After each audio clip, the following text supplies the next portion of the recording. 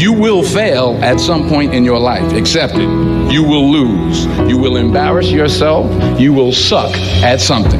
There's no doubt about it. Hey, I'm telling you, embrace it, because it's inevitable. Direction determines destination. Destination is not determined by hope. It's not determined by wish.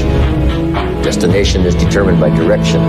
You know, every time you lose at something, you're one step closer to winning the next time. The difference between successful people and not successful people are people give up. People wake up every morning, have doubt, they have fear, they lose in a Ferrari race or they lose in a race, and then they just give up. The hardest thing in life to learn is to lose. Winning's easy. You win, you're happy, you get a high five, your friends are happy.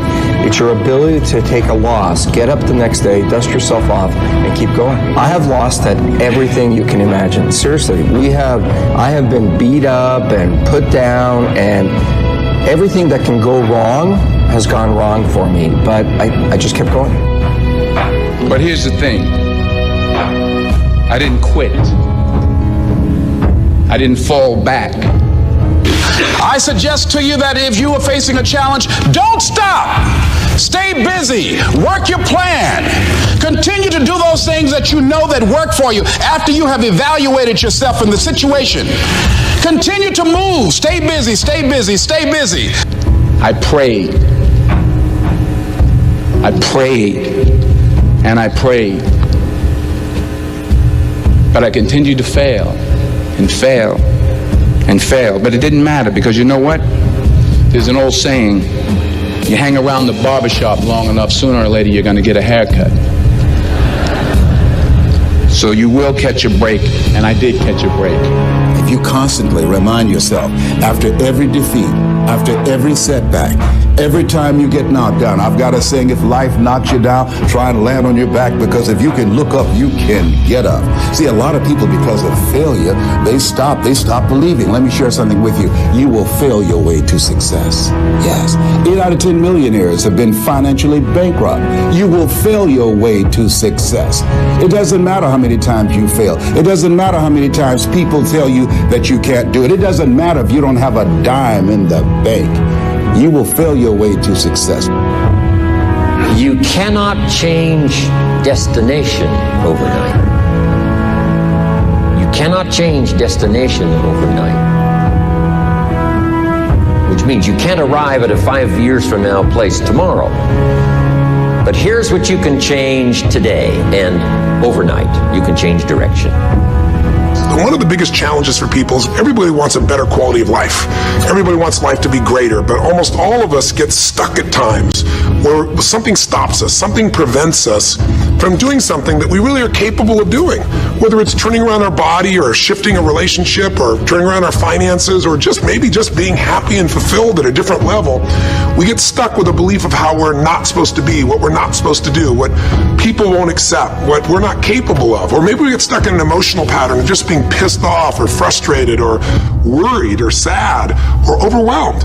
Sometimes we get stuck, not so much in anything, but some habits of doing things a certain way. And what a breakthrough simply is that moment in time where there's an opening. And the opening can come from a conversation. It can come from meeting somebody that inspires you. It can come from an insight. It can come from watching a movie and being moved emotionally at just that right moment. It usually comes because something kind of clicked inside of us. Something snapped us and made us look at life through a different filter, in a different way. And it's a real breakthrough because you take that little insight, that little distinction, that little moment, or maybe that little or big emotion inside of you that says, no more, I'm going to change this. And suddenly you do something to make your life better. You break out of the impossibility of life has to be this way or life is controlling me, and you start to take back control of your life. You start to make the shift that creates the quality of life that you really deserve. Everybody experiences extreme stress at some point in their life. I don't care who we are. Something happens outside our control and it hits our life and it knocks us on our tail. It might be a health stress. It could be something with your family. It could be economic, career. It could be something emotional that happens, biochemical. There's so many things. It could be an environmental situation that had nothing to do with you. Every one of us in our lifetime are experiencing extreme stress. And these days, because of the economy and the way we respond to it, The majority of people are experiencing some form of extreme stress, at least according to polls. Stress doesn't come from the facts. Stress comes from the meaning that we give the facts. Yes, those things have happened. But the real question is, if we fight what's happened, we got a problem. We got to decide, what are we going to do with what's happened in our life? How are we going to take this? How are we going to mold this? How are we going to turn our life around? Because when you come up with a new meaning, you get a new life. So what are we going to do in this session? Well, in this session, we're going to take a look at something from a different perspective. We're going to ask you this question. What is the single force that controls the quality of your life? If there was one gift our Creator has given us, or the universe, whatever you believe, what is it? What is the one power that you have right now in this moment that can change everything? You have it, I have it, we all have it. It's this one singular individual power that can change anything in our life, regardless of what's happened to us. And I know you know the answer. The answer is the power of choice. The one thing we have in this world is we can't control the events, but we can choose what to focus on, we can choose what things mean, and we can choose what to do. Those three choices, those three decisions really control our life. It's not so much the conditions of our life that control our destiny as much as the decisions of our life. Try for a second to think about something. Think about your life. And just think about, are there a few decisions? If I were to ask you 2 decisions you've made in your life, you know, that if you would have made a different decision, you would have had a totally different life. But you won't be able to do it when you're telling yourself the sky is falling and it's over. When you see it worse than it is, you'll just give up. You won't do it if you don't tell yourself the truth is, you know what, this system isn't working. I got to do something. I got to change my finances. I got to change my job. I got to reach. If you don't tell yourself the truth and deal with the truth, the real truth, nothing's going to happen. When you fight life and go, I should be a singer and not a mom, and you got 5 kids, you got a problem. When you fight life and say, you know, the economy should be different, you're going to be stressed. Deal with what is, without exaggeration, with total honesty, dealing with the cards, coming up with a vision, finding yourself a role model that shows your strategy, work your tail off, give, keep changing your approach, and you can get where you want to go. Make sense? Whatever you have produced, it came out of you as a result of the kind of person that you have become. It's a result of your choices. It's a result of your consciousness. Now you have to ask yourself, are you satisfied with what you have produced? Is this what you want? Would you like for things to be better than this? Do you believe that you deserve better than this? Or are you content? This is it. You don't have to do anything else. That you'll already resign yourself in life and say, well, I'm happy. I'm not starving like the people in Calcutta. Are you allowing yourself to get off the hook like that? Or do you believe somewhere in the back of your mind or in your heart that there's some other great work for you to do? There's something else that life has for you. And that's why you're here. How do we handle this fear factor? How do we increase our self-esteem? You have to begin to fortify yourself. How do we do that? I believe that you have to begin to consciously monitor your inner conversation and start talking to yourself. Start building yourself up. Sometimes the only good things you will hear about you are the things that you say to you. So I'm saying learn to be your own booster. Start building yourself up. Start encouraging yourself. Start saying, I can do this. I can make this happen. It's a natural inclination for us to put ourselves down. See, we are born negative, I think, in a negative consciousness because we live in a negative world. So I'm saying that we have to work through the challenges of life in learning how to begin to work to fortify ourselves. Begin to guard your mind against negative programming, like turn off the television. So you've got to guard the kinds of things that you put in your mind. See, if you don't program your mind will be programmed because human beings are goal-oriented. That's why we die of broken hearts early. That's why we're running through life to early grave. Most of us go through life running scared. So we created this in our minds, false evidence appearing real. We made it real in our minds. There's nothing to fear but fear itself. That's the destructive monster. So turn off things that can contribute to your fear. Turn a deaf ear to people that all they can do is talk about how negative things are because they have bought into the consciousness of the world. Listen to things that can empower you, that can enable you to create a new reality for yourself and a new life for yourself. What idea are you sitting on? Write your ideas down. And then, once you get that idea, take the leap. See, a lot of people get the ideas and just walk around with them. Take the leap. See, it's out here in the universe. If you don't take the plunge, I guarantee you, somebody else will. Take the plunge. Go into action. And ladies and gentlemen, you will be surprised how things will come together. You'll be surprised. Now, you're going to have some difficult challenges. I can tell you that now. Be aware of that. Things are not going to work out exactly right. For a time they will, sometimes. And that's when life is just playing a game with you. But ladies and gentlemen, go into action with your dream. And don't avoid where the fights are. Get in the midst of the fight. And get some hickeys on your head. Get knocked down so you can learn how to fight, so you can hold your position. See, most people don't get out in the arena of life because they don't want to fight. Most people don't get out there because they don't want to get knocked down. They don't want to be dropped to their knees. But see, you're going to be dropped whether you're on the field or whether or not you're sitting on the sidelines. You're going to be dropped. So at least get dropped for something. Don't get knocked down while you're sitting down. See, that's how most people are spectators in life. You don't want to be a spectator. You want to get out in the field where the action is. And you will be amazed. After the struggle, there will be a calm period and things will begin to click for you. Come out here with what you got. You don't have enough money? Don't worry about it. You got the dream. You got the idea. You don't have enough resources? Don't worry about it. You need some help? Don't worry about it. You get out here in the arena, someone will look at you and become inspired and say, hey, can I help you? But if you're sitting up on the bleachers, nobody's going to ask you anything.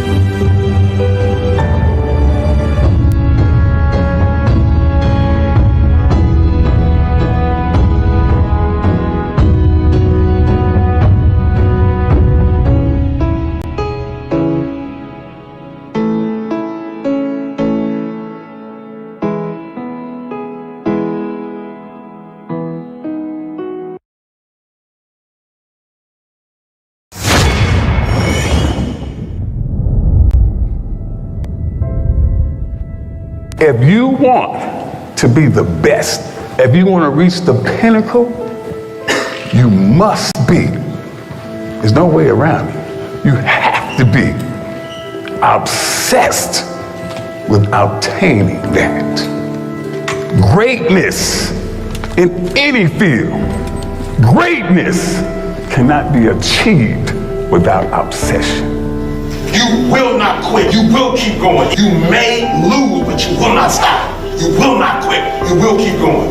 Everybody wants to be a beast until it's time to do what beasts do. If you don't believe in yourself, it won't happen for you. You can't just say you want it. You can't watch the video and say, I want it as bad as I want to breathe. It's cute to say it. But when it's showtime, when the sun comes up, sometimes your life will be in a slump. I suggest to you that if you are facing a challenge, don't stop. Stay busy. Work your plan. Continue to do those things that you know that work for you after you have evaluated yourself in the situation. Continue to move. Stay busy, stay busy, stay busy. When the sun comes up, you got all the books, you got all the tapes, you got all the access. Now it's time to hunt. And what separates you from everybody else is that when it's time to hunt, you're ready to hunt. It's about winning one-on-one battles. Fight through fight. 1 and 6 doesn't define who you are. What defines who you are is what you do when you 1 and 6. What the man you will fight for. Give everything you got today. Not because of the scoreboard, but because when this game ends, knowing you gave everything you had. To go up, you got to give up. You want to be the best at your company. You want to make more money than you've ever made. You want to travel the world. I don't know. You want to build your second home. I'm not sure what you want, but I need you to understand you can't stay where you are and go where you're trying to go. And that's the problem. Many of you, you love your comfort zone too much. You love it. You love security too much. And I'm telling you, you can stay where you are. You can. But you can't stay where you are and try to go where you're going. It's necessary to know that everybody won't see it, that everybody won't join you, that everybody won't have the vision. It's necessary to know that. that a lot of people like to complain, but they don't want to do anything about their situation. That you are an uncommon breed. You have to know within yourself that I can do this. Even if no one else sees it for me, I must see it for myself. That's necessary. It's also, ladies and gentlemen, necessary that you be creative when you're working on your ideas. That you understand the importance of changing up, of readjusting your strategies. Many times we can have a great idea, but if you're not advancing it in the right way, and things don't happen, you become discouraged and think the idea doesn't work. No, that's not true. You can't activate life. You can't begin to experience life in the way you want to experience. You can't have it. You can't be it. You can't do it until you activate it. Until, yes, it's all in there. All your gifts, all your talents, everything you need to do to be what you've been called to do, what you've been birthed to do. You can't do until you activate it, until you recognize you matter. Everything about you is great, but the problem is you have consciously chosen to be average. There's no denying that inside of you, the only thing that's going to make you happy in the year ahead and the decades ahead is going to be having you have an experience where on a regular basis, you feel like your life is making progress. If there's one thing I teach, and I want to remind you of it, it's really simple. Getting things is not going to make you happy. That's good news in a tough economy. It's a good reminder. It doesn't matter what you get. Doesn't matter whether it be money or opportunity. All those things might excite you for the moment. Even a relationship, as magnificent it may be, might be exciting for a while. But if you don't keep growing, that relationship isn't going to stay exciting. So the secret to real happiness is progress. Progress equals happiness. And if we can make progress on a regular basis, we feel alive. And that's why at the beginning of the year, we get this thing like, okay, I can have this fresh start. I could really do what my soul desires. I could expand. I could grow. I could improve. I could change. Or maybe better than change, I could progress. See, think about that. Progress is an aliveness to it, doesn't it? You don't have to work at changing. People say all the time now, well, I'm working on changing. Don't worry about it. You don't have to work on changing. Change is automatic. Your body's going to change whether you want it or not as the years go by. And no matter how hard you work, there's going to be some changes going on there. The economy is going to change no matter what you want it to do. The weather is going to change. Relationships are going to change. Everything in life is always changing. We don't have to work on change. Change is automatic, but progress is not. So if you want to make real progress, then you really got to look at your life in a different way. You got to say, I got to take control of this process and not just hope it's going to work out like people do who make a resolution. Because really, isn't that what they're really doing at the beginning of the year? They're saying, well, here's my resolutions for the year, and they really basically tell you their wishes. It's their wish list. It's what they hope it all comes together. And then they call it a resolution, but they don't know what a resolution is. When you resolve something, to have a resolution is to resolve it. When you've resolved, this is how it's going to be. That's when you cut off any possibility except the thing you've committed to. It's like the old adage, if you want to take the island, you burn the boats. Because when you burn those boats, there's no going back. You're going to find a way to make things work. And most people, they're stating what they hope will come together. And if it doesn't happen, then they're disappointed, but they're not too disappointed because they're not too vested. What does it take to successfully create a lasting change in your life? To not only have a New Year's resolution you follow through on, but really have a lasting change? Well, the first step for lasting change is very much like making a New Year's resolution. Fundamentally, it's the same. The first step is you got to have a vision for what it is you really, truly want. Not what you think you want or what you should have. I mean, what are most people's New Year's resolutions? I'm going to stop eating sugar. I'm going to stop smoking. I'm going to lose 10 pounds. The problem with that is it's not very inspiring for most people. It's not telling you what you're going to get. It's only what you're not going to do. And it's kind of hard to have you move forward with that. A vision is about what you're here to create. A vision that really works is one that excites you. If you say, well, my resolution, my goal, my outcome for this month, this week, this year is to lose X number of pounds, that's okay, but it's not very compelling. It has to be a compelling vision. It's got to have something that has the power to pull you, not something you have to push yourself to do. Those are two different kinds of motivation. Push requires willpower, and willpower never lasts. What will last is pull. Having something so exciting, so attractive, something you desire so much that you have a hard time going to sleep at night and you get so up early in the morning to a rocket and take it to the next level. That's what you're looking to create. And that isn't easy to get. But one of the reasons we do seminars and events and we say, why do that? Why not just read a book or something? Is because when you get in an environment where you're with people that are being put in a peak state, like when you're going to a sporting event, if you watch a sporting event at home, it might have a certain level of excitement. But when you're in a stadium with 50,000 people, suddenly it has a whole different level of intensity. And we feel that. And the bottom line of our follow-through comes down to our emotional intensity. In a different state of mind, you're going to come up with a much better and a more exciting vision than if you're sitting on the couch going, okay, what are my new resolutions for this year? And you're doing it the morning after the new year has started and you're a little inebriated and the football game's on in the background. Probably not going to have the power of focus there. Probably not going to have the power of the energy to create something that's going to pull you for this year. And you got to do that. So it's got to be a vision that's compelling. Something that it's going to be a gift to make sure that it happens. And also, along with that compelling vision, you got to have strong enough reasons that you're going to follow through when the going gets tough. That's one of the biggest things missing for most people. They say, this is what I want to do. It's not very exciting. It's not very compelling. But most importantly, they don't have strong enough reasons to push themselves through what's going to be necessary to get that dream, to get that goal, when the inevitable challenges come up, when you're starving, hungry, and you're trying to go on a diet, right? When you got no time and you're stressed out and you haven't worked out still, and that's what you're supposed to do. When the economy gets tight and what you thought you're going to do doesn't work, and so you give up on the goal instead of finding another way to get there. You don't let the fear take you over if you've got strong enough reasons. Those reasons can be positive, or those reasons can also be negative. They can be, if I don't do this, this is what's going to cost me. And if I do this, this is what I'm going to gain in my life. Reasons come first, answers come second. If you get a compelling vision and you got strong enough reasons that will push you through the tough times, you're going to do things other people don't do. Instead of collapsing, even if you get off target, you won't go, I blew it. You'll get right back on target, make the change, make things happen. And I know you've done this in many areas of your life. Just think about it again. I'm not teaching you something really new here today. I just want to remind you of what your soul knows. You got to change, you got to improve, and you got to go through a simple process fundamentally to make that progress. First step, vision that's compelling. Second step, make sure that there's strong enough reasons to follow through. Third step, you got to review it and feel it every day. I mean, anything. Have you ever had this happen in your life? Has there been anything in your life that you've ever wanted so badly? You were so desirous of it. You had such a hunger for it that you couldn't stop thinking about it. Could have been a career move, could have been when you were a kid, a car, it could have been a relationship, it could have been anything, but you were obsessed. You wanted to make this happen. You wanted to attract this to your life. You just wanted something. And you didn't even know how to get it. But it was so compelling to you. You kept thinking about it every day, envisioning it, imagining it, feeling it. And then stuff happened.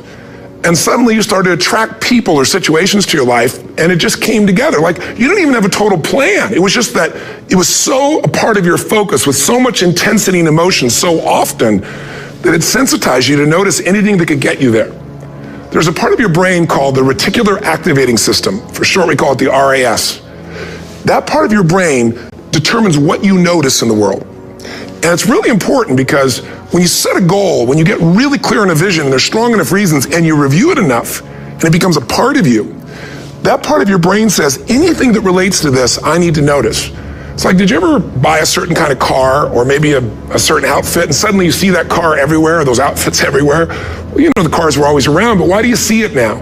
Because your RAS knows this is important, this is part of my world now. Similarly, when you really get clear, and it's compelling, and you're reviewing it every day, you've got strong reasons, and you're reviewing it every day, and you're feeling it, the brain becomes incredibly acute at noticing anything to get you to move forward. And so that's the power of this. So, what do people do with a New Year's resolution? They come up with something they kind of want. It's not a compelling vision. They don't really have strong enough reasons, and they never review it again until they notice that they broke what they said they really want to make happen, because they didn't really resolve. If you resolve, you got the vision, it's compelling, you review it daily, and you feel it, you envision it, and you experience it. Simple as it sounds. Now, ultimately, what is this really about? Ultimately, if you're going to have lasting change in anything, you're really talking about just raising your standards. I mean, I always tell people, if you want to know how to change your life, I give it to you in 3 words, boring as it sounds: raise your standards. And what does that mean? Corny as it sounds. Raise your standards. Oh, thank you for the breakthrough thought, Tony. I'm glad I wasted my time watching this little email with you. But think about it. Lasting change is different than a goal. You don't always get your goals, but you always get your standards. Maybe it would help you is to think about it this way. I try to explain standards to people with a different set of words. Think of it as everybody in life gets their musts. They don't get their shoulds. Like, think about it. Most people have a list of shoulds, don't they? Don't you have a list of the shoulds, things you should do, you should follow through on? I should lose some weight, I should work out more, I should make more calls, I should respond more rapidly to my email, whatever, you know? I should get into the office earlier, I should be, more confident, whatever your should list is. People love to have their should list be met, but it's kind of like New Year's resolutions. If it does, it's really exciting, but if it doesn't, which is most of the time, it's a little disappointing, but you kind of know it's not going to happen. But when you decide something is a must for you, an absolute must, when you cut off any possible, you say, I'm going to find the way or I'm going to make the way. Human beings, when they resolve things, when they make a real resolution inside themselves, which is they raise the standard and they make it a must, they find the way. Think about it in your own life. Haven't you had some area of your life where you raise your standard and your life has never been the same? Maybe at one time in your life you smoked cigarettes, or you did something and you did it for years and you kept trying to change it and kept telling yourself I should. And then one day something happened. Something just clicked you over. Something took you over that kind of tipping point. And inside yourself you said no more. And it was a very, very different experience, wasn't it? Something inside of you shifted, and what was a should became a must, and you've never gone back. Is there an area like that in your life you can think of? Again, did you ever smoke cigarettes? Did you ever eat a certain way, drink a certain form of alcohol, and then finally say no more, and you just don't go back? And notice this, it doesn't really take any willpower anymore. Because somewhere when we make this click, when we make something a must, we attach ourselves to it. It becomes part of our identity. And one thing I've learned in the last, 33 years of working with people from now over 100 countries, 4 million people, is human beings absolutely follow through on who they believe they are. If you said to me, well, I'm really going to work hard to stop smoking, but I've been a smoker my whole life and I am a smoker. I know your days are numbered. You're going to be back smoking cigarettes again, because we all act consistent with who we believe we are. I tell people the strongest force in the whole human personality is this need to stay consistent with how we define ourselves. If you define yourself as somebody who is really conservative, you're not going to be crazy and act nuts unless you're really drunk or something, and then you can say it's the alcohol, when it's really just you finally getting permission to be yourself. The alcohol is your excuse. If you're a really crazy person, you act crazy, outrageous, playful. You don't act conservative because that's not who you are. Very often people say, well, I can't do that. I'm not that kind of person. And I always say to people, really, when did you define yourself? I mean, really, how many years ago did you come up with what you could and couldn't do in your life? How many years ago? Most people, if they really look at how they're living their life today, it's based on a set of standards, a set of beliefs that they made choices about 10, 20, 30 or more years ago. I mean, very often we made decisions in our youth or very young about what to believe, about what we were capable of, about who we are as a person, and that becomes the glass ceiling, if you will, that controls us. There's a corny metaphor, but it's true. I remember one time I was with my family at the circus, and there was a person there and they had this big giant elephant, and you look at this elephant and they take this little rope, put it around the elephant's neck, and they drive this stake into the ground. And I mean, you look at this and you know that elephant could rip down the entire tent with almost no effort. And yet the elephant doesn't struggle, doesn't try. Why? Because the elephant's conditioned. And they take that elephant and condition the elephant when it's a baby elephant. That's how they train them. When it's a little baby elephant and it doesn't have the power yet, they put a big rope around it and they drive this huge stake in the ground, and the elephant fights and fights and fights. And one day, finally, that elephant decides, I'm not capable of pulling this out. And once that becomes the definition of an identity of anyone, an elephant in this case, they don't even try anymore. It's just who I am, that's how it is, that's just the way it is in my life. I'd like to ask you to take a look at any place you've got a limitation and ask yourself, when did I decide to accept that limitation? And you may not even see it as a limitation, you might see it as just that's who I am. But so often in our lives, we've adapted to be a certain way so that we don't fail or so that people will like us or respect us, but it's not necessarily who we are. Joy comes when you're spontaneous. It's really hard to be truly happy when you're not being yourself. And most of us have no clue who we are. And so a big part of my work, if you've ever been to an event, you know, is to get people to do things spontaneously without thinking, because that's when the real you shows up. That's when the energy comes alive. And when you do that, when you start to connect to your true nature, suddenly there's energy available for you to set a higher standard for what you want in your life. That's what this is really all about. And when I talk about standards, when I talk about, shoulds versus musts, think about your own life. I know there have been areas in your life where some point in time you just shifted and you raised the standard and your life changed. Because whatever people have their identity attached to, they live. We live who we believe we are. That's just how it works. It's just kind of like, I'll give you an example. Look at your physical body. Your physical body today is an absolute reflection of only one thing, not your goals, not your desires, but your standards. The identity you have for yourself. If your standard is you're an athlete, then there's a certain amount of strength, a muscle tone, and energy that's available in your body on a regular basis because that's who you are. And so you do whatever's necessary to maintain that identity. Again, the strongest force in the human personality is this need to stay consistent with how we define ourselves. Because if you don't know who you are, you wouldn't know how to act. Once you lock in on that identity, your brain finds a way to keep you there. If you say, man, I'm overweight, I've always been overweight, I'm big boned, and that's the story you got, then you're gonna always find a way to get back there. That's your settling point. That's your identity. That's where things lock in.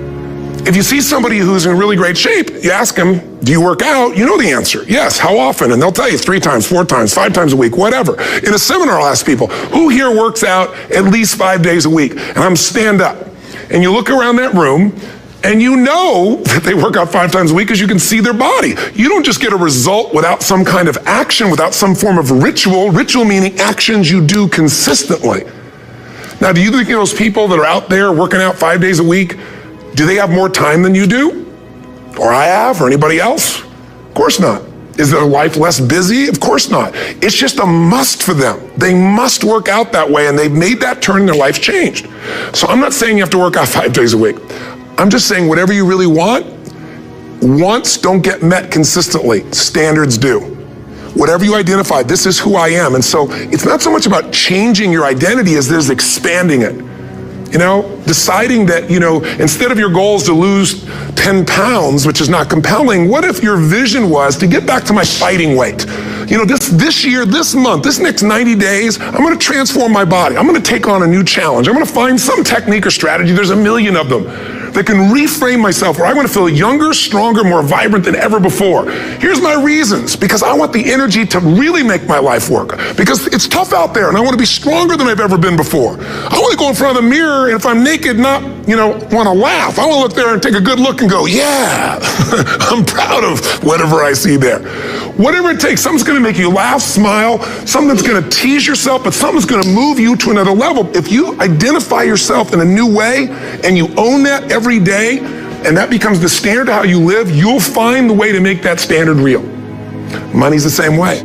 Think about it. It doesn't matter what's happening, quote unquote, in the marketplace. People that make money find a way to make money no matter what, don't they? I mean, most people's standard is to pay their bills. So that's what most people find a way to do, even when economic times get tough. Most people, if that's their absolute standard, they find a way. Some people's standard is pay their bills most of the time. And so most of the time they do. Some people's standard is not just to pay their bills, but to take care of their family and maybe even some of their friends. And they find a way. In fact, some people may be in a family where they don't have enough money. They barely have money to pay their bills. They work their guts out. And then somebody, their mother, their father, somebody else, their sister gets ill, and there's not enough money to take care of it. Nobody else has money in the family. They don't either, but they find a way to get that money to take care of their mother or father, don't they? And pay their bills. They never could do it before. Why? The situation made them raise their own standard. And not everybody does that. Somebody else in the family might have money and still not take care of their mother. It all comes down to the inner game, my friends. Changing your life is a change in the inner game. The outside world you can't control, but you have absolute control over this one if you learn the dynamics of what shapes you. And identity is one of those simple, clear, fundamental basics that if you start to shift it, everything else will shift in your life as well. Some people, by the way, have to have more than enough money to do what they want, when they want, where they want, with whomever they want, contribute the way they want. And if that's their must, they find a way. I know that sounds overly simplistic, but it's true. Somebody once said you can take all the money in the world out of the hands of everybody, out of all the wealthy people in the world who are really successful, give it to other people. It wouldn't take too long. Those people would have it back in their hands. It's not because they're manipulative. It's because they have a standard. Some are manipulative, don't get me wrong, but they got a standard of what they're going to find a way to make happen. I'm just simply saying to you, take those 3 magic words and live them. Raise your standard. And if you really want to do it, then I'll tell you the most important secret. Have you ever done this? Have you ever told yourself you're raising your standard? Okay, I'm going to go make this happen. I'm going to go make this much money. I'm going to transform my kids. I'm going to create the ultimate relationship of my life. I'm going to transform my body, whatever it is. And then you don't have strong enough reasons and you don't use it. You don't follow through. It's because you didn't back up your standards with what makes those standards real, and that's rituals. Rituals are where the power is. Whenever we do our Robbins results coaching, we say Robbins equals results, the way we get results with people, it's the same way if you listen to my Ultimate Edge program, or back in the old days, Personal Power, or if you went to one of my seminars. You know what I do is I take these huge challenges you got and we break them down into little bite-sized steps. Little things you do each day that after you do them, you get so much momentum that it's easy to succeed. You're not overwhelmed. You have these victory day after day after day on little things.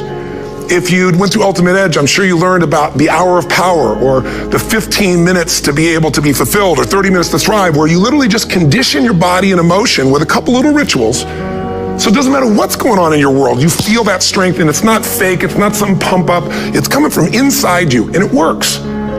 Rituals define us. See, all the results in your life are coming from your rituals. They start with a standard and then have rituals that follow it up. Like, for example, if you are where you want to be physically, you have very different rituals than if you're not where you want to be physically. If you're overweight, you and I both know you got a different ritual than if you're physically fit. Completely different. You get up in the morning, what's the first thing you do if you're fit? Your shoes are there, you roll over. Doesn't matter how you feel, you put on your shoes, you lace them, you start walking, or whatever that ritual is. If you're overweight, you roll over and you have a very different ritual. You might roll over several times to turn the alarm clock off. You go in and get your mocha, smocha, whatever, special coffee. You stop by at Starbucks, whatever the case may be. You have your nice sugar muffin. It's supposed to be really nice for you. Whatever you do, it's a different ritual. If you have a great, passionate relationship, you have very different rituals in how you come home than if you have a lousy relationship. When you come home and the first thing you do is you're tweeting somebody, or you're emailing, or flipping on the news, or you don't even come home. What are the rituals? Whenever I study people that are successful, what I look for is what's the standard they hold themselves to, and then what are all those little rituals that add up? Because think about it, success and failure are not giant events. They don't just show up. You don't just suddenly become successful or suddenly have this cataclysmic event that makes you fail. It may look that way, but failure comes from all the little things. It's failure to make the call. It's failure to check the books. It's failure to say, I'm sorry. It's failure to push yourself to do things physically that you don't want to do.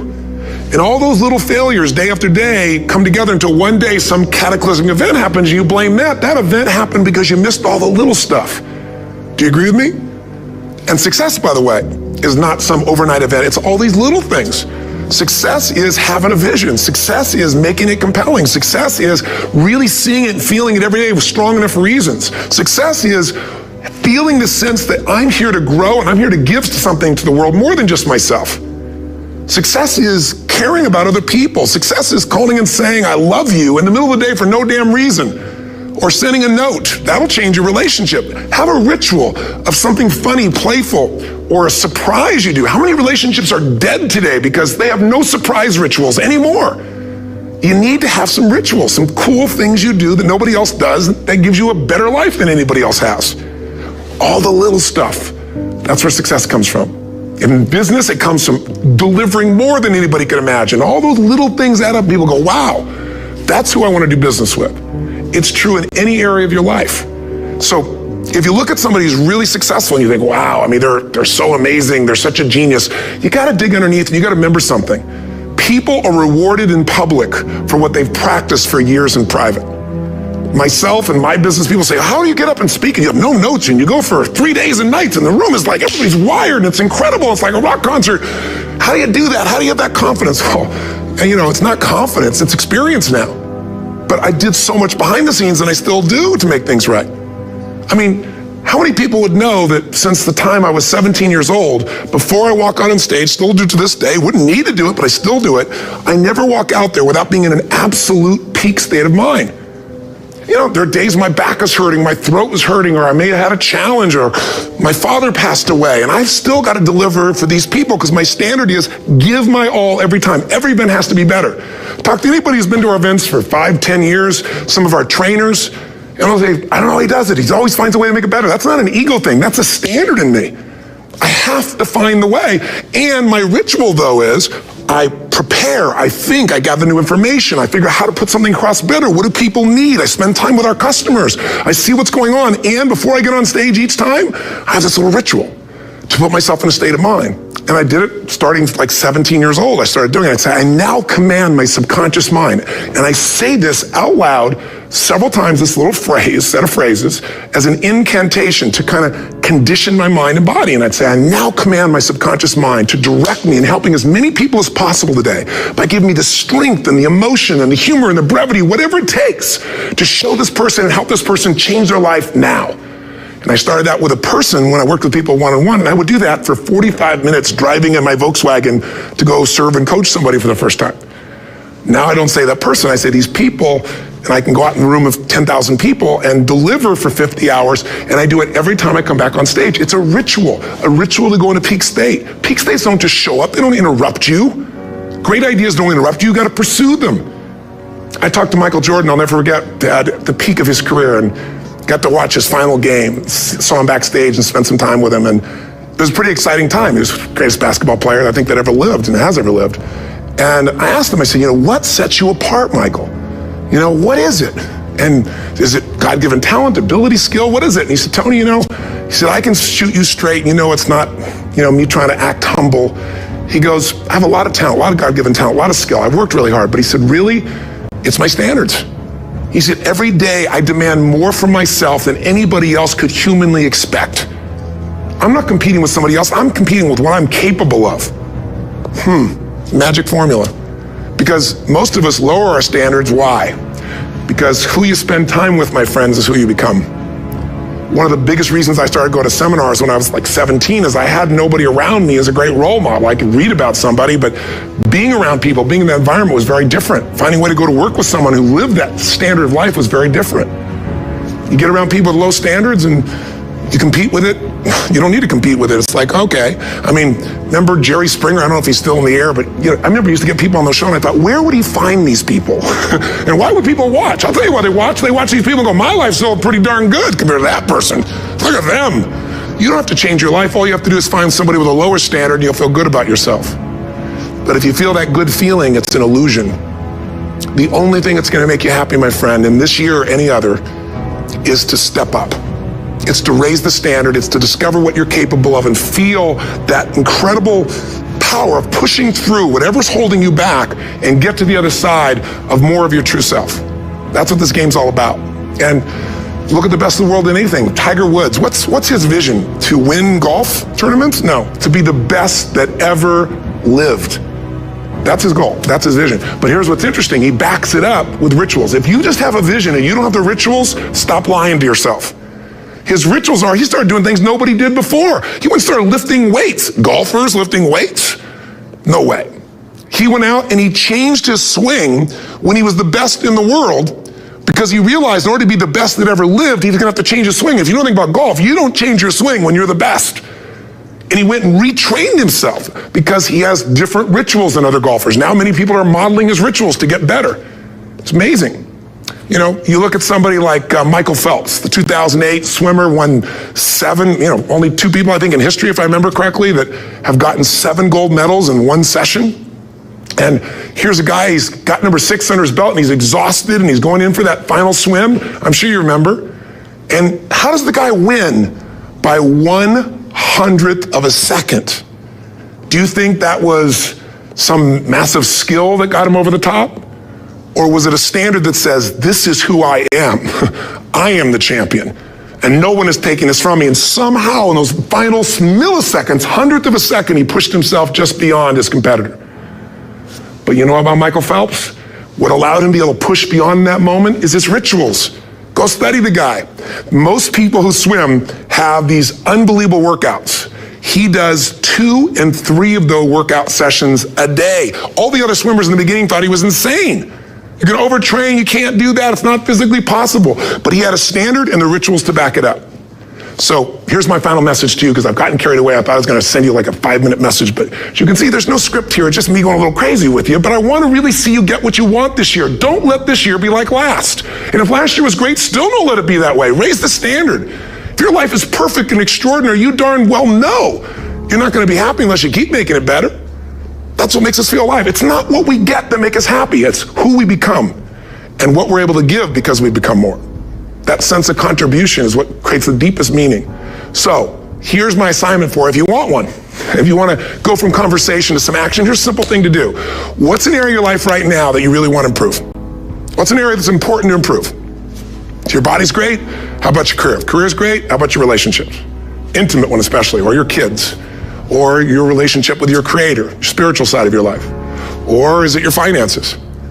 Figure an area that really matters, decide on that area. Number 1, write down what your life is like in that area right now as specifically as possible.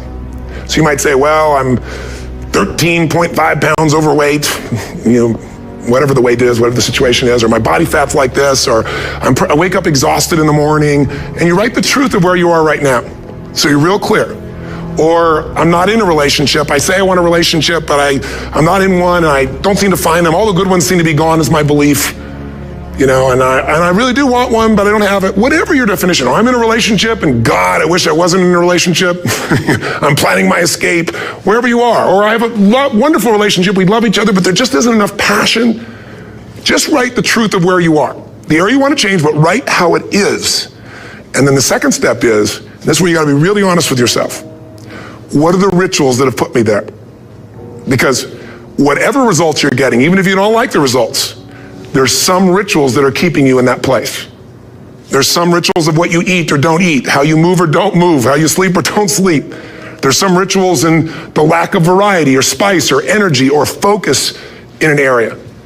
There's something you're doing, and it's usually not one thing, it's a bunch of little things that you kind of do consistently whenever you think about getting in a relationship, whenever you think about working out, whenever you think about money. You get yourself in a state of overwhelm. You start thinking about all the things you can't control. Just write down all the rituals you have, and then here's the third step. What do you want?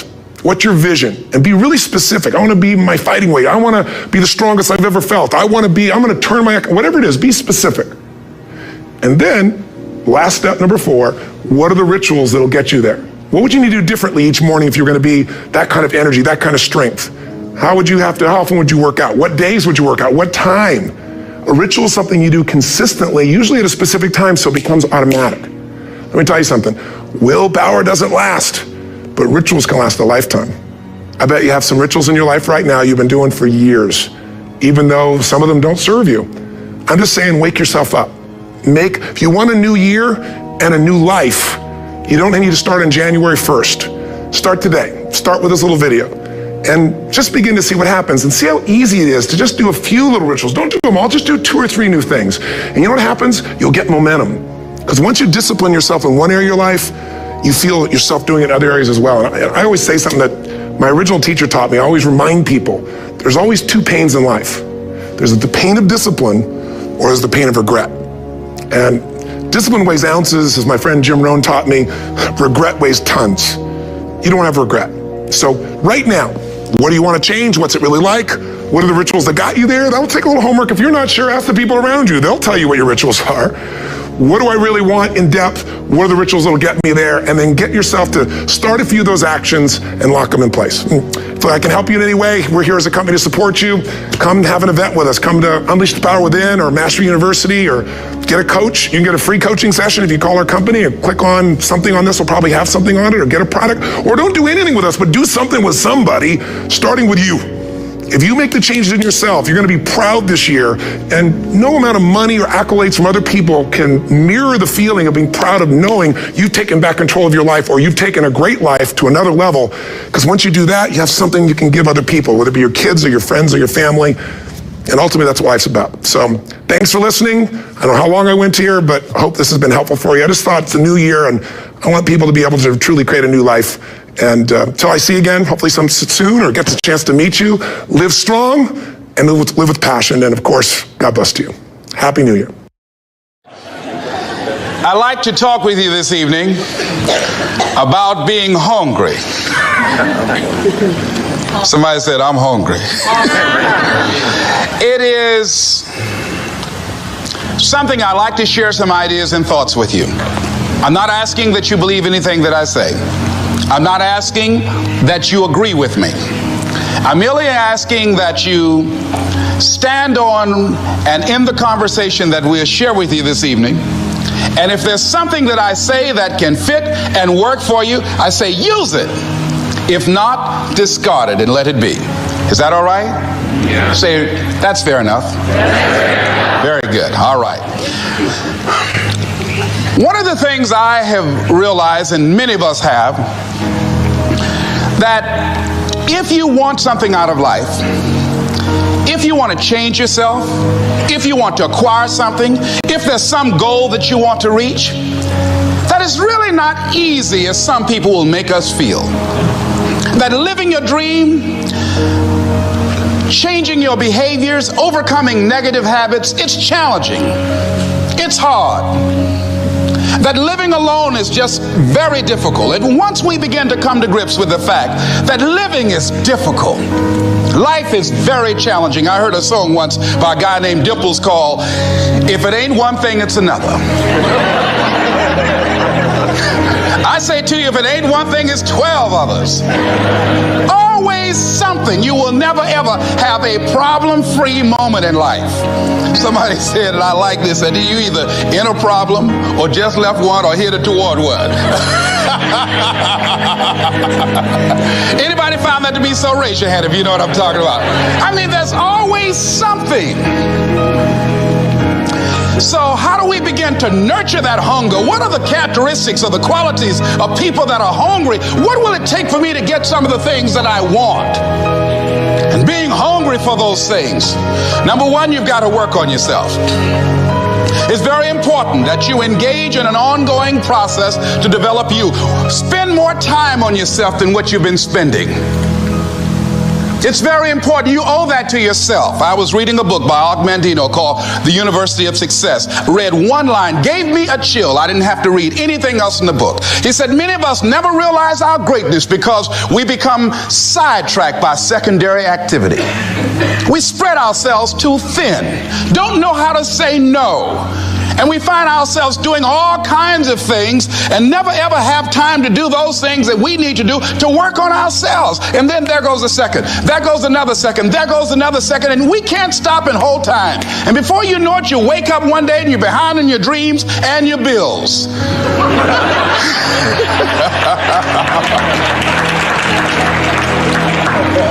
So decide that you're going to take some time to work on you, that you deserve that from yourself, that your life deserves some prime time because you are creating your own production. As Michael Todd would say, you are the star of your show. You are the director. You're writing the script. And you will determine whether your life is a smash office hit or flop. You determine that. Working on yourself, talking to yourself. That's so very important. Overcoming the negative conversation, that inner dialogue that's going on all the time, even when you don't want it to be there. You can't stop yourself right now from thinking. You can't do it. It's going on. And so learning how to empower yourself, part of doing that is standing up to yourself. You got to stand up inside yourself sometimes and say, shut up! You've got to do this. I was going to give a presentation, and this voice inside of me saying, you can't do this. You don't have everything it takes. I shut up! I'm behind on my bills, and you're telling me what I can't do. I have got to do it. You'll get scared sometimes. Your mind will go blank on you. Some people you will allow to unnerve you. And you wonder, what's wrong with me? I'm not crazy. That's why you've got to learn to make a conscious, deliberate, determined effort to stand up inside yourself. Working on yourself, watching that inner dialogue, it will determine the quality of your life. I don't believe this. I know this. I've had a challenge of losing weight. I'm walking through the airport, this voice say, why don't you have some M&M peanuts? No!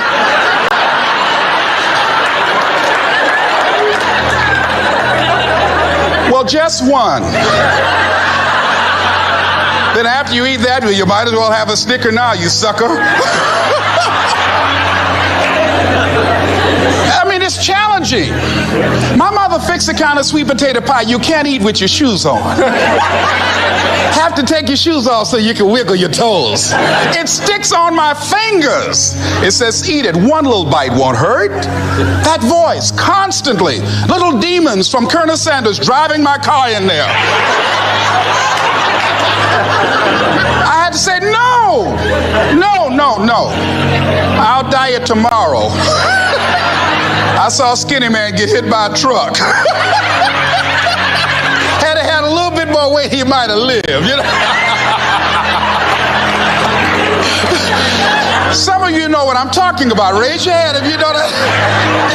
That voice is awesome. So you have got to stand up to that voice. When you're working on something you want to achieve, you have got to stand up to that voice. You've got to sell yourself every day on your abilities, on what you're doing, on the goal that you want to reach. You've got to sell yourself every day, according to your level of belief. It will manifest itself in what you're doing. Whatever we have right now, whatever we're demonstrating in our lives, is a result of what we believe subconsciously that we deserve. And part of increasing that belief level is that you have got to convince yourself every day. You've got to sell yourself. I do a lot of training for many corporations, and I conduct sales seminars, and I've heard all kind of guys doing techniques and training people techniques of how to close sales and how to work with and begin to control the sale and how to ask for the close. Let me share something with you. You can learn all the techniques in the world. If you don't believe in yourself, it won't happen for you. I learned all of it. So that's why I do a training called Focus on the Seller. You've got to focus on you. And as you convince you, as you sell yourself every day, you will begin to see a difference in the things that you're doing. Selling yourself on your ability to perform a job, to achieve a certain objective. Telling yourself every day, here I go again. And I got what it takes. This is my day, and nothing out here is going to stop me. And when you go out there, life say, come over here. Say it again. Well, I'll be back tomorrow. That brings me to the next thing. It takes courage to act. Part of being hungry when you've been defeated, it takes courage to start over again. I used to do door-to-door sales, and I was working with another friend of mine, and door-to-door sales, I mean, it's punishing. It's cruel and unusual punishment. And I was a little boy knocking on the door. Hello, would you like to buy a nice working television set? No money down? No! Bam! They slammed the door in your face. And the friend of mine that was working with me, they slammed the door in his face, and I looked back, and he was going to the car. He said, I can't do this. And he sat down in the car, and he said, you go ahead, I'll be here when you get back. Now, he had a mother and father to take care of him. My mother was ill. I am adopted. I was hungry. I had to go on. I learned something about myself. That when you step into your fears, somebody said, it was Winston Churchill, he said that courage is going from failure to failure without losing enthusiasm. When you step into your fears and continue to push yourself to go on, something happens for you. It will enable you to transcend yourself. I went to the next store. You like to buy a nice working television? No! Bam! Went to the next one. No! Bam! After a while, I no longer took it personal.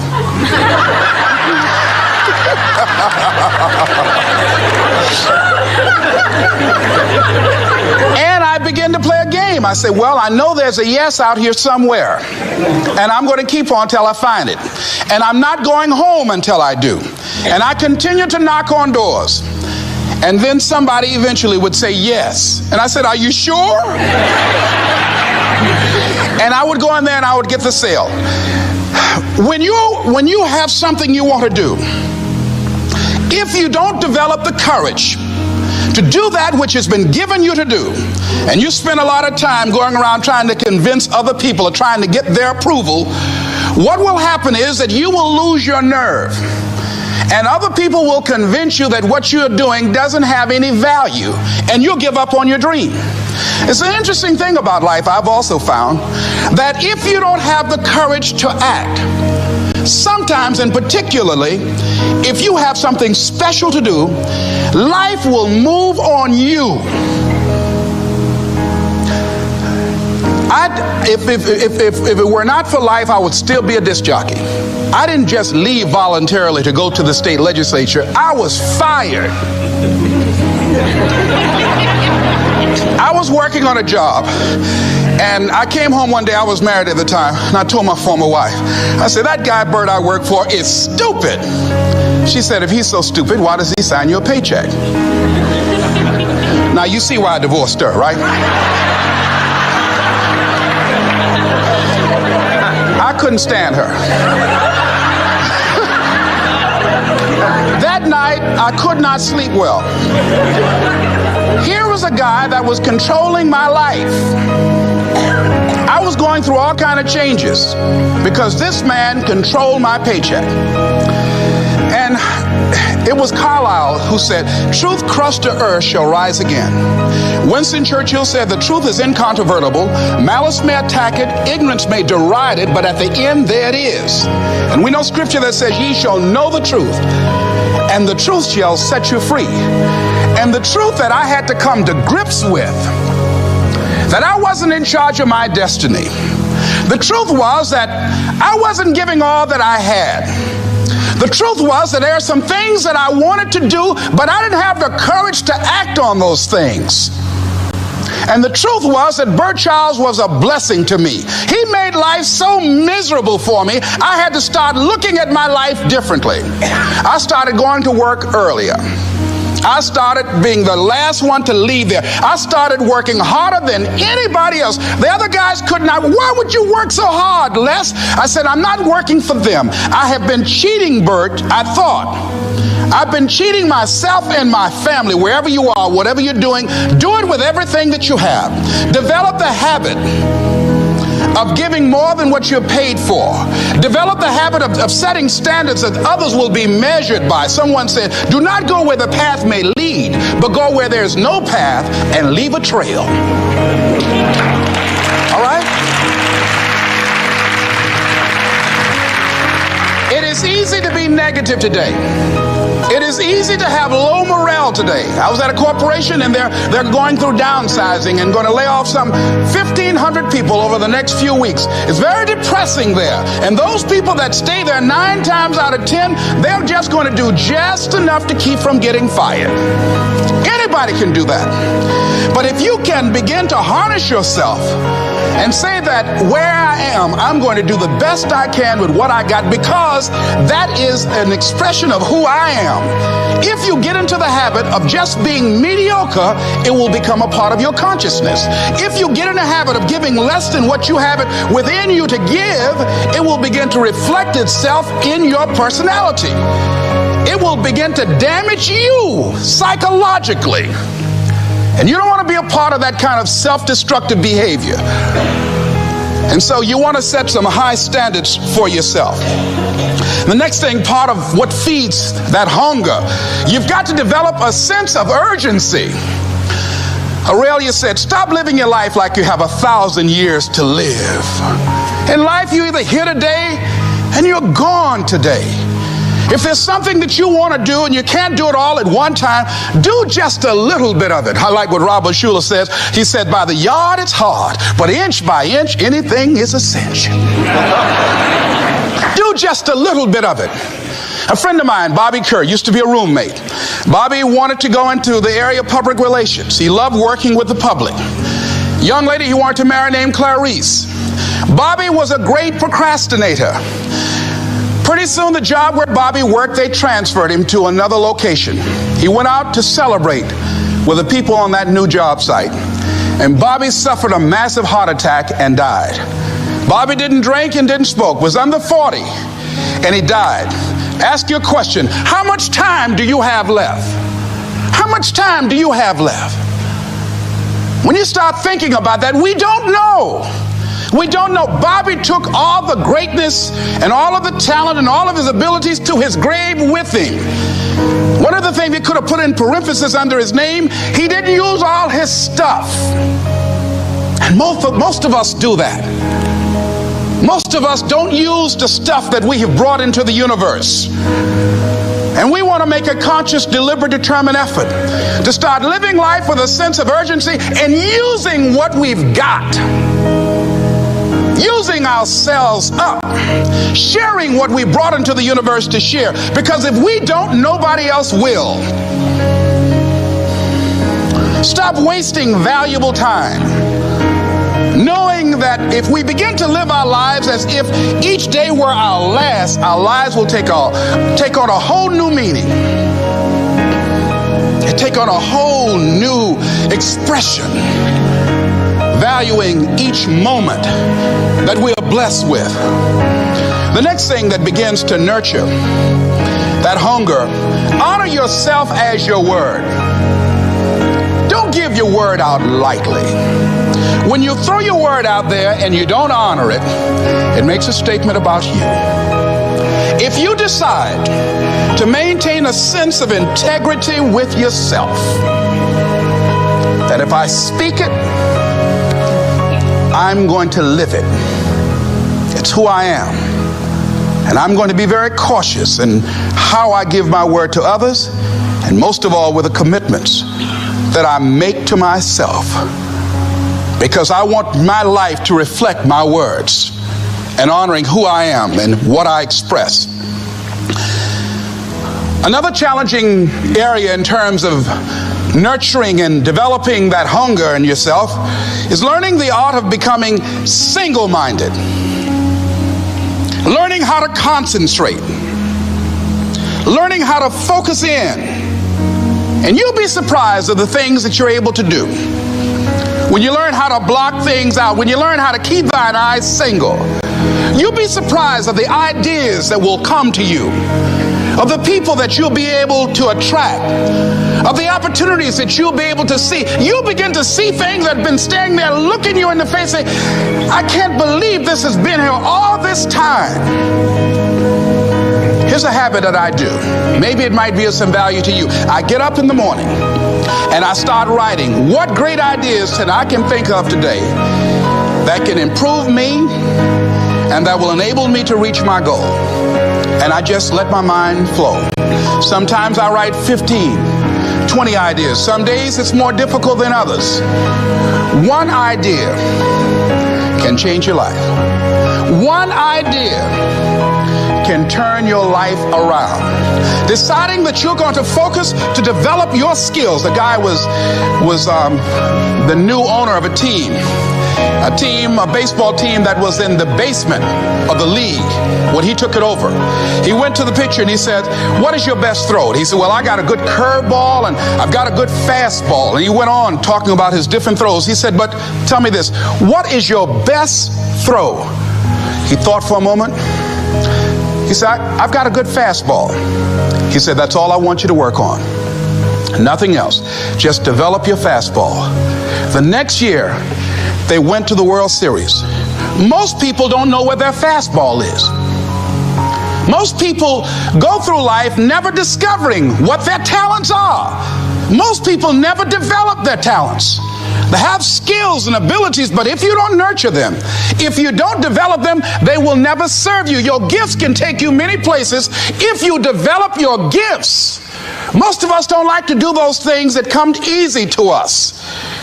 I've always loved to talk to people. I decided, taking this advice, to develop my skills as a speaker. And my gift has developed and it's taken me many places.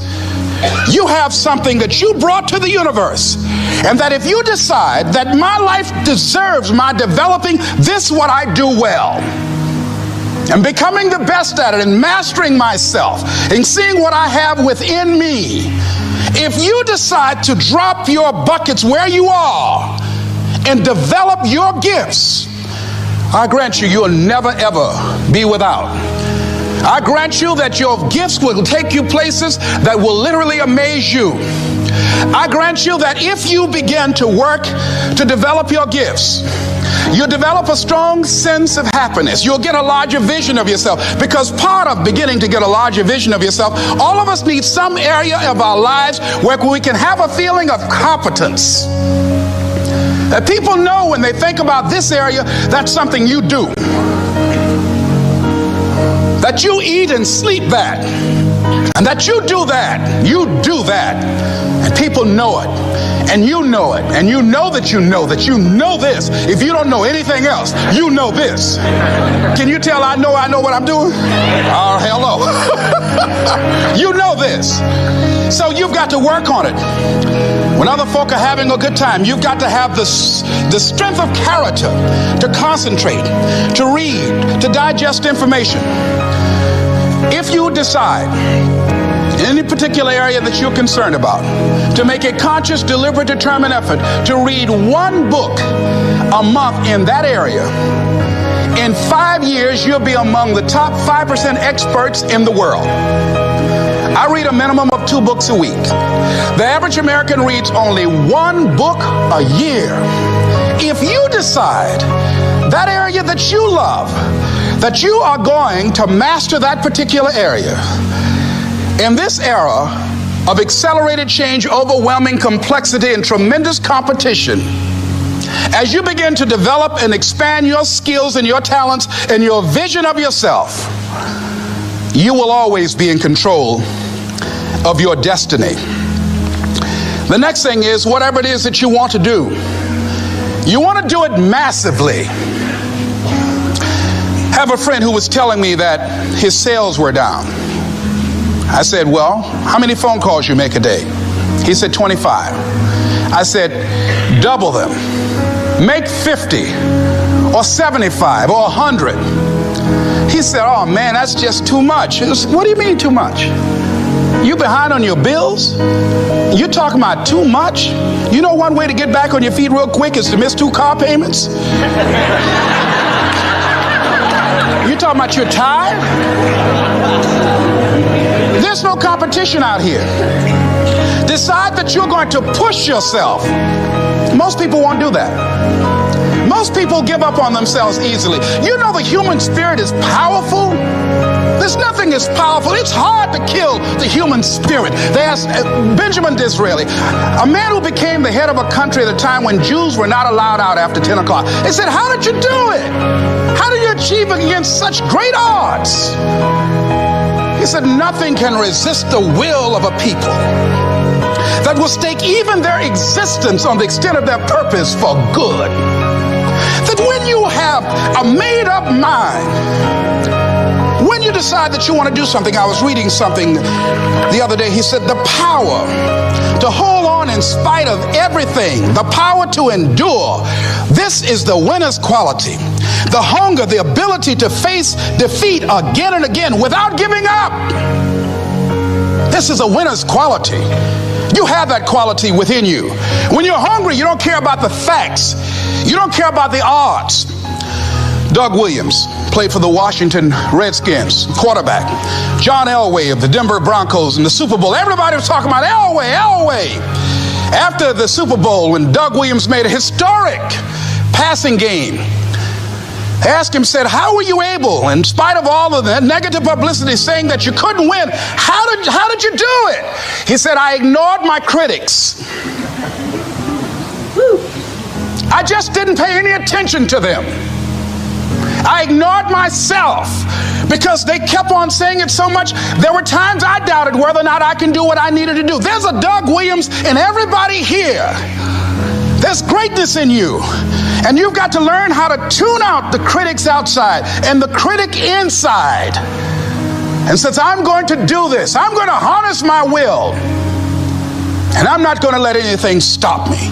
I deserve this. I'm going to do it until. And this friend, I told him, said, start increasing your calls. I said, I make 100 calls a day. I got a callus in my ear. My ear kind of dark. You can't see it, but it's there.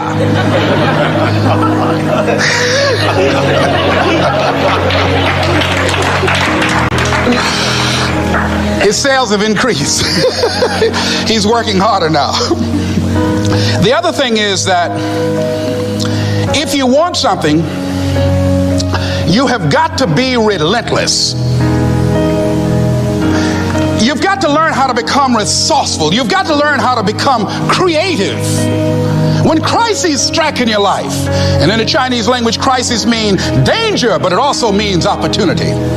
And this is an opportunity for you to grow.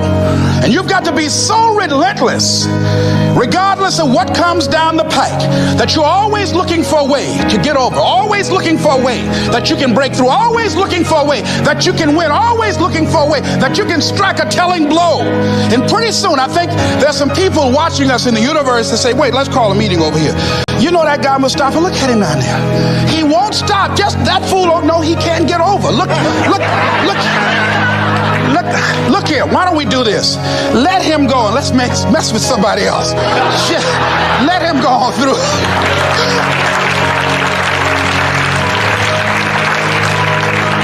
Life will just get tired of whipping you sometimes. And just say, let's just let this one go. I believe this. Now, no one has told me this, but I just kept on kicking. I didn't have sense enough to stop. I was intelligently ignorant. I didn't know what I couldn't do.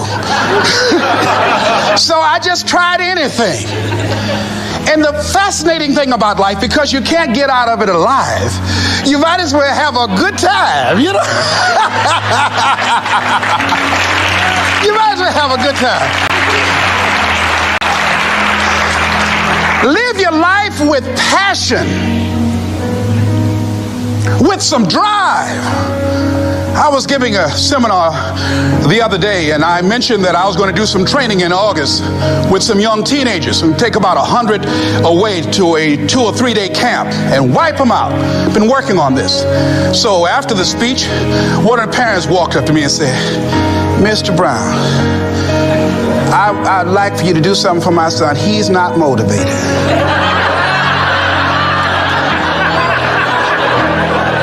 I said, I wonder why.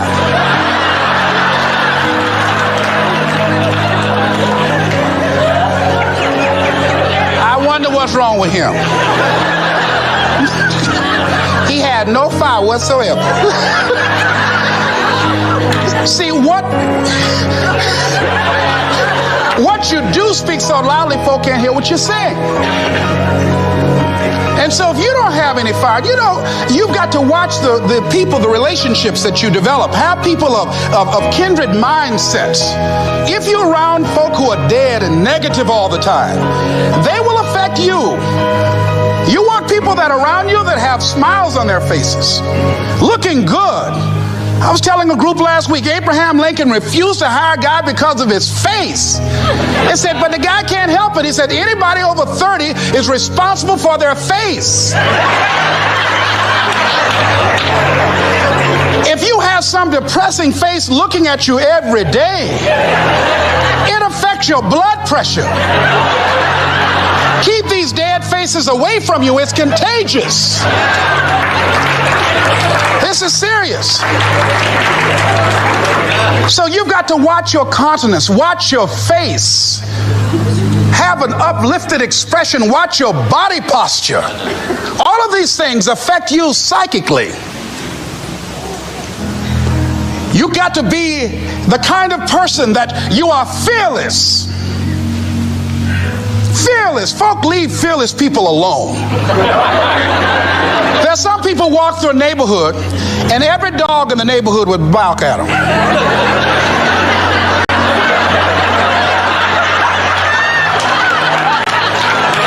But there's some people come through and ain't nobody gonna mess with this.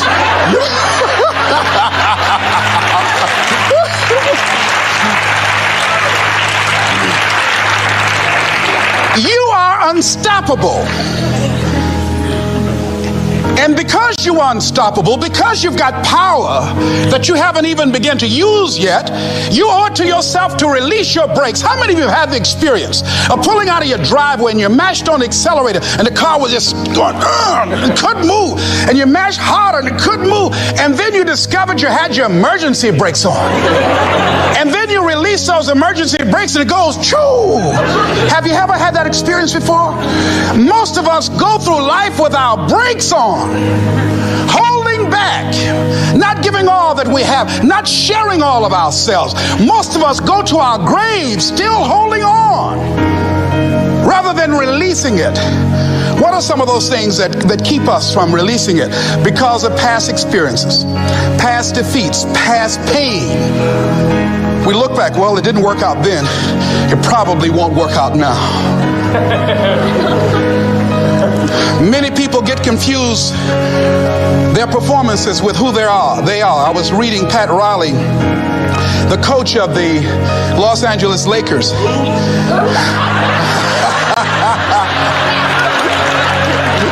But you're going to like this quote here. After the Trailblazers had blown them out of the water, and I'm sure he said this last night, they asked him, how do you feel? He said, tonight we were exposed for what we are right now. You see?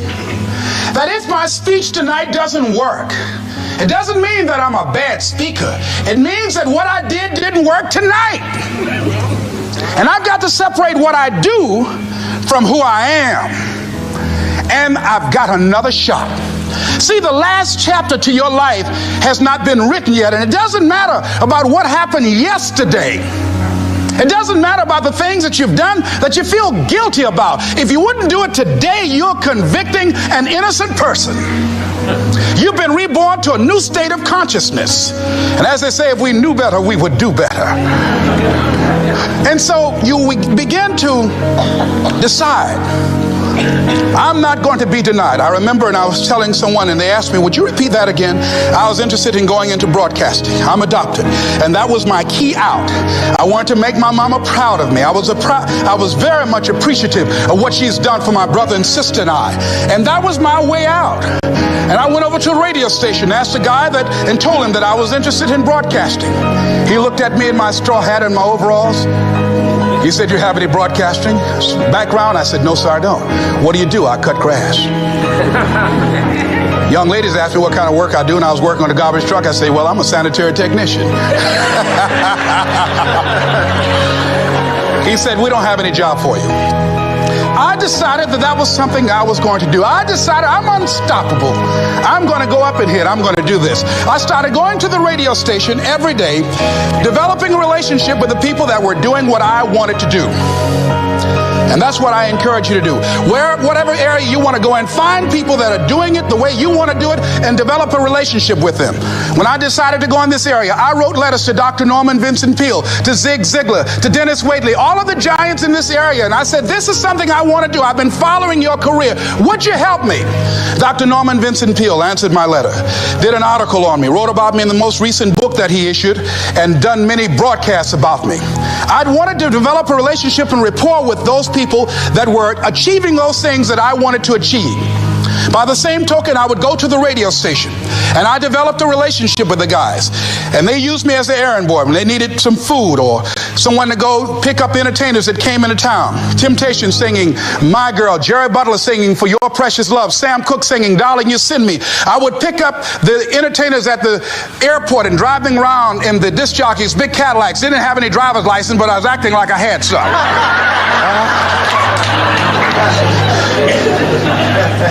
Every day I used to go home and work on my communication skills, developing myself. It was Whitney Young. He said, it's better to be prepared for an opportunity and not have one than to have an opportunity and not be prepared. Start working and developing yourself now and prepare yourself for what it is that you want, because you expect to get it. And when the disc jockeys were in the control room, I would go in and watch them and develop a trust level, and they would let me stay, and I would watch and observe them working the controls. When you want something out of life, don't worry about how you're going to get it. How is none of your business. The most difficult thing it is to hold the vision. It's to hold the vision. So there I was at the radio station. A guy was on the air and he started to drink by the name of Rock. I was outside the window looking at him and watching. Hungry and ready. Saying, drink, Rock, drink. Pretty soon the phone rang. It was the general manager. I said, hello?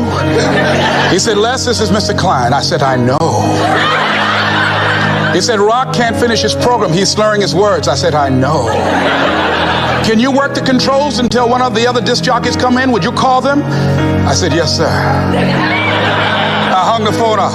I said, now he must be thinking I'm crazy. I called my mom and my girlfriend Cassandra. Said, y'all come out on the front porch and turn up the radio. I'm about to come on the air.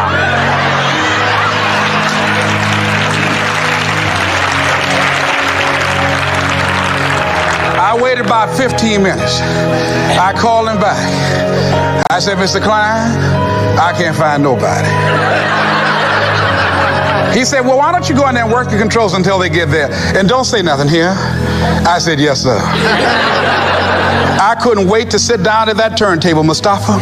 I said, look out, this is me, LB, Triple P, Les Brown, your platter playing Papa. There were none before me and there will be none after me. Therefore, that makes me the one and only. Young and single and love to mingle, certified, bona fide, indubitably qualified to bring you satisfaction and a whole lot of action. Look out, baby, I'm your love man. I was hungry.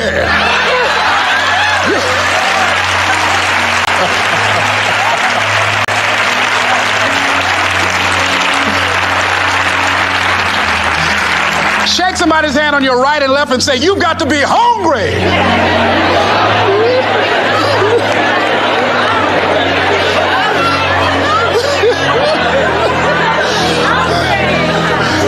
Or y'all something else. You hear me?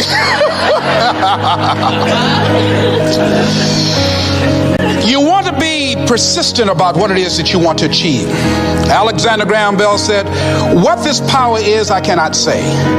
All I know is that it exists and it becomes available only when a man or a woman is in that state of mind in which he or she knows exactly what he or she wants and is fully determined not to quit until they find it. When our children are learning how to walk, how many times will your baby attempt to walk and fall and you just say, just sit down, don't try anymore, you've fallen 20 times. Just sit down somewhere, busting your lip and everything, getting in folks' way.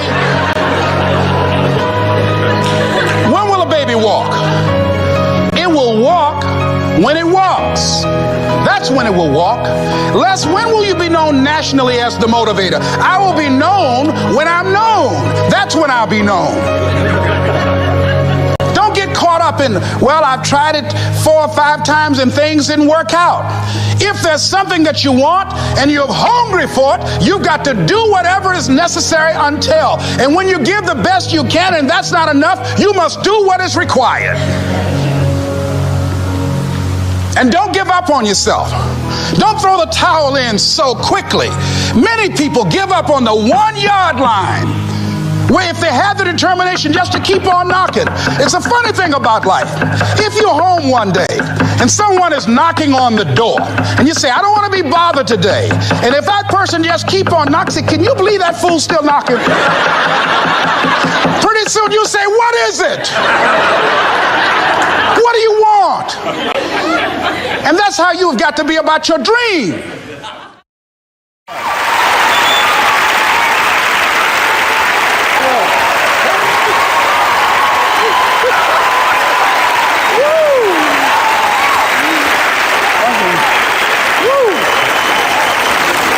Oh, y'all look good.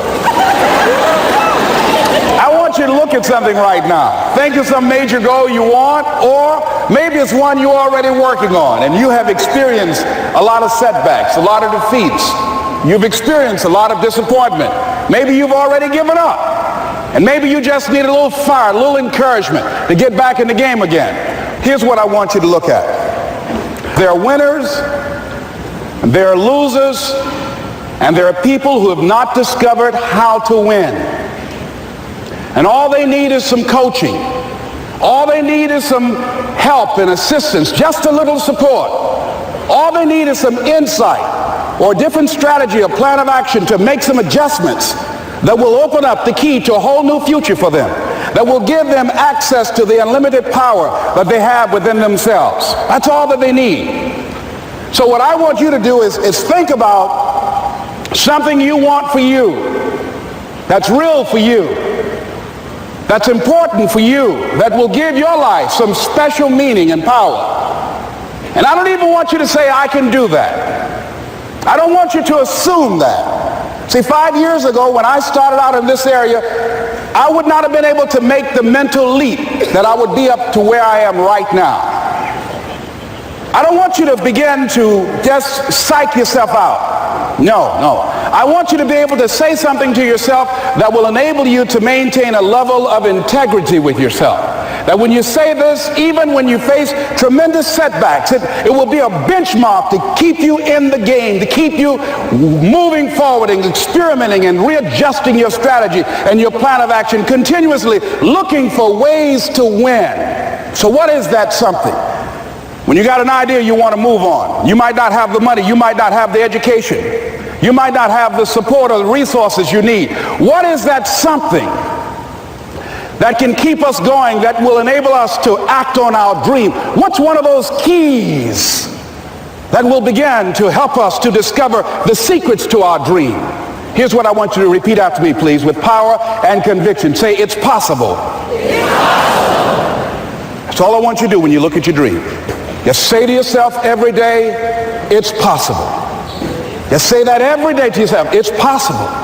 Because what does that do? See, it begins to change your belief system. See, the way in which we operate, ladies and gentlemen, is a manifestation of what we believe, what's possible for us. Whatever you've done up to this point, all that it really is a duplication, it's a reproduction of what you believe subconsciously that you deserve and what's possible for your life. Most people operate out of their personal history, out of their memory.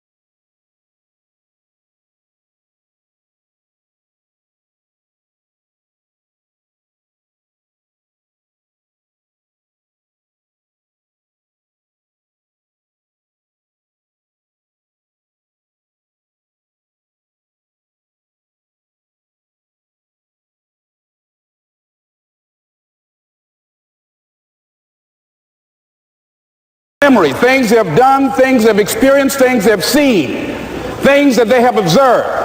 What I'm suggesting that you operate out of a larger vision of yourself. I want you to see yourself doing what you want to do, experiencing what you want to experience, having what you want to have, doing what it is that gives your life some meaning and value. Operate out of your imagination, not your memory. Because whenever you look at where you want to go, I'm wanting to warn you, you will have some conversation back here after you go through the data that you've experienced in life saying you can't do it. And so what you want to begin to do is ignore that inner conversation.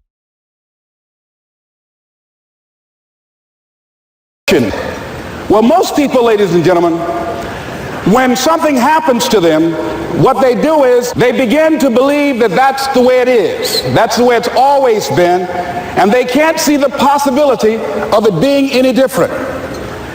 Example, before April 1954, the common belief, the universal belief, because it had been tried again and again and again and people had failed, the belief was that man was not physically capable of breaking the 4-minute barrier, that he could not run a mile in less than 4 minutes. That was the belief on the planet. It had never been done. But here's what happened, ladies and gentlemen. Roger Bannister came along, and he broke the 4-minute barrier. Now here's what's significant about that. Since that time, up to this day, over 20,000 people have done it, including high school kids. What changed? 20,000 people, what changed? Here's what happened when they got on the track. They knew it had been done. And because they knew it had been done, there was a new belief about this barrier, about this goal that was unreachable. And those 20,000 people got in a race believing, knowing in their heart that someone had done it, that it's possible that they could do it.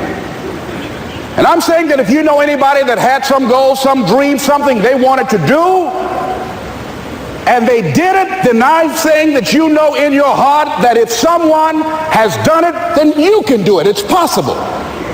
And that if someone can make their dream become a reality, that it's possible that you can make your dream become reality. And so as you begin to look at where you want to go, beginning to embrace that, it's possible. I'm blessed and highly favored. I've got a lot going for me. I got some good stuff in me. And it's possible that I can bring my greatness out here in the universe. That I can do what I want to do. It's possible I can write my own book. I can have my own business. I can take the trip and travel around the world. It's possible. I can bounce back from adversity and reinvent my life. It's possible. Regardless of where I am, the things can get better for me. It's possible. I'm thinking about two men right here in Chicago who were fairly successful, similar background, educated. They worked for a corporation for many years, and they were among many people that were laid off. Two guys who were very good friends. One went out looking for a job for several weeks along with the other one, and they faced disappointment and rejection again and again and again. They couldn't find any work, which is the story of many people across this country. One guy stopped. He became discouraged. He stopped going. He stayed home looking at television, became very argumentative and toxic with his wife, drinking beer, getting on the phone, talking to his other negative, unemployed friends. And he just gave up. The other guy kept looking for a job everywhere he could go. Every time he could get an opportunity, kept asking people, networking, checking the newspapers every day. Kept going everywhere he could, trying to find a job. You have too much education. You're overqualified. You won't be here long enough. He kept going. He kept going. He went to a place and said, look here, I tell you what, if you can't hire me, and I know you can use my talents, abilities, and skills, I don't want to sit home and do nothing. Just let me do some volunteer work. You don't have to give me anything, all right? I just want to work. I want to be busy. Guy said, okay, it's on you now, but don't expect me to give you anything. It's okay. This guy came in and worked. He was the first one there. The last one to leave was the best employee there. About 4 weeks later, one of the top managers quit. They were looking for a replacement. Guess who they selected? This other guy. This guy who was volunteering his time. He got the job. What was the difference between the two men? Eyesight and mindsight. Eyesight is judging on what you see. Judging according to appearances. But mindsight is how you interpret what you see.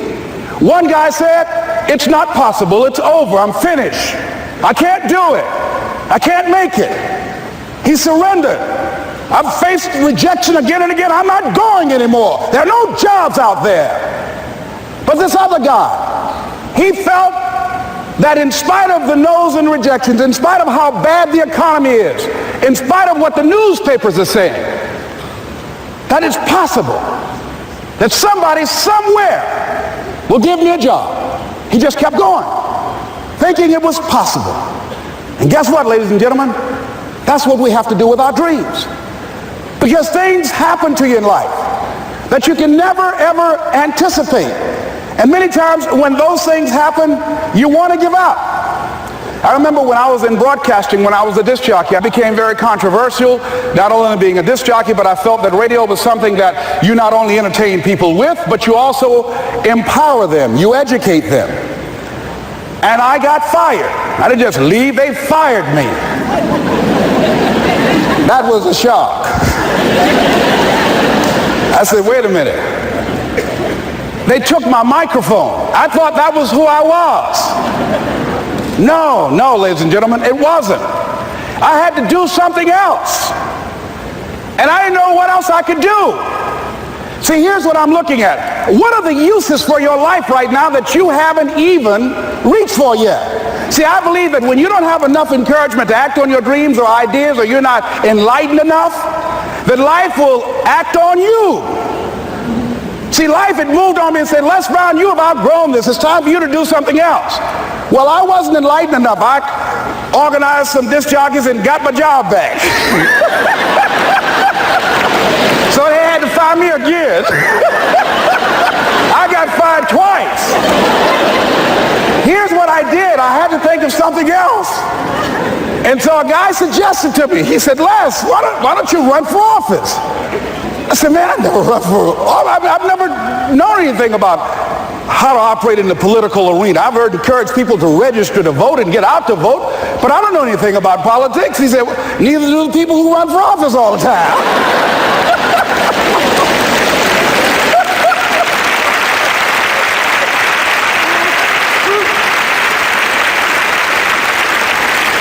So I ran. Now here's what I'm suggesting. I ran. You got to do what you can where you are with what you have. I didn't have any money. I didn't know anything about the political process. I didn't even have any support. But here's what the guy told me. It's possible you could win. That's all I had. I was running against an endorsed candidate. He was an incumbent. He had the newspaper support, all of the leadership in the community, and I was challenging this guy. So I had a saying when I was on radio, stand up for what you believe in because you can fall for anything. And I would go door to door. I have my kids on one side of the street. I would be on the other, and I'd knock on doors. Hello, my name is Les Brown. Tell everybody I'm still standing. They get on the phone. Child, Les Brown was to my house today. You know the boy on the radio with the big mouth? Yeah, they fired him, honey. Say he's still standing. See, I'm saying just keep moving. Don't start feeling sorry for yourself. Don't spend time blaming and talking about what happened to you. See, whatever you talk about, that's what you multiply and expand in your life experience. So don't talk about stuff unless you want it to keep on happening to you, all right? So I got in that kind of action.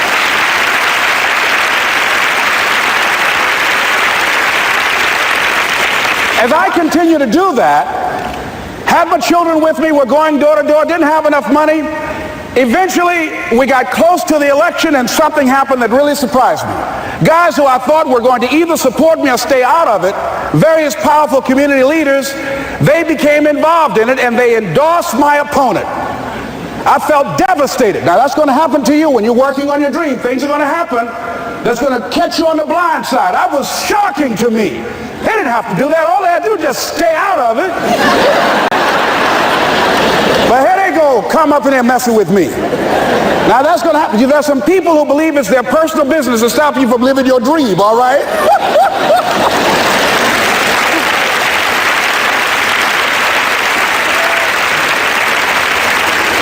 But I didn't deal with that. You want to make your dream come true, you got to stay focused. Some people rather get even than get ahead. Stay focused on where you want to go.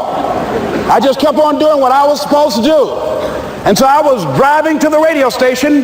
My opponent had over $20,000. I had less than $800. As I was in the radio station, the guy said, "You're going to make a commercial?" I said, "Yes." He said, "It better be a good one because that money can't go pretty far here." And I sat there in the middle control room and I was thinking, and here's what happens when you get still. Stuff will start coming. Something said, "Call your mama." You used to talk about your mother on the air all the time. Ask her to say a few words for you. That'll be a different kind of political spot. So I called my mama, and I had a gospel record playing in the background.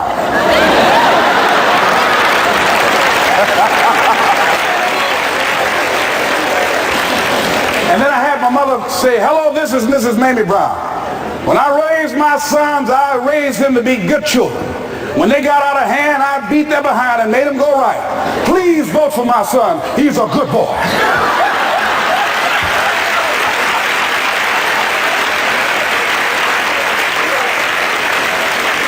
Usually in the state representative race, maybe 3,000 or 4,000 people will come out to vote in a primary. And that primary race, over 27,000 people came out and voted and said, "I'm voting for Les Brown because his mama said he's a good boy." I won, ladies and gentlemen. I won.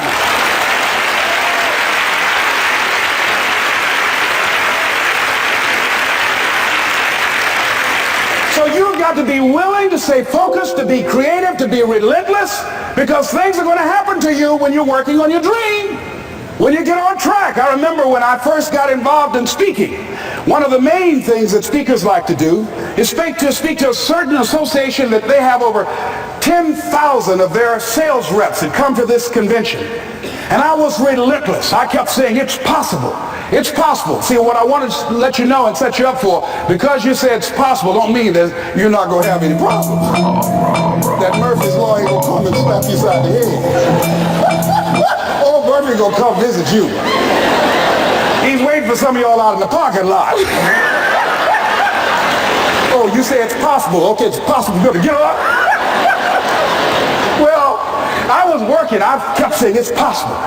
They got other speakers on this program. I can be on that program too. I kept selling myself. I got all fired up. And I was calling them every day. And the lady finally said, "Mr. Brown, I tell you what, we want you to come in and talk to our sales executives. You got the kind of fire and guts that they want, that will motivate them. And let me tell you something else. We want you to bring your motivational tapes. You're going to need at least $50,000 worth of tapes." I said, "Is that right?" "Yes, because they want to keep that drive alive." I said, "All right." I called the guy to duplicate my tapes. I said, "Don, how you doing? This is Les. Let me tell you, I got a major speaking engagement." I said, "Man, it's a speaker's dream. I need over $50,000 worth of product." He said, "Les, you don't have that kind of credit." I said, "I know, but Don, I can sell that. Just right after speaking engagement, I'll give you your money in 4 days." He said, "Are you sure, Les?" I said, "Yes, but I got a major speaking engagement, and they told me to do it." He said, "Man, that's a big order. Let me talk with the lady with you." I said, "Hold on just a minute, man." Call the lady back. "Hello, Evelyn, how you doing? This is Les Brown. I got Don on the phone. What did you say? Do I have the speaking engagement?" "Yes, you do."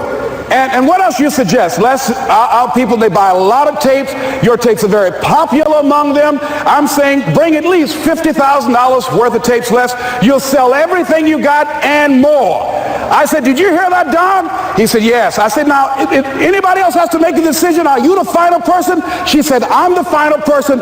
I will send you the contract. I want you." I said, "Did you hear that, Don?" He said, "Yes." I said, "Oh, ye of little faith." I said, "Duplicate the tapes, man. Hung the phone up." Well, he duplicated the tapes. 1 week came by. I'm checking the mail every day. No contract. I said, "Come on, Murphy, don't start now, man. Come on. Come on, man, give me a break. Come on, you know, this ain't fair. Come on, man. Give your boy a break. Come on." I talked to myself, you know. I didn't want to call him right now. 2 weeks passed by. Murphy said, "Don't you think you ought to call him?" I said, "Okay." I called. I said, "Hello, this is Les Brown calling. How you doing, Les?" I said, "Fine." I said, "Evelyn hasn't sent my contract out yet. Any additional information you need?" "So, Les, you haven't heard?" I said, "No." I said, "Evelyn died." I said, "She died?" I said, Did she say anything about me?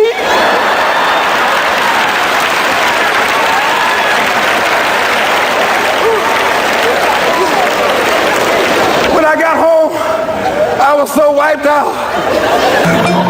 And Murphy was in the house waiting on me. Murphy said, "Is it possible you want to listen to some of your tapes?"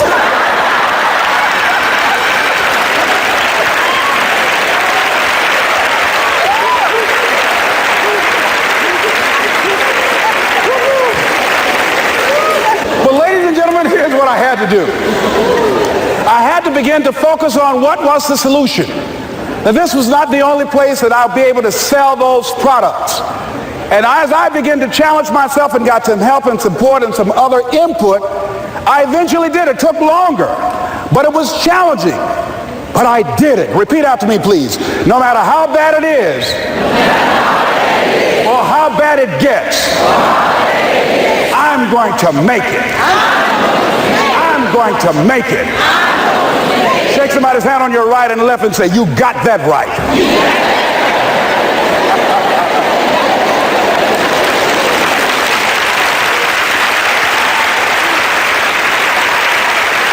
Repeat after me, please. It's possible. I can have my dream. I can get what I want. I must be creative and never give up. Now, let me share something else with you, ladies and gentlemen. When you know within yourself that there's something you want to do, and I believe that all of us were born with a purpose, that all of us have something that we are supposed to do, that all of us have some goodness within us, and that goodness gives us a responsibility to manifest our greatness. And when you know that, you can feel it in your guts, and you know that you're deliberately operating below your potential, you've gotten comfortable, you stop expanding, you stop stretching, you stop challenging yourself. Let me share something else with you. Not only is it possible for you to have your dream, but it's necessary.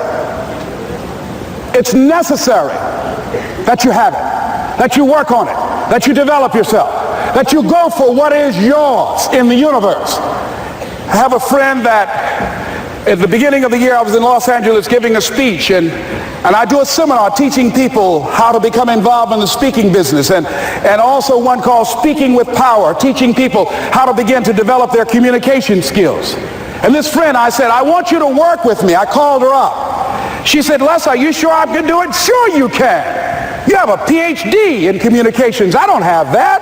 If I can do it, sure you can do it. In fact, I'm going to give you the support that you need." Here's what I realized, ladies and gentlemen. We only have enough energy to take us to a certain level.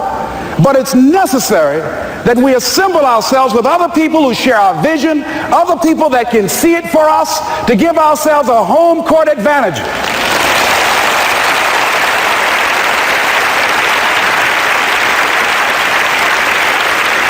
So it's necessary that you seek out other people who think like you, who are growing, who have decided that they are not satisfied with where they are. See, I don't believe that necessity is the mother of invention. No, necessity, in my opinion, is not the mother of invention. Refusing to accept things the way that they are is the mother of invention.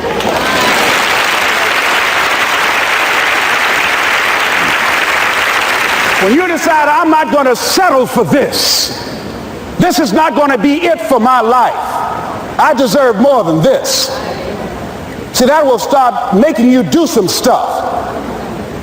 See, a lot of people go to work every day miserable, and all they do is just talk about how miserable they are. But they don't do anything about it. So I was telling her that I knew she hated her job with a passion. I said, "You can do this. You got more going for you than I have going for me." And we've been going through this for years, ladies and gentlemen. She'd been to my seminar speaking for a living. She brought her husband, and that was one of the major problems that I realized that happened in her life. He couldn't see it for her. So you got to make sure that you have people in your life that can see it for you, that will encourage you. Non-affirming relationships can hurt you.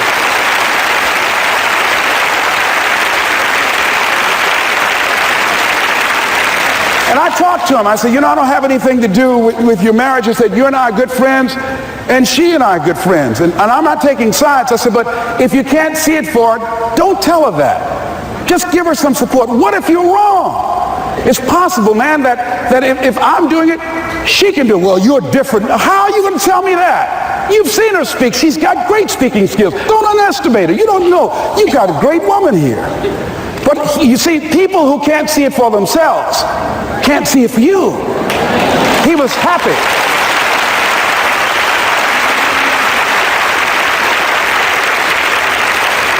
So I said, will you do it with me? I said, I'm going to give you the support you need. You can't do it by yourself. I will stand with you. She said, you will? I said, yes. I'm going to make you a part of my seminar. You'll do a part of it and I'll do a part of it. Speaking with power. She said, okay. 3 days later, ladies and gentlemen, I got an emergency call at my office. It was from her husband. He called and said, tell Les Brown that Marion is dead. I said, oh no. When I was flying there to go to the funeral, and I remember the last time that I saw her, and I had some of her papers that I had gotten inadvertently confused with mine, and I took them home. And I was searching through these papers to do one of her works. She was a prolific writer. And what got me, what was so sad that made me begin to cry, was that there were poems that she had started that were profound poems, great thoughts that she didn't complete. Plays that she had started that she didn't complete. See, that poem was given to her. I can't finish that for her, nor can you. That play, whatever the outcome that she had envisioned, that she had imagined, was given to her. Only her. And she's the channel that was going to come through. You are here, and you are the vessel, you are the outlet for the universe. That you've been selected. There's something for you to do. I believe all of us have some purpose for being here. And as I was going to the funeral, and I was reading a newspaper that said that millions of people are dying because of what they're eating, talking about their diet. And I'm sure that it was Marion talking to me, whispering, saying, Les, the next time you speak, say that even more are dying because of what's eating them.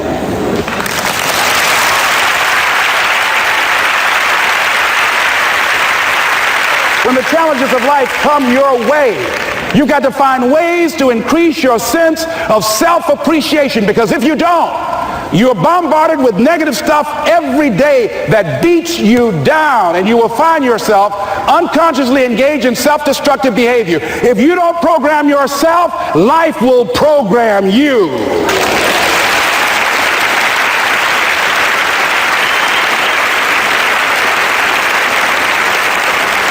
So you want to have an agenda for your life. It's necessary that you have some direction for your life. A friend at the National Speakers Convention gave us a presentation, and it really struck me. He was talking about when he was traveling across Europe, war and aggression, and he said at different points soldiers would wake them up on their journey and ask him the question. And I pose this to you. The question was, where have you been? Why are you here? And where are you going? And that's what I ask you. Where have you been? Where have you been up to this point? You look at your life. You look at what you produce. Is it giving you what you want? Are you living on purpose? Are you living your dream? Are you acting on your ideas? Are you doing all you can do? Have you gotten comfortable? Are you procrastinating? Are you evading your own greatness? Are you surrounding yourself with people that can nourish you? Are you challenging yourself? Are you experimenting? Are you learning something different? Is your life an adventure, or is it boring? Where have you been? Why are you here? What brought you here? Investing the time, the money. What brought you here? And where are you going? What is it that you can get out of this session, out of this lecture? That when you leave here, rather than this just being a spectator event, that you got some idea, some dream, that you might have to go back and brush it off and look at it again and say, I've got to do this. This is my stuff. This is what I'm supposed to do. This is why I showed up. Where are you going with your life? What decisions are you making right now as you look into the future? Are you experimenting to find out what other talents and abilities that you have? See, we're in a time right now. The day is gone where you could just go to college and get out and get a job and work 30 or 40 years with job security and retire with a gold watch. The gold watch days are gone. Brand new day. Party's over.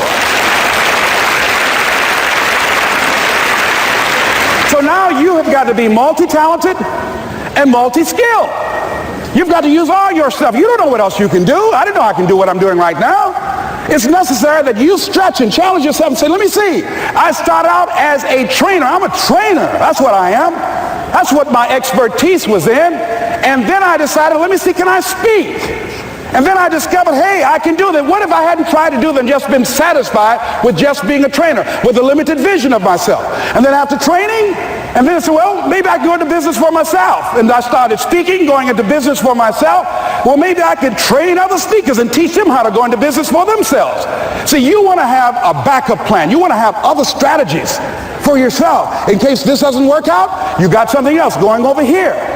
You don't want to ever put yourself in a situation where you have a limited vision and you're only using a limited amount of your talents, of your skills, and of your abilities. And I'm saying to you, it's possible you've got some talents, some ideas in you, your ability to do some stuff that you haven't even discovered yet. And I'm suggesting that it's necessary that you get outside of your comfort zone. It's necessary that you develop some new relationships where you can learn from people. It's necessary that you do reading, that you do research. It's necessary, if you're already involved in some business, that you don't be satisfied with where you are. If you want to make it today, it's necessary for you to constantly look at ways of getting better. Not only is it possible for you to have your dream, and it's necessary for you to challenge yourself to go after it and get better and leverage relationships that can help you get to where you want to go. But it's you.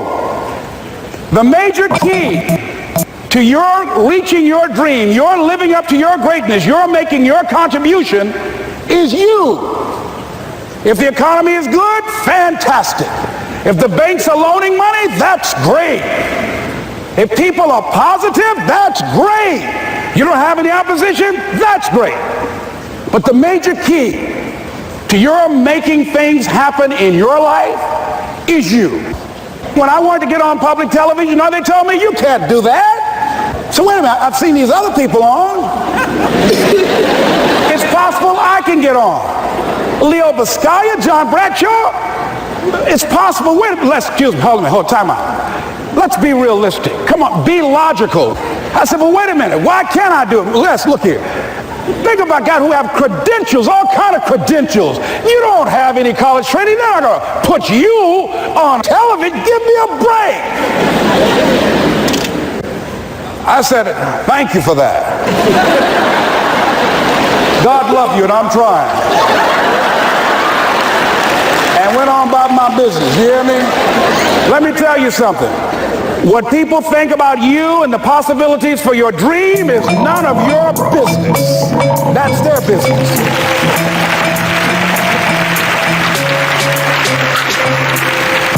They have no imagination, ladies and gentlemen. They're living out of the past, out of their memory. Their attitude is it can't be done because they haven't seen it. They're judging according to appearances. The people that are going to make it in the future, the people that are making it today, let me share something with you. History is being read, but it's also being written by people with imagination.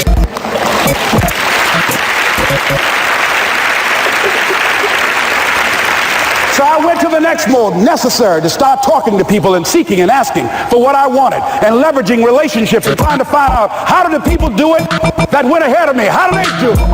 And then what is it I need to do? How is it I need to train myself, to develop myself?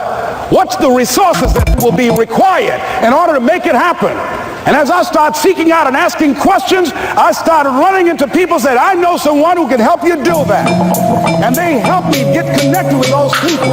Remember, we have so much energy that can take us so far. It's necessary that you hook up with some other energy that can take you to the next level. I hooked up with them. They said, let's go. I said, away we go.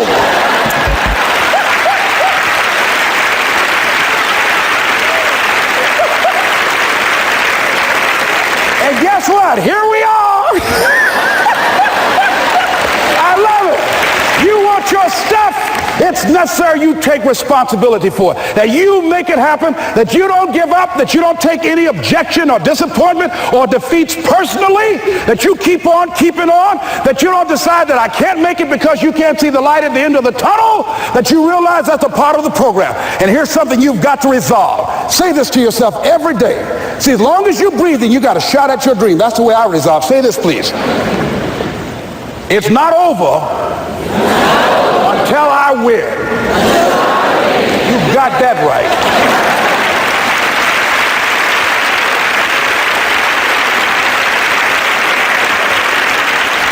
It's not over till I win. Not over till I get through. It's not over till I get over. Not over till I get what I want. Door can't open today, look out. I'm going to come back and take the hinges off. That's how you got to do that. You've got to have that kind of courage, that type of determination. If you want to make it happen, it's you. That you've got to take personal responsibility to make it happen. That you have got to own what it is that you want to do. If it's taking care of your well-being, if it's making a difference in our school system, if it's working with senior citizens, if it's to protect our ecology, if it's to create an economic renaissance, if it's just to take yourself to another level, it's you. You've got to make that happen. We can point out many things that can make it inconvenient or can slow us down, but ultimately, it's on us.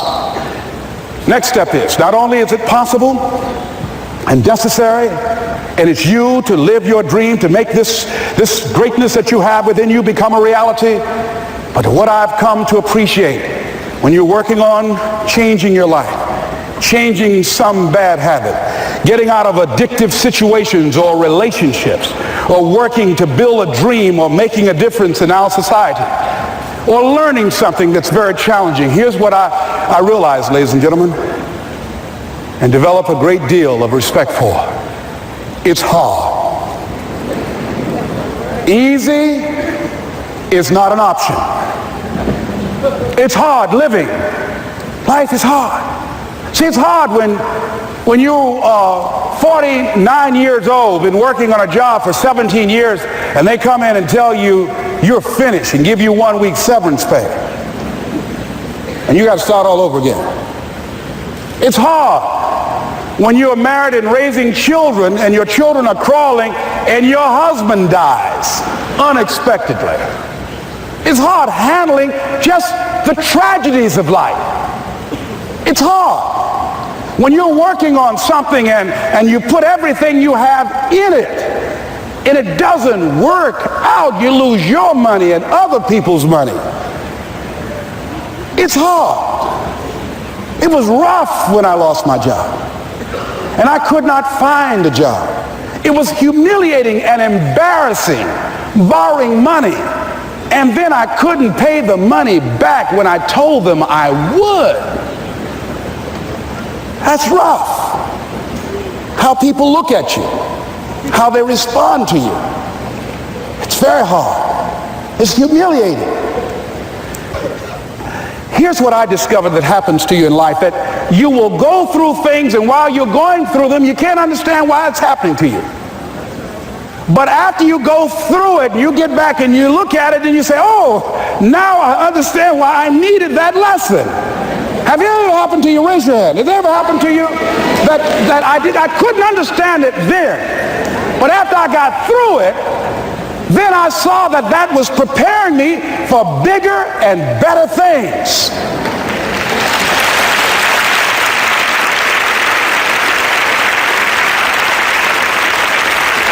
That as you go through the challenges of life and you look at it and embrace whatever comes to you, don't run from it. Step toward it. Don't try and duck it like most people do. See, most people want it easy. See, easy come, easy what? Easy go.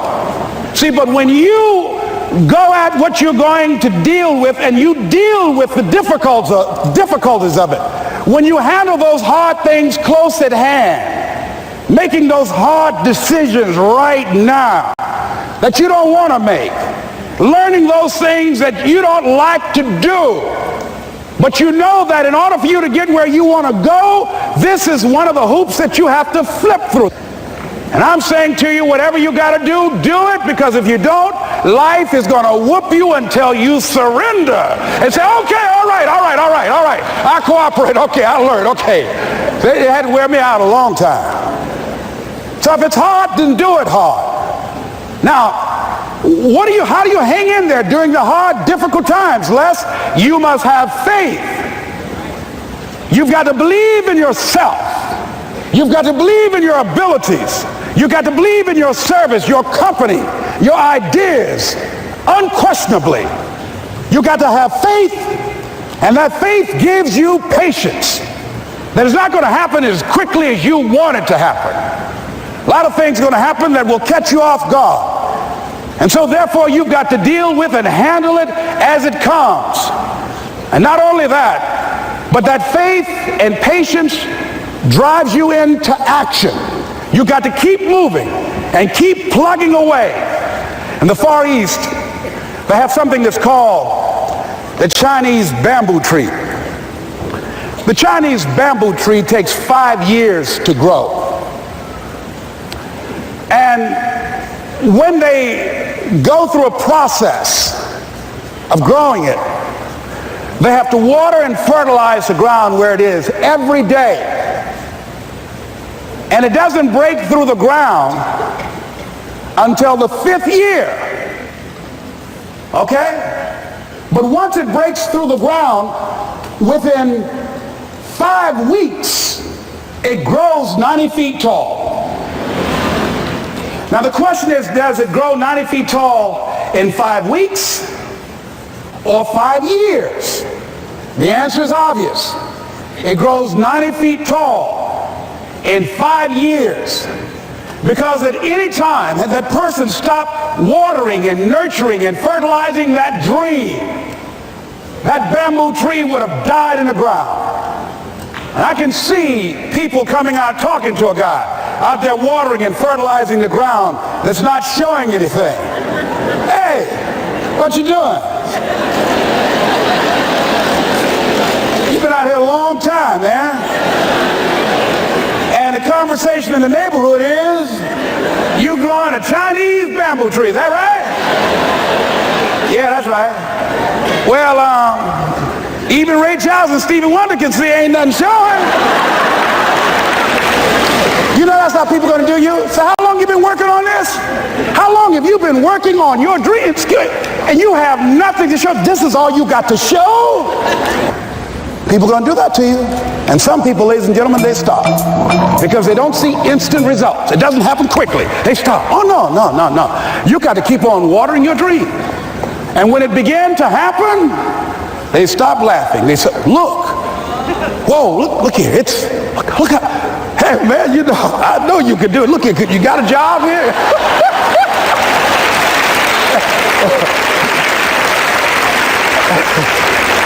See, during those hard times, we didn't know how you're going to make payroll. During those times when you failed and things didn't work out, they were nowhere to be found. But you know what I discovered? When you're working at your dream, somebody said the harder the battle, the sweeter the victory. Oh, it's sweet to you. It's good to you. Why? See, when it's hard and there's a struggle, see, what you become in the process is more important than the dream. That's far more important. The kind of person you become, the character that you build, the courage that you develop, the faith that you're manifesting. Oh, it's something that you get up in the morning, you look yourself in the mirror, you're a different kind of person. You walk with a different kind of spirit. And people know that you know what life is, that you have embraced life. You knew it was hard, but you did it hard.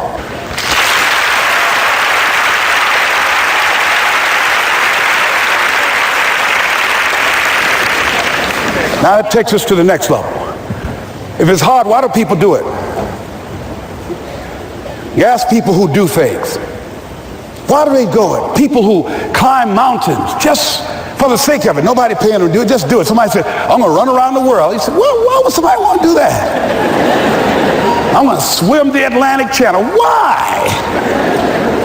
Why do people do that? I wondered, why would a Nelson Mandela give up 26 years of his life? Why do people do that? Here's what I discovered in high school. High school, I decided I wanted to go out for football. Never forget this. And I discovered why people do things. You know why, ladies and gentlemen? Even though it's hard, it's worth it.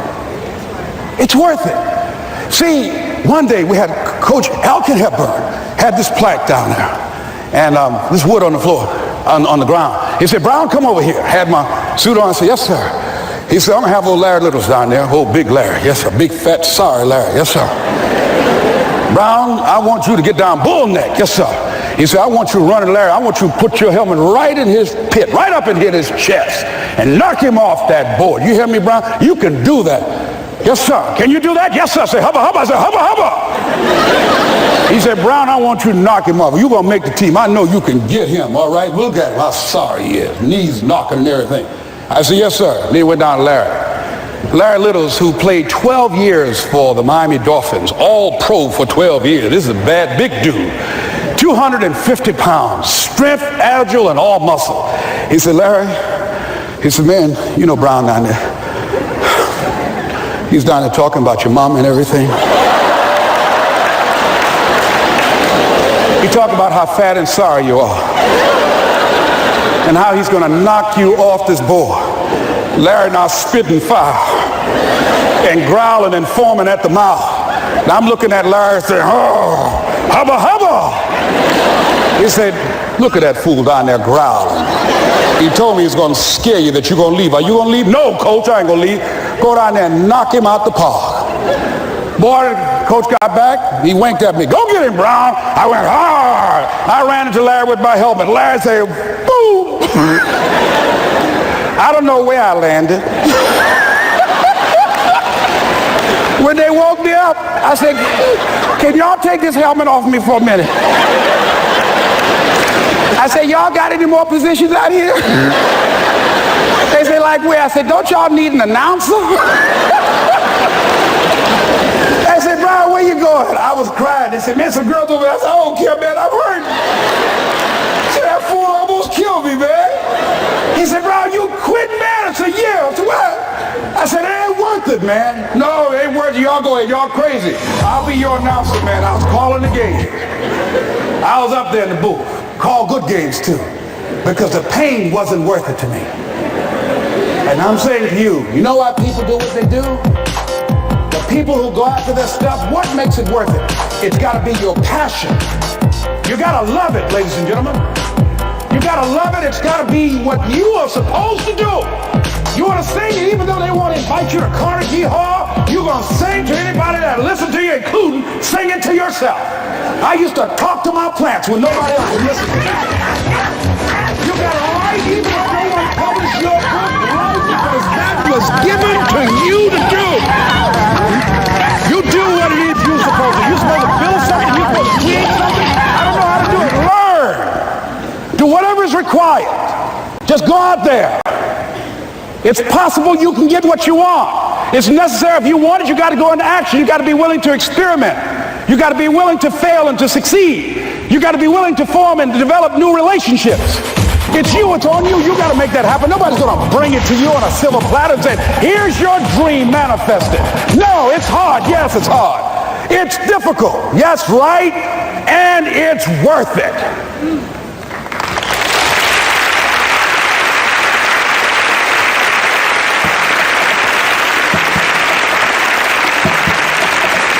People ask, hey man, these kids, man, it's rough dealing with them. That's right.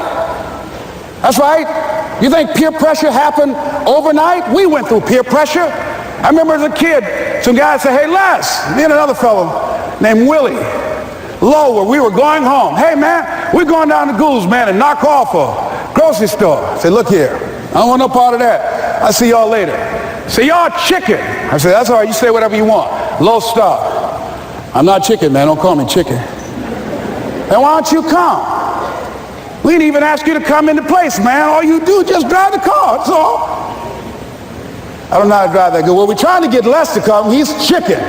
Hey, I'm not driving nothing, all right? Willie, don't care about what they say, man. Leave him alone. You want to go do it? You find somebody else to drive, or you drive yourself. Come on, Willie, man. Pull him. He stopped. I ain't chicken. All I got to do is drive? Yeah. I said, Willie, that sounds simple, man. Don't go, man. He went. And the next day we read the newspaper where when they robbed the store, when they came out running to a car, The merchant, the man who owned the store, came out just shooting wildly, and he hit the driver in the head. So peer pressure didn't just start in the 90s or the 80s. It's difficult, it's challenging for kids right now. And it's going to take some easy, simple methods to help bring them out of this madness, this insanity? No. Is it hard? Yes. Let's look at what we've been doing. What has worked? What has not worked? Let's look at where we want to go. What is it that we want to produce? What is it that we want to create for our young people? And as we think about that, start experimenting with different methods and techniques to create and to produce that. And begin to believe that it's possible through our commitment, through our vision, through our determination, our relentlessness. Because of our belief, it's possible that we can reduce the teenage homicide rate, the teenage pregnancy rate, the dropout rate, that it's possible, looking at what kind of world are they going to be in.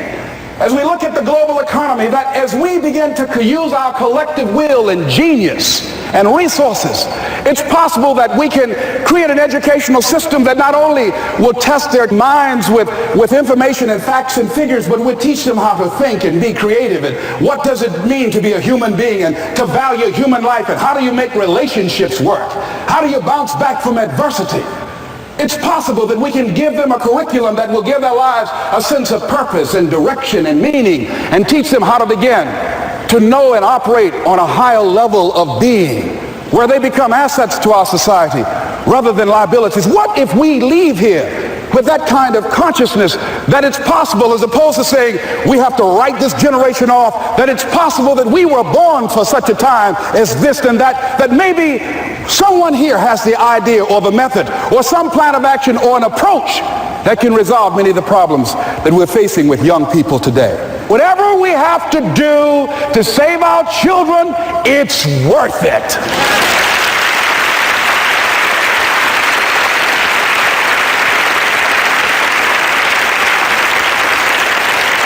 And so that brings me to the final step, that it's necessary for us to begin to look at the future and know that it's possible that we can have our dream. Yes, it is. Other people have done it, then we can do it. We fail a lot of times. Well, a lot of other folks fail, and eventually they came back and they succeeded. So it's possible we can have what we want. And we know that we want to get it. It's necessary that we align ourselves with people that think like we do. It's necessary we get negative, do-nothing people out of our lives. It's necessary we never stop learning and growing and developing ourselves. It's necessary that we never give up. We know that it's you, it's me. It's being responsible for our stuff and deciding that we're going to keep on keeping on, and that we're going to find a way to win or find a way to make it happen. And we know it's hard. It's not going to be a picnic. Yes, it's hard. It's hard. And we will do it hard. And once we do it hard and we go through it, we realize it was worth it. And once you discover it was worth it, it is done. It's done.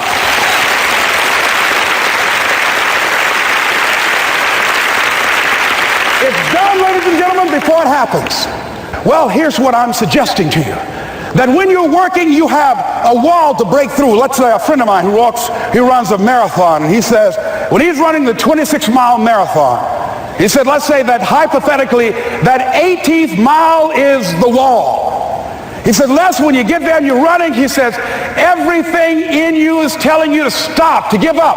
Every muscle is aching. And you're saying to yourself, I can't do it. I can't do it. And you just keep on and you keep on and you keep on. It seems like you're moving at slow motion. And then eventually when you break through that 18-mile wall, then you know it's like done and you're on automatic and you glide on in and you know it's there. You know you're going to get to the finish line. And we've all had experiences where we were working on something and we knew it was possible, and we did those things that were necessary to bring it into reality. We took the responsibility to make it happen. Other people couldn't see it. A lot of people didn't believe it. You were attacked. You were criticized. People were opposing you, but you kept on doing it. It was hard. It was rough. It was difficult. But to you, it was worth it. And eventually you got to a level you know, can nothing stop me now. I'm on the move. I'm on the move.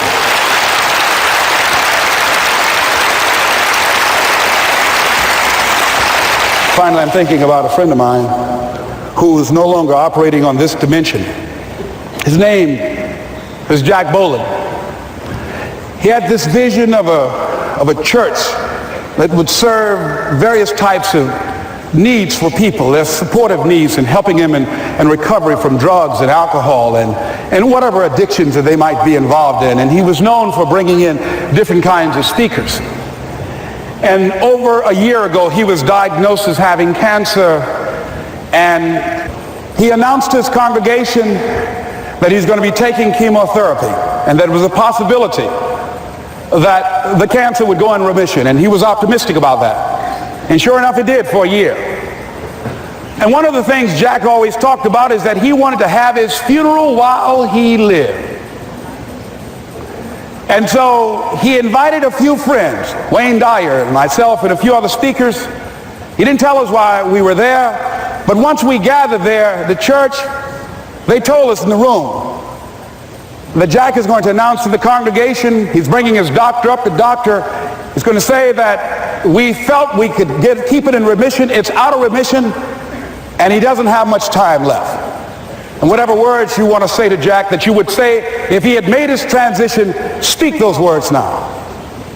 Well, we were shocked and we were somewhat stunned until Jack got there. They brought him in a wheelchair, and boy, was he courageous, and he had a strong smile, and they helped him up the steps, and he sat behind the podium.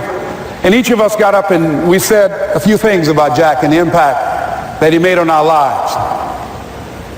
And he said, the doctor, after announcing that Jack didn't have long, he says, "Doctor," he said, "I accept what you say, but it's possible that does not have to be the case. But if it is, I will enjoy life to the very last breath I take, even the chemotherapy. I will enjoy that." And Jack did, ladies and gentlemen. And when they said that all of his vital organs were failing, they called his family and his close church staff to the hospital and said, "He's dying." And so they came and they all gathered in the room. And Jack at that time was unconscious. And he gained consciousness, and he looked at them and he said, with what strength he had, he said, "I want to thank you all for being here. You've been a great staff to me." He looked at his sons, his daughter. He said, "You've been a great family." He said, "Don't feel sorry for me." He said, I'm ready to go. I'm looking forward to the next adventure." And he sat there for a little while, laid there, and he closed his eyes, and he lost consciousness.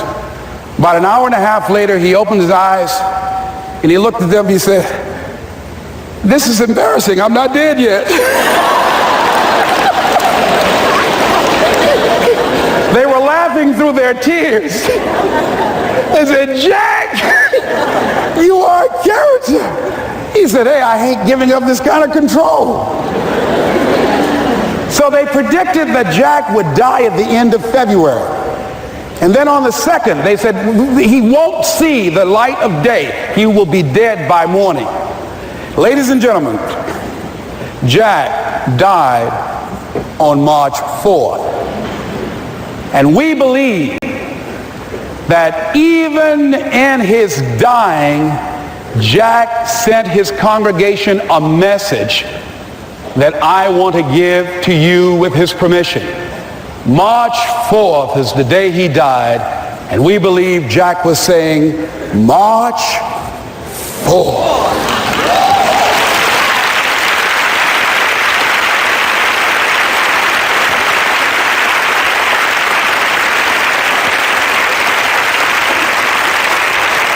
So I say, as you look into the future, while other people are giving up, feeling like victims, feeling powerless, becoming negative, turning on each other rather than to each other, feeling that they can't make it, be ye not conformed to this world, but be ye transformed by the renewing of your mind with the mindset of that it's possible that we can save this generation. It's possible that we can create new industries, a new economy. It's possible that I can find a new profession, a new job. It's possible I can create a new life. And it's necessary that I become actively involved in becoming a positive force in my life and on the planet. And it's me, yes, it's you, it's all of us, pulling together, working together to create this brand new future. And it's going to be hard. Easy is not an option. But if it's hard, we will do it hard. Whatever is required to snatch victory from the jaws of defeat. And it's worth it, yes. It's worth whatever we have to do. And once we know that, it is done. It is done. It is done. It is done.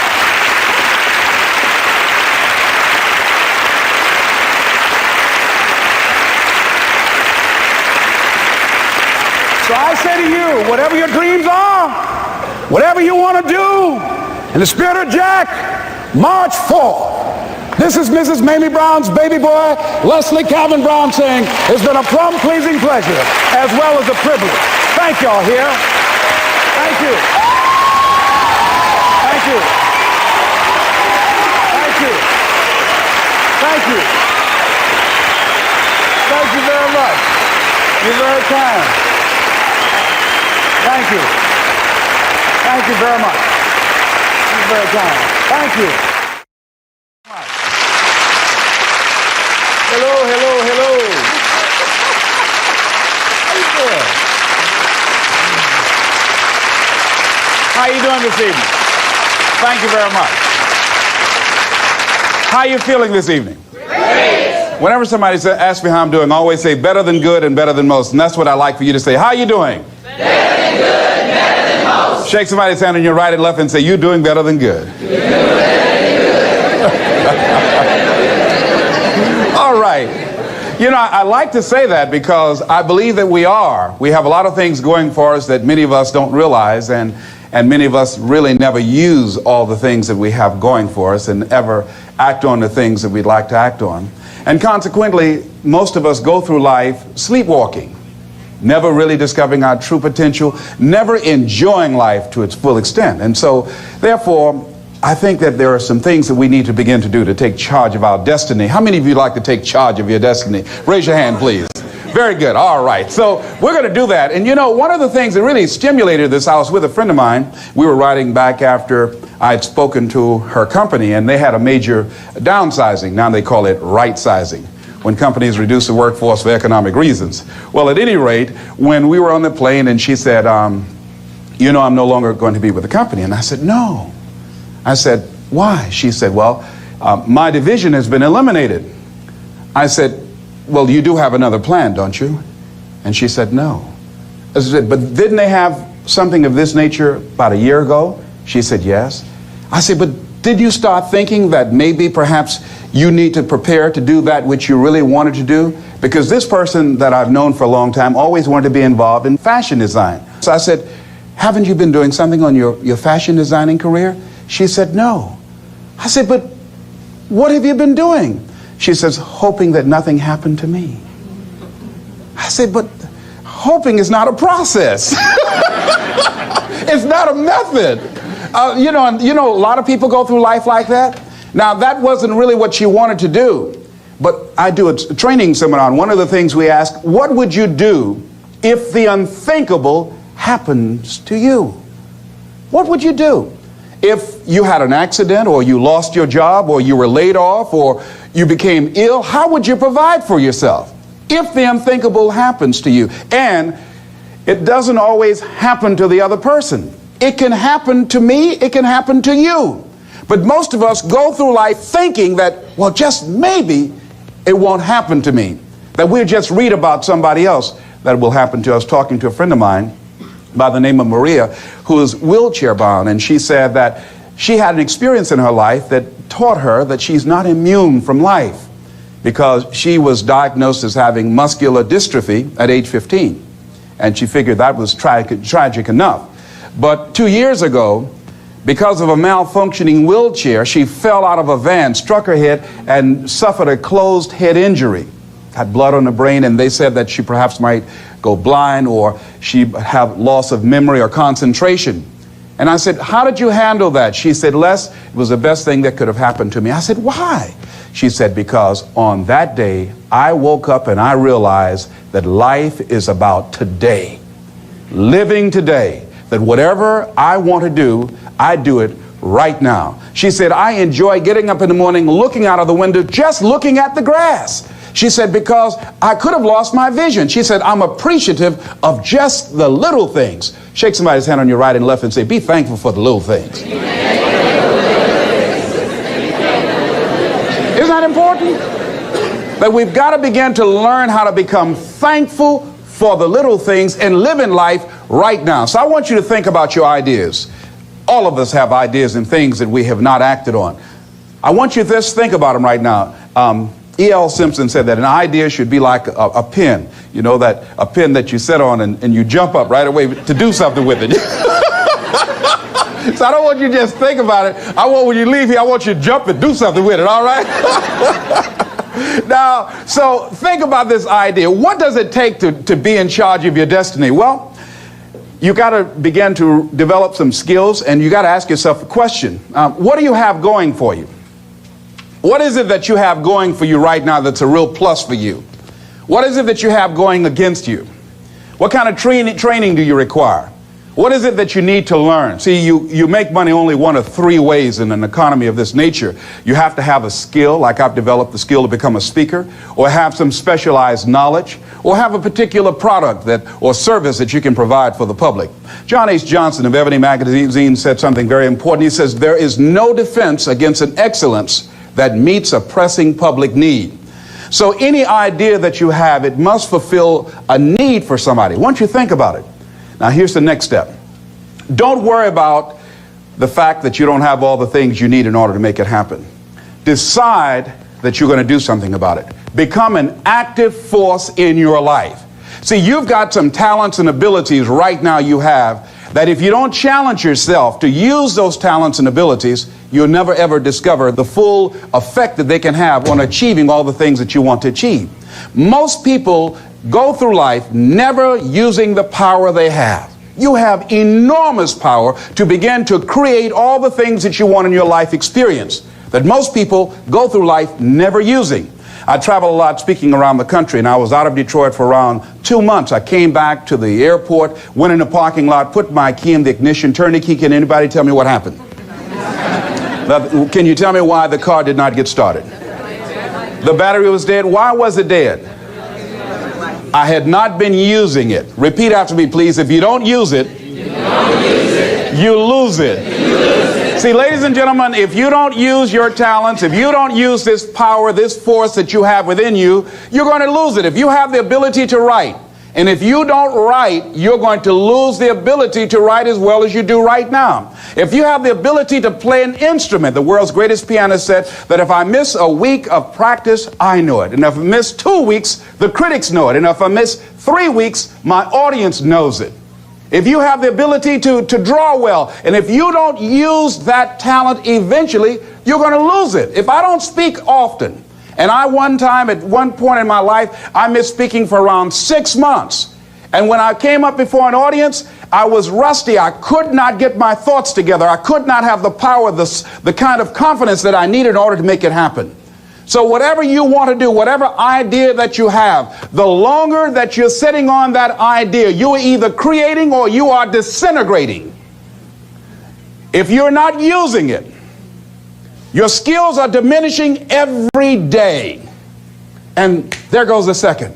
There goes another second. And life is happening right now. But Les, what do you mean? Get your butt out of the way. So many people have gone to their graves, never discovered their true potentials because they allowed their butts to stop them. But I don't know what to do. No, that's not really true. I was on a television program the other day. A lady called in and she said, there's something I'd like to ask you. And I said, what is it? She said, well, I have this thing I want to do, but I've been unemployed. I lost my job for 2 years. I haven't been able to find a job. I don't have the money and I don't have the contacts and I really don't know what to do. I said, excuse me. I said, the fact that you don't have the money or the contacts really is not the issue. I said, what's the real issue? She said, what do you mean? I said, what's stopping you from doing what you want to do? She said, well, I don't know. I said, but if you did know, what would your answer be?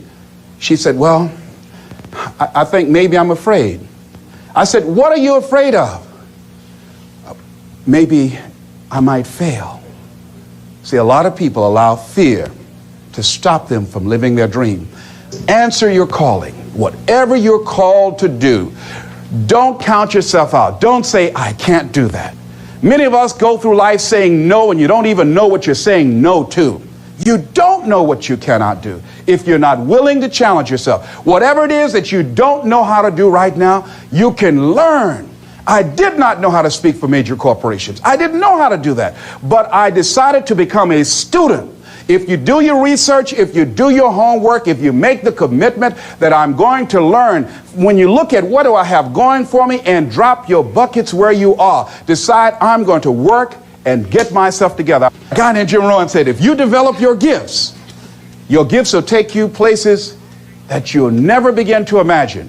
And I decided to do one thing. All my life, I've been a jack of all trades and master of none. I mean, I did a little of everything. I was a disc jockey. I was a state representative. I used to be an MC. I used to do public relations work. I used to do door-to-door sales. I did a whole lot of things. But I decided that I was going to do one thing, and I would master that. And after mastering the art of speaking, then I would become a trainer. And after doing that, then I said, I must become a businessman. Just find one thing and just decide that you're going to work with it until it gives you the blessing that you want, and don't let up on it. Just keep right on working it and working it and working it, and knowing that whatever you do, you can better your best, that you can get better at it, that whatever you are achieving right now, it's only a tip of the iceberg of what's possible for you. Now, here's something else that you do when you start working on this dream. Give it everything you got. See, put your heart in it. Most people, when they're working on dreams, they don't give it everything they have. I heard a guy say in a book, the title of it was, All You Can Do Is All You Can Do. And all you can do is enough. Well, see, most people don't do all they can do. Most people go through life holding back. Have you ever had the experience of starting your car and you mash down on the accelerator and the car, boom. Wait a minute, hold a minute. Start mashing again, and it was not moving. It was very hard. And all of a sudden, you realize that you had the emergency brakes on. How many of you ever had that experience? Raise your hand, all right? Then you release the emergency brakes, and then the car moved, boom, unencumbered. Most of us go through life with our emergency brakes on. Well, it might not work out. People might talk about me. I don't have enough money. I don't have enough education. I'm too ugly.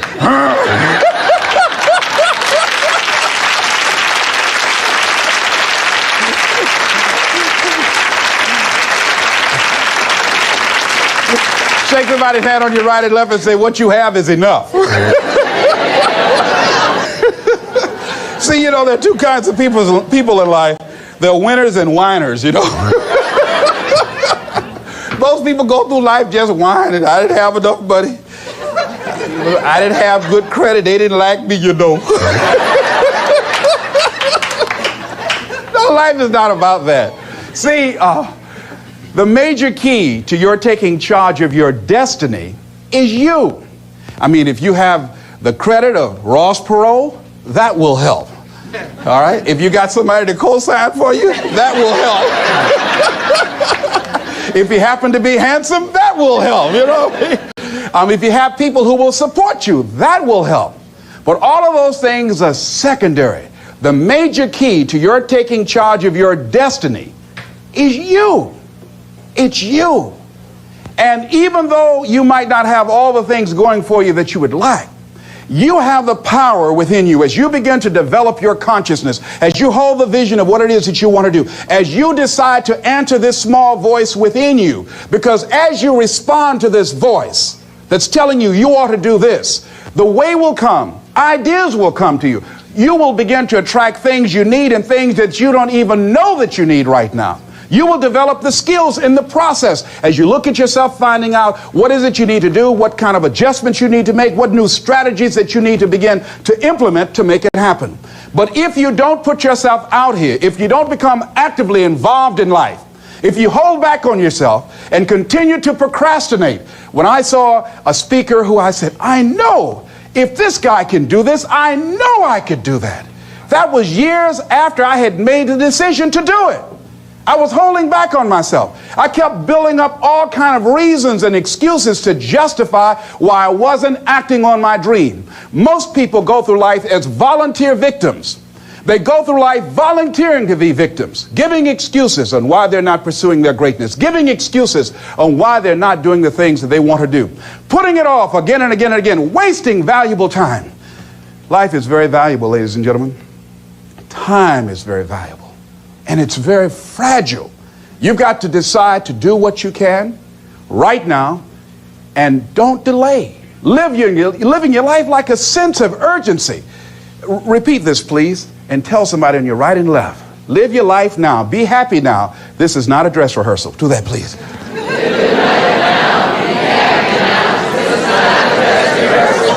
This is your Super Bowl. Do you know there are people who put more emphasis and more energy into a sporting event or dancing or entertainment than they do on their dreams? They have more interest in who won a particular game than where they are in relationship to their goals and their ambitions and developing themselves. So you want to begin to get your priorities in order.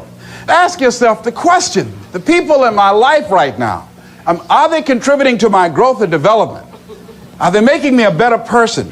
What I'm doing right now, is it nourishing me? Does it empower me? Is it giving me what I need out of my life right now? Is it challenging to me? Is it making me stretch mentally and emotionally and spiritually? Is it getting the best out of me? See, this is the only life you've got. So you don't want to squander it doing something you don't want to do, feeling you can't do any better. You can do better. You should do better. You deserve to do better. You're entitled to that. That is your right to do better. So resolve that within yourself. Make it something in your life that you just won't compromise on. See, it is important to me that I be able to provide for my mother. That is not optional. To be able to provide for my children. There's a standard of living that I'm going to enjoy. It is not optional. It's not something that I would like to see happen. It's not something that it'll be okay. It's something that I value. And as you begin to look at your life, draw the line and say, hey, what is it that I need that can give me a sense of fulfillment? What is it that I need right now that I would enjoy, that will give my life some music and some power? Decide that, because you deserve that. But if you don't decide that and decide to make that happen, it will never happen for you. It will never happen for you. I did a training years ago, and after this particular seminar, I'll never forget a lady who was 85 years old. She stood up and we asked her a question, anybody has anything brave to share? And she said yes. She said, this was a very enriching seminar for me. It really opened my eyes. She said, I'm 85 years old. She said, all my life, she said, I sacrificed my dreams for everybody else, for my family, for my husband, for my children. She said, I've really never done anything for me of value, of the things that I really find important. She said, I say to you young people, you won't be in my situation right now if you decide to live your life now. She said, if I had my life to live over, I would do things differently. She said, but I don't have it to live over. And when I go home, I got news for my husband.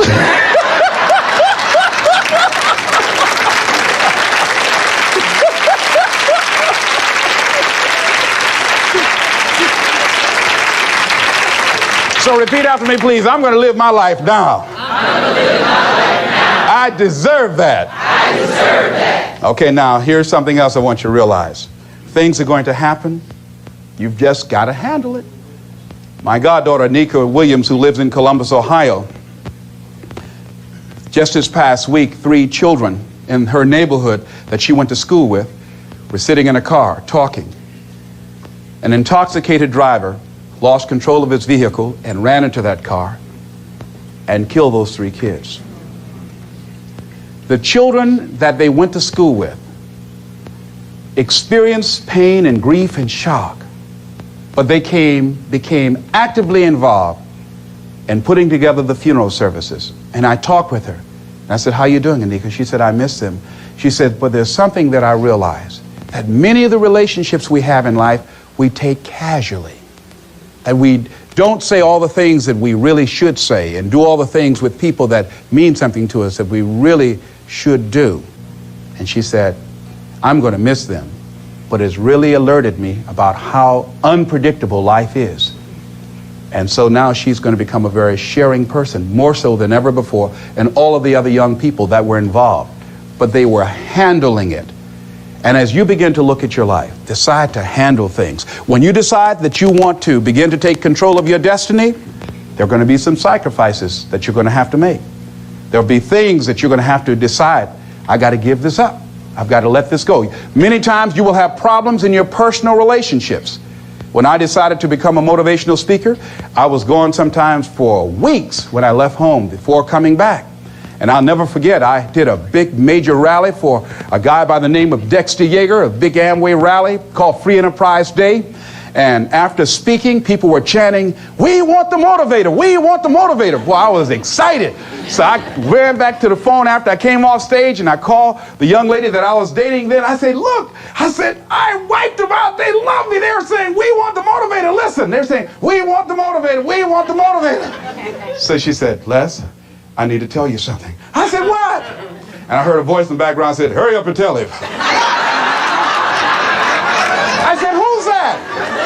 She said, "Les, you've been gone so long." I said, yes, I've been working on a dream, and I'm sorry, the relationship is over." "What? You gotta be kidding me." I said, "Hang up." I said, "Wait," and they said, "Mr. Motivator, come on." I said, "Hold a minute, wait." They said, "Mr. Motivator, come down." I said, okay. I went outside, I looked at the people, I said, "You got to have a dream that's real big."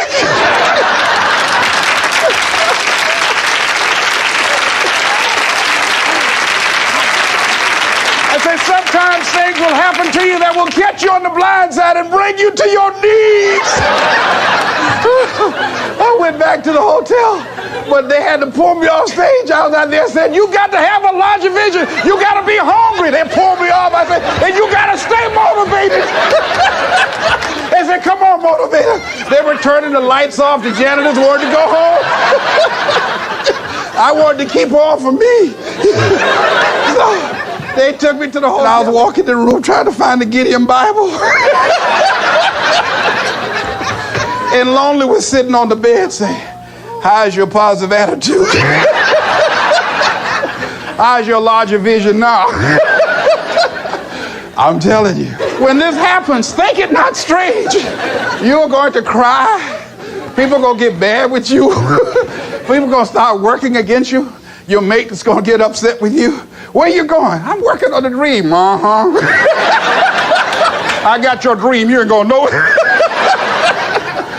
People are going to start going crazy on you, becoming jealous and envious. That's a part of the program. Understand that. See, that's why a lot of people say, "No, that's all right. I pass on the dream. That's all right."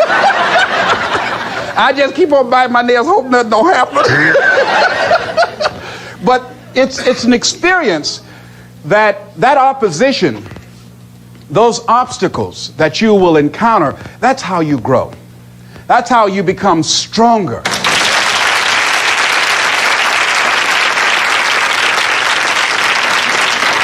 Now, will there be some tight moments? Will there be some times that you want to give up? Yes. Here's something I was reading that Harriet Beecher Stowe said. She said, "When you get into a tight spot and everything goes against you until it seems that you cannot hold on for a minute longer, never give up then, for that is just the place and time that the tide will turn."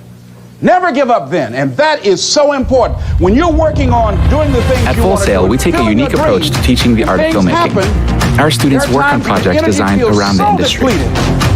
They're planning and executing a production and handling post-production aspects like editing and sound design. We offer campus and online programs so students can create stunning films anywhere in the world. Our instructors are working professionals who bring years of industry experience into the classroom. We're helping emerging filmmakers find their focus. They will run in the opposite direction and say, "That's all right, life, I don't want this." All right? No. If you've decided that this is what you want to do, you've got to become courageous to stand up within yourself, to face it and step forward. And ladies and gentlemen, that is what gives your life meaning. Those things will begin to strengthen you like you can never begin to imagine.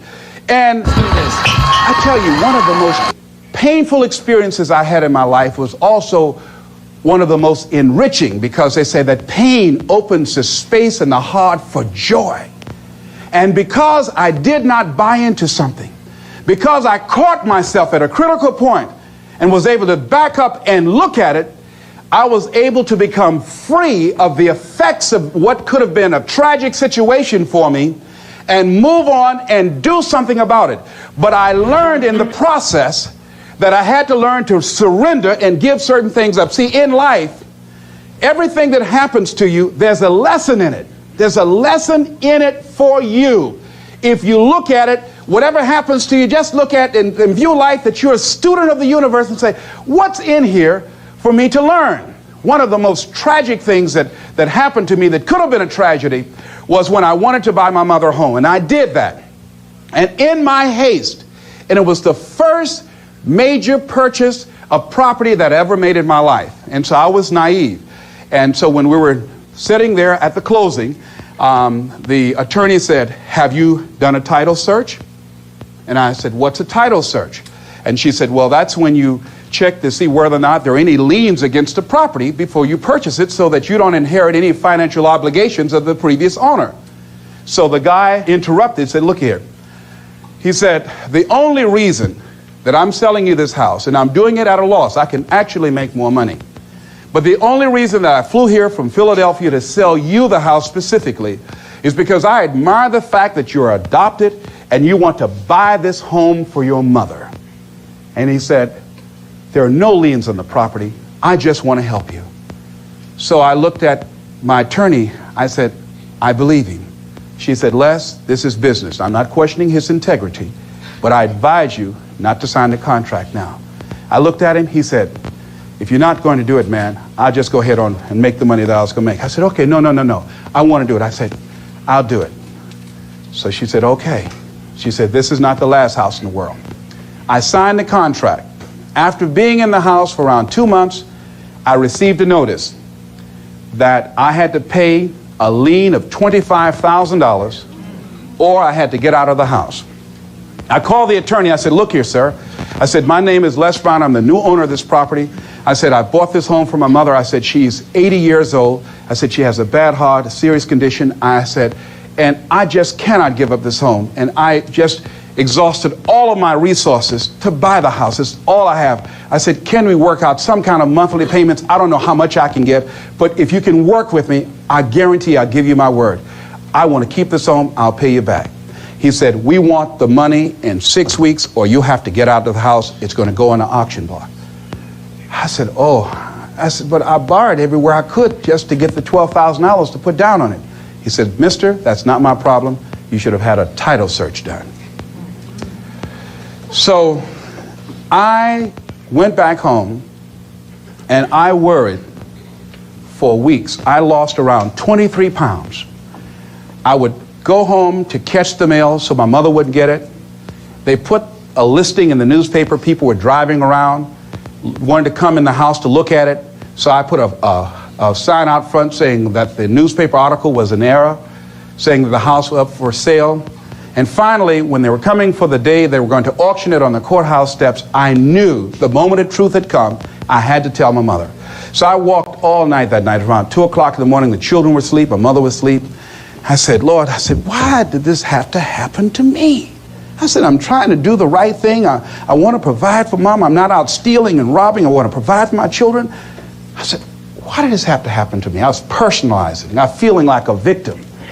And so finally, I had to go in there and I had to tell my mama. So I kneeled by the bed. I said, Mama, I've got something to tell you. She said, what? I said, we've got to move out the house. She said, why? I said, well, because of the fact that I made a mistake and I signed a contract when I should have had a title search done, and I can't pay the $25,000 outstanding lien against it. She said, good, I don't like this house anyway.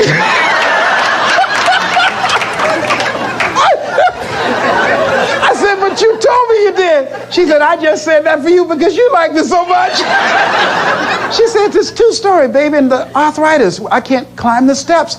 But you told me you could, Mama. Oh, I just did that for you. I walked up the steps and I was in the room said, that fool crazy with this house. I said, oh, Mama. So I'll never forget when we had to pack up and go back to the old house we had moved out on in Liberty City, right down the street from Miami Northwestern High School. And the neighbors were out looking. Isn't that Mamie's boy? And they're coming back. You know? I was so embarrassed. I mean, I turned red, but couldn't nobody see it, you know? So my sister came over. She didn't make it any better. She was like, mixed the big time. Won't get no job going around and running your mouth. Yeah, you got a dream to get mama home. Now, you back where you belong here. We came in the house and the roaches were playing bid whist. They said, y'all come on in, we miss y'all. And as I was taking furniture off the truck, I was so hurt and humiliated. I felt beaten. And I began to cry, and I held my head down. And my mama said, hold your head up, boy. I said, Mama, I just can't, Mama. She said, hold your head up. You have nothing to be ashamed of. You did the best you could. Hold your head up. So I said, yes, ma'am, Mama. So I was carrying the furniture in. And I had to give a lecture that week on forgiveness. And I can't talk about anything unless Today we're going to be covering how to reprogram. I had to forgive and forget. Let it go so that I could grow.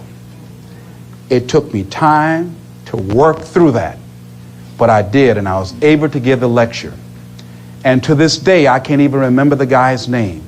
But because I let it go, and I began to focus my energy in the now, later I got a bigger and better home for my mama.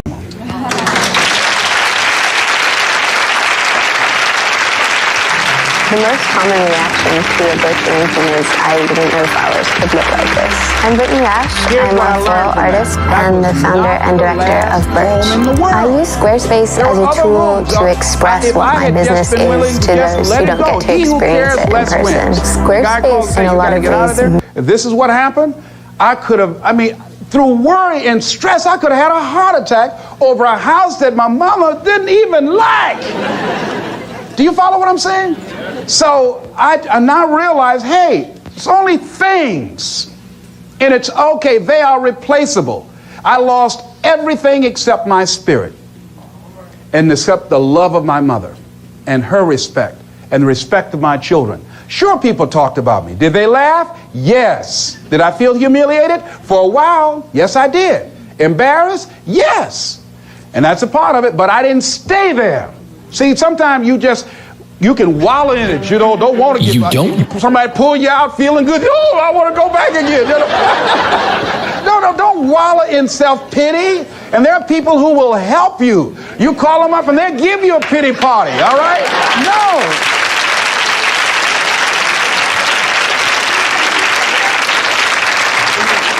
I talked the other night about some explorers that were in Africa.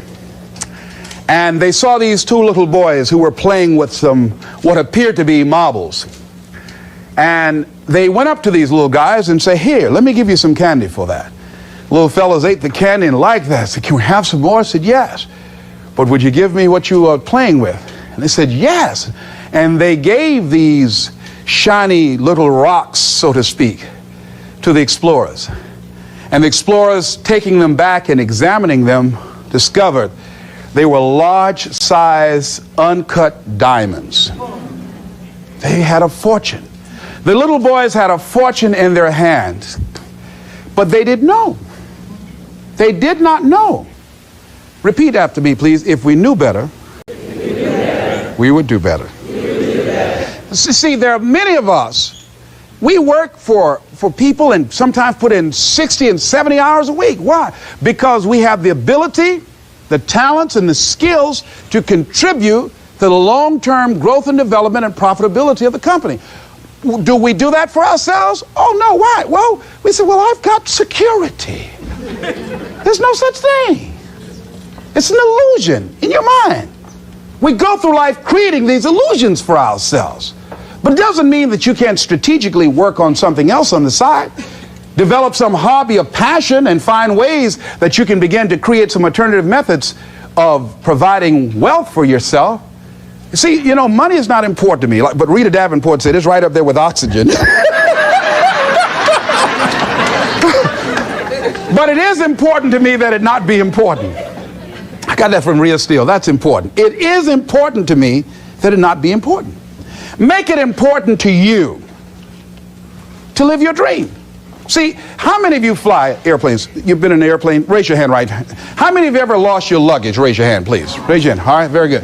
Now, how many of you, if you knew your chances of getting to your next destination were as good as your luggage, would you still get on an airplane? No, no hands went up. You know why? You know why you can get on the airplane where your luggage is supposed to go and you show up and your luggage does not show up? Because the airline has made human cargo getting to the destination important, more important than the luggage. Aren't you glad? She said, yeah, I ain't gonna fuss no more. So as you begin to look at life, as you begin to look at the things you want to do, decide that you're going to become the active force in your life. Decide that you're not going to go through life feeling like a victim.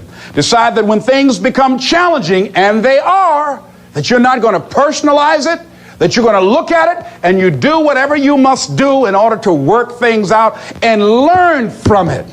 Learn from it. That's the key. I like what Charles Udall said. He says, in life, you will always be faced with a series of God-ordained opportunities, brilliantly disguised as problems and challenges. If you've lost your job, don't say that I've been laid off. Just say, I've been given an opportunity by the universe to find my life work.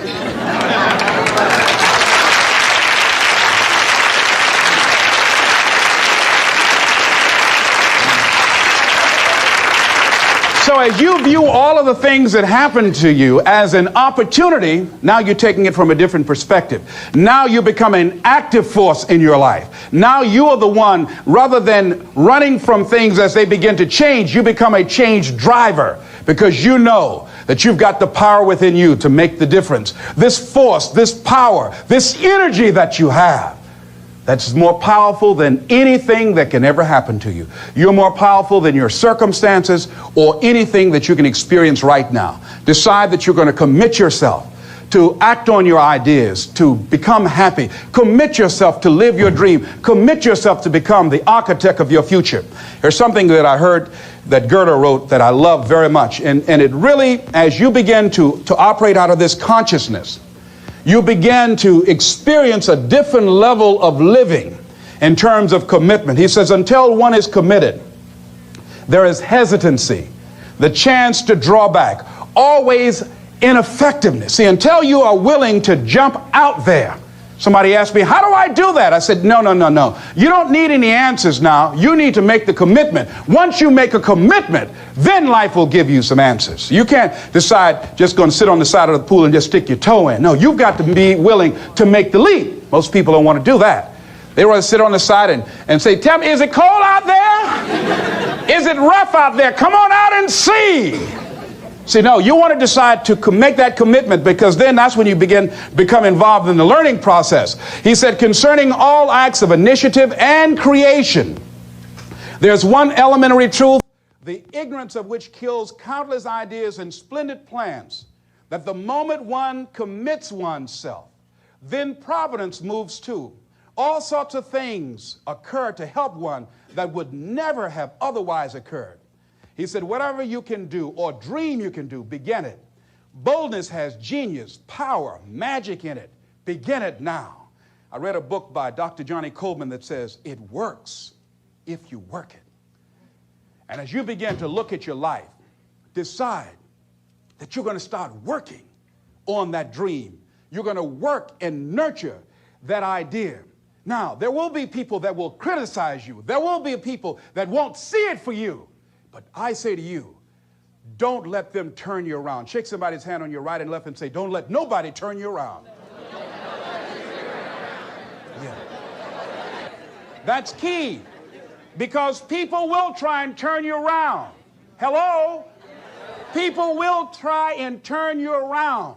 But when I heard Bob Mays out of Chicago sing that song, don't let nobody turn you around, that's real. Because that's why most people don't act on their dreams and ideas. That's why most people, when I'm talking with kids that are in institutions, and I said, what happened? Why did you give up working hard and making good grades? Well, they started teasing me.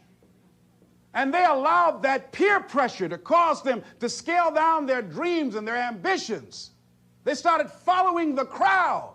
That's why many people don't do the things they want to do. A friend of mine, he wanted to become an actor all his life. He let someone convince him, you can't become an actor. You go out to Hollywood, they'll swallow you up. It's too competitive.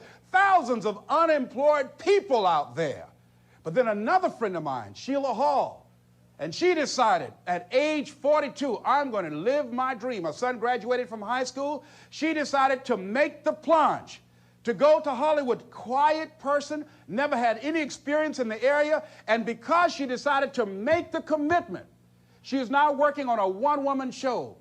And she's been getting support from everywhere because she was willing to make the commitment.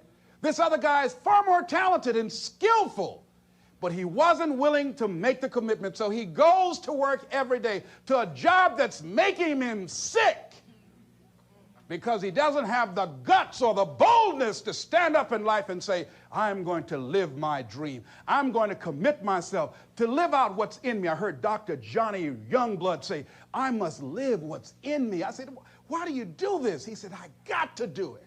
I got to do it. And I'm saying, find something in your life that you say, hey, it might not work out, but I got to do this. Why? Hey, it's the one thing I love. It's my piece. It's my thing. You don't understand it? It's all right. It's all right.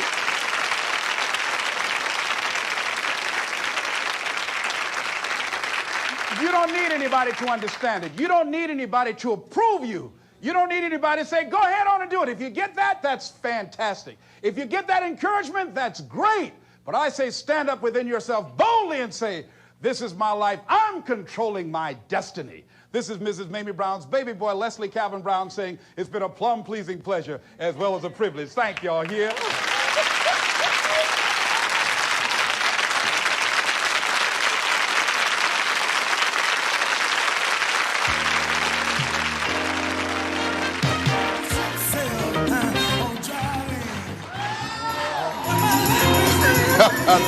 They can't handle the booze. You may be seated. Thank you very much. It's a pleasure to be here with you to share a few moments with you. And let's give a round of applause to a man who's been empowering people to help them to live their dreams, to go to the next level. 8 major break. Now, hello? Y'all should have an ever-ready battery, you know. Okay. Let's try this again. Thank you so much. Thank you. This is even better microphone here. Anyhow, as I was saying, Eric has been helping people to live their dreams for a very long time. That has been his passion. That's who he is. Giving people the tools, the mindset, the attitude of what it takes to really control your future. Let's give him a tremendous round of applause, if you please. Yes, indeed. Yes. This is who he is. Yes.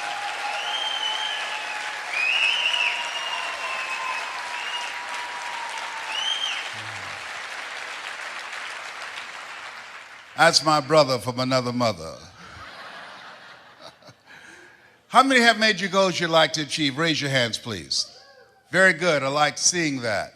Always like to ask that question, how many of you have major goals you like to achieve? Then I follow up with another question, because this is a crucial place in my life. Just came from the memorial services yesterday in Plano, Texas, of Zig Ziglar. I remember when I first saw him speak, I knew I was looking at my destiny. I love helping people, and my goal was to be on stage with Zig and Dr. Norman Vincent Peale and Jim Rohn. These guys have gone on to the next level, but that was my goal and dream, and I was very fortunate to achieve that at a very crucial point in my life. This industry has really contributed a great deal to me. I go way back in multi-level marketing from the days of a company called Best Line Products, a guy named Bill Bailey. He was one of the mentors of Jim Rohn, one of the greatest speakers on the planet, and holiday magic. At this stage of my life, and I think about all of the things that I've done, I can tell you unequivocally, to dreamers, there's no business that will contribute to your growth and development more than this industry.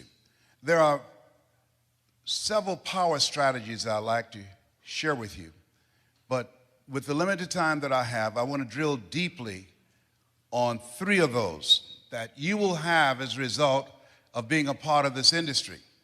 Because what this industry allows you to do, and I want you to write this down. Number 1, it secures your future. It secures your future.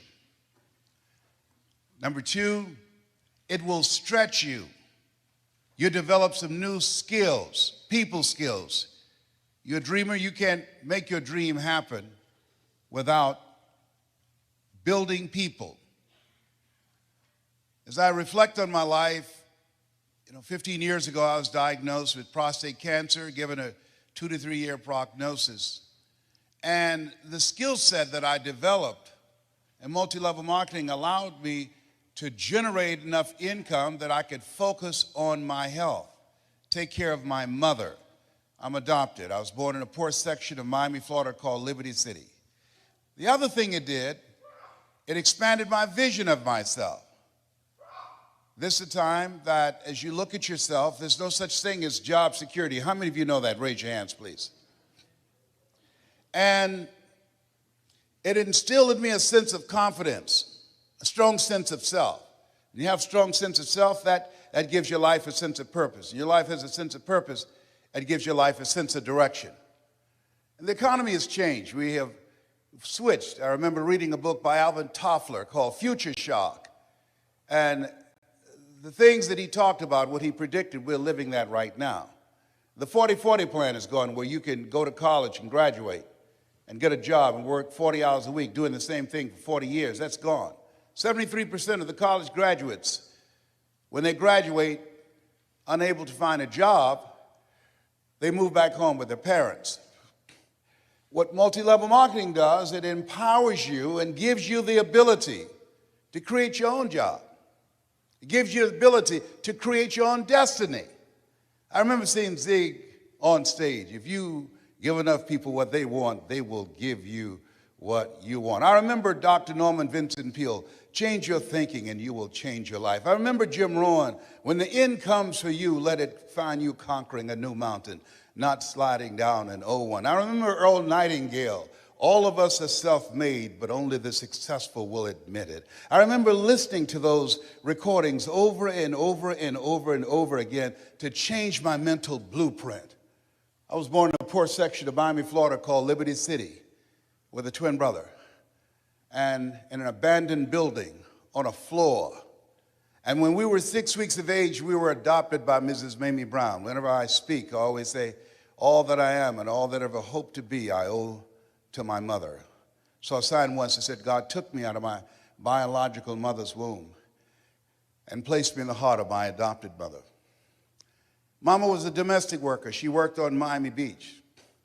She made up beds and cleaned homes. She cooked for families, weighed the food left over from the families that she cooked for.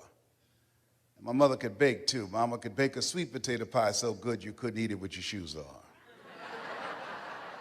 You had to take your shoes off so you could wiggle your toes.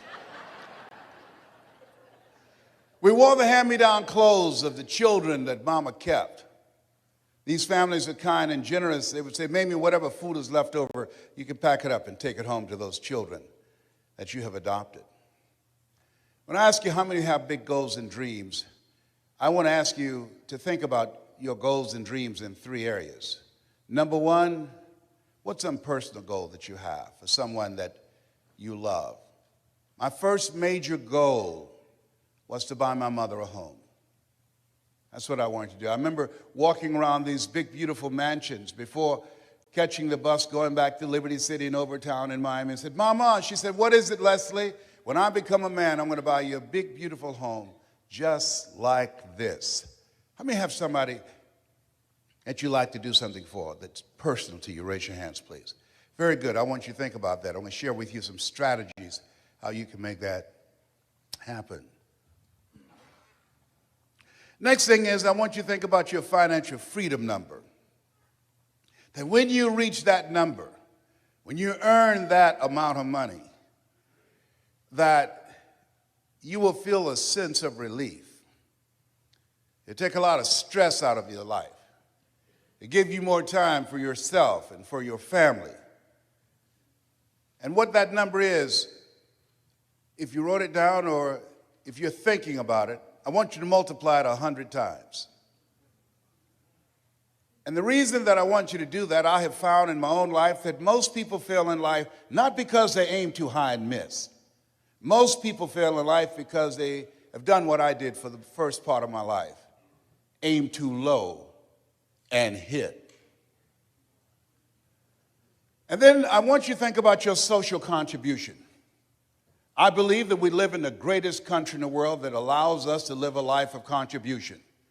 Harsman said we should be ashamed to die until we've made some major contribution to humankind. One of the goals I have is to reduce the number of women who die from breast cancer. My mother was a 22-year breast cancer conqueror.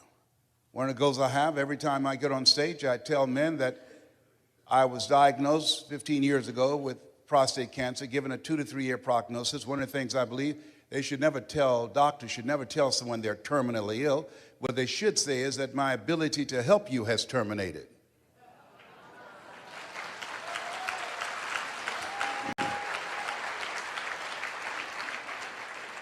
So I encourage men to get their PSA test, which stands for prostate-specific antigen, and the digital rectal examination.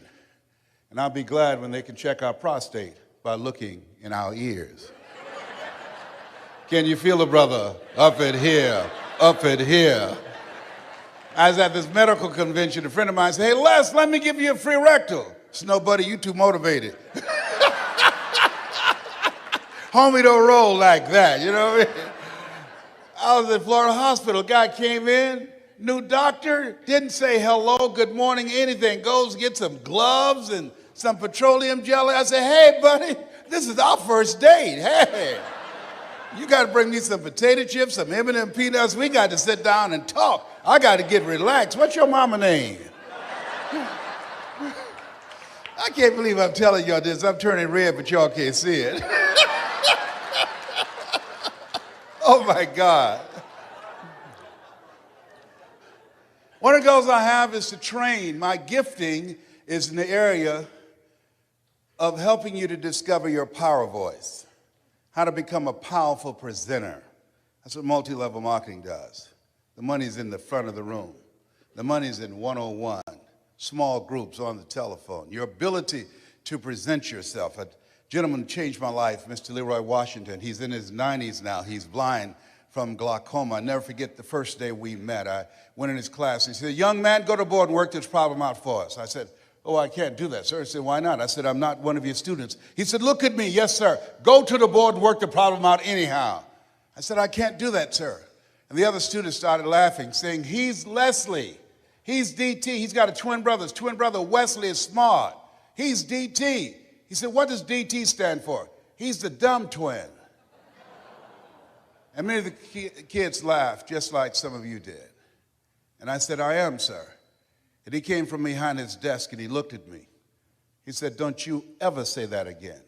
Someone's opinion of you does not have to become your reality."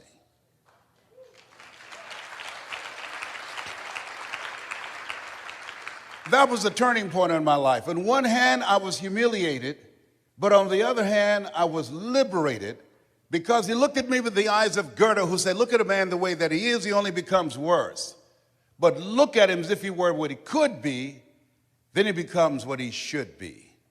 I want you to shake someone's hand on your right and left and look them in the eyes and say, "You have something special." Do that right now.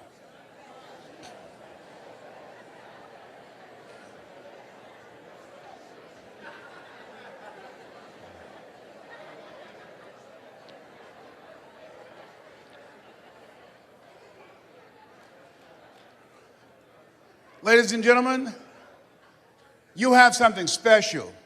I don't know you, but here's what I know about you based upon my own experience. You have something special. You have greatness within you.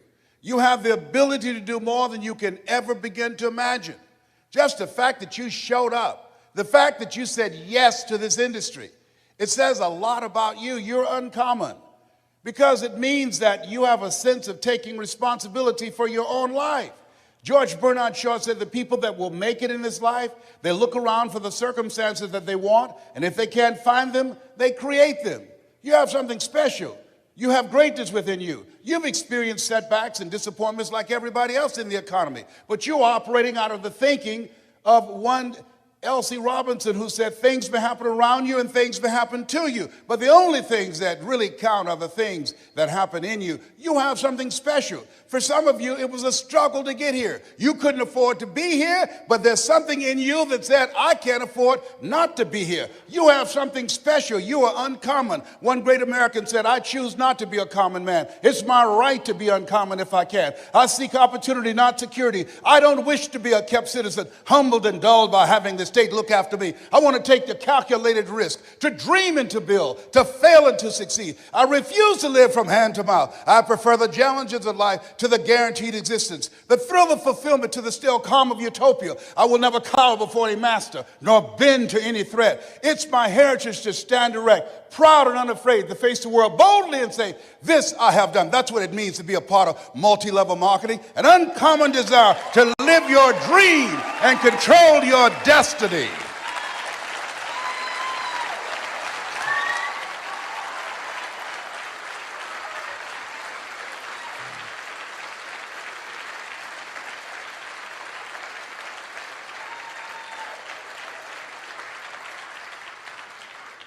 There's something in you. It says that you're not sitting back waiting to see what politicians will do for you. There's something in you that says, I'm not going to focus on the general economy. I'm going to focus on my personal economy. There's something in you that says the most dependable hand in the world is the one at the end of your risk. There's something in you that says always strive to get on top in life because it's the bottom that's overcrowded. You are different. You have greatness within you. Dr. Howard Thurman, come forth. Here's a man that after having 238 radiation seed implants, and my PSA continued to increase. In fact, last year this time it was over 1,500, and the little C cancer had eaten 40% of my T1 vertebrae.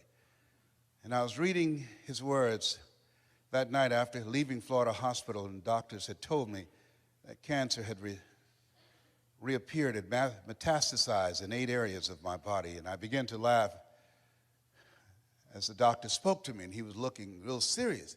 He said, why are you laughing? I said, I feel like Mother Teresa. He said, what do you mean? She said, Lord, I know you know how much I can bear. I wish you didn't have so much confidence in me. And now my PSA is 0.0. I'm debt-free, cancer-free. Yes, indeed. I stand before you because of God's grace and mercy. And trust me, it's better to be seen than to be viewed. But Dr. Thurman was called upon by Dr. Martin Luther King Sr. He said, Howard, I want you to mentor my boy, MLK.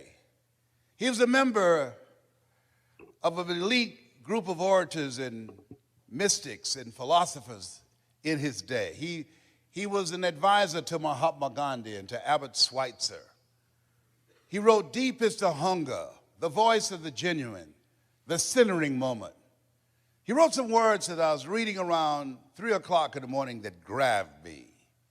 He said, the ideal situation for a man or woman to die is to have family members praying with them as they cross over. He said, but imagine being on your deathbed and standing around your bed, the ghost of the dreams, the ideas, the abilities, the talents given to you by life, but you, for whatever reason, you never pursued those dreams. You never used those talents. You never used those gifts. You never used those abilities. And there they are standing around your bed looking at you with large angry eyes saying, we came to you, and only you could have given us life. And now we must die with you forever. And the question is, if you died today, what dreams, what ideas, what books, what leadership, what voice, what story will die with you? Miles Monroe, great speaker out of the Bahamas, said the wealthiest place on the planet, it's not in the Far East where there's oil in the ground. It's not in South Africa where there are diamond mines. He said the wealthiest place on the planet is this. There you'll find potential never realized. There you'll find books never written. There you'll find abilities and skills and talents and gifts that the world never had an exposure to. Maybe that's why Henry David Thoreau asked in a moment of anguish, what if you live your whole life only to discover that it was wrong? That it was wrong.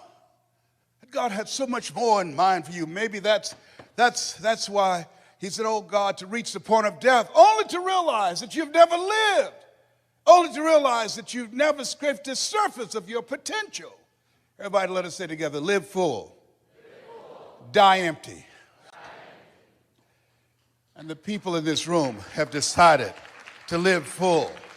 The people in this room have decided to die empty. The people in this room have decided to live life on their terms and not to be a volunteer victim. When you say yes to this industry, you're saying yes for a bigger life. You're saying yes, I'm tired of playing small. You're saying yes, I'm ready to be empowered to snatch victory from the jaws of defeat. You're saying yes to providing for yourself and your family. There's something that's in you that says, I'm not mentally fit to work for somebody for the rest of my life. You're saying yes to your life, yes to your dreams, yes to your unfolding future. Give yourselves a round of applause.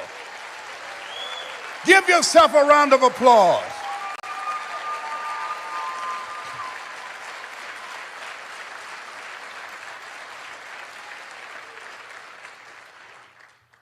I didn't do this for years.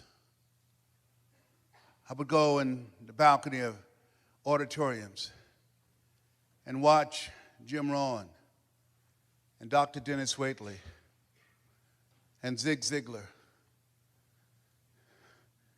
And my heart would beat so fast because I love helping people. How many of you love helping people? Raise your hands. I love helping people. And my heart said, I can do that. But then when I would leave there, and as I was walking to the car, my mental conditioning began to speak. And it would say, Les Brown, you can't do that. You don't have a college education. Les Brown, you can't do that. What makes you think that you have something to say that somebody would listen to you? Les Brown, you can't do that. What makes you think that you can speak for AT&T, Procter & Gamble, McDonald's Corporation, IBM? You've never worked for a major corporation. Les Brown, you can't do that. You were adopted. You don't even know who your parents are. How many of you ever thought about something you wanted to do? You felt it in your heart, and then your mind talked you out of it. Raise your hands, please. I convinced myself that I couldn't do it. I learned something from that experience. Whenever there's an argument between your heart and your mind, follow your heart. There are things that the heart can understand and feel that the mind cannot relate to. Maybe that's why my favorite book says, lean not unto thine own understanding, and all thy ways acknowledge him, and he shall direct thy path.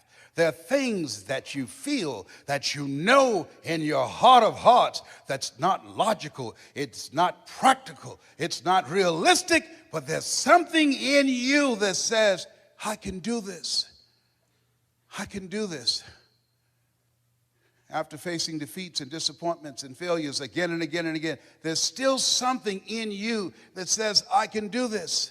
Operating out of a thinking when life knocks you down, try and land on your back, because when you can look up, you can get up. I can do this. I can do this. When you present and people say, oh yes, I'd like to be a part of that. Yes, they have the personality and they need it and they don't show up. You end up being a babysitter.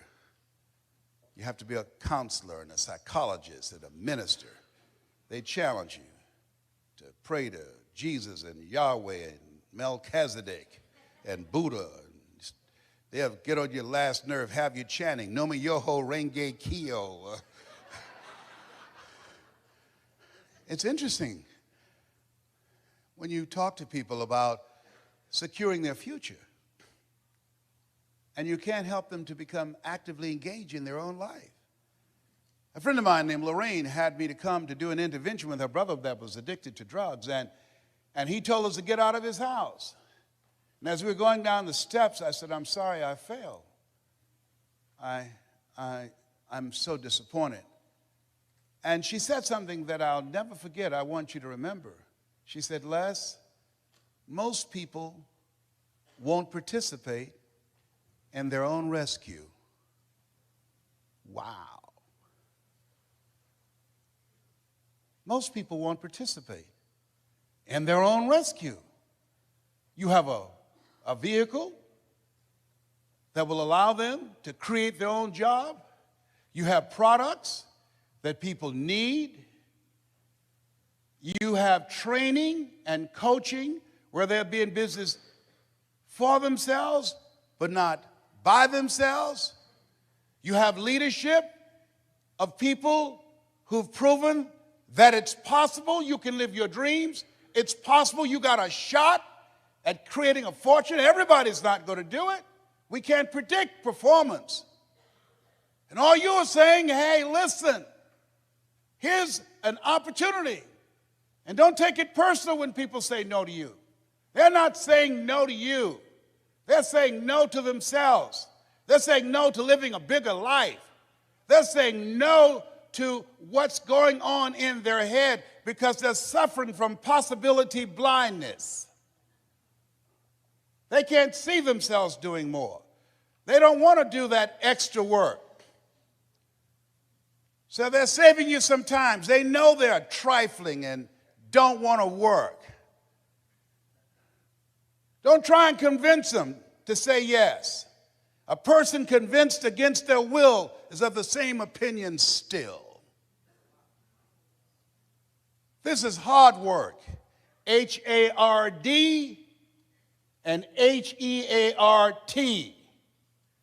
Hard work and heart work. You got to gut this out.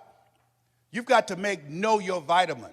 You've got to fail your way to success. You've got to be unstoppable. You have to operate like Willie Jolly, who said a setback is a setup for a comeback. You've got to be relentless when you're building a business. You've got to be able to have courage after you face rejection and again and again and again. After somebody tell you they're going to show up and then they don't come, they don't return your calls. It takes courage. You go out and start talking to people.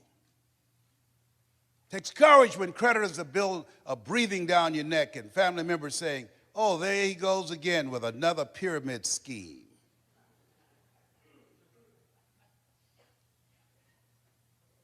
Am I making sense to you? What I'm doing. I didn't do this for 14 years because I didn't have the courage. I was afraid of being rejected because I don't have a college education. I had a tremendous inferiority complex. And something else. In order to make this business successful, to go from a 9 to 5 to 5 until you faint, it's a different mindset. It requires a radical change. How many of you know that it's hard building a thriving residual income on a monthly basis? Raise your hands, please.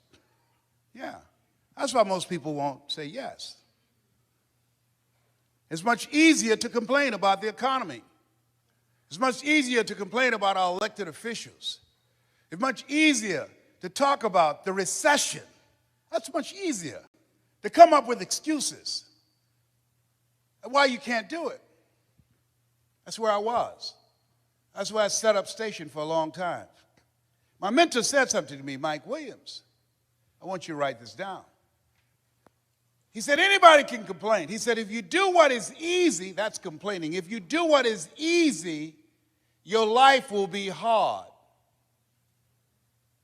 But if you do what is hard, your life will be easy. Come on now. That's strong medicine.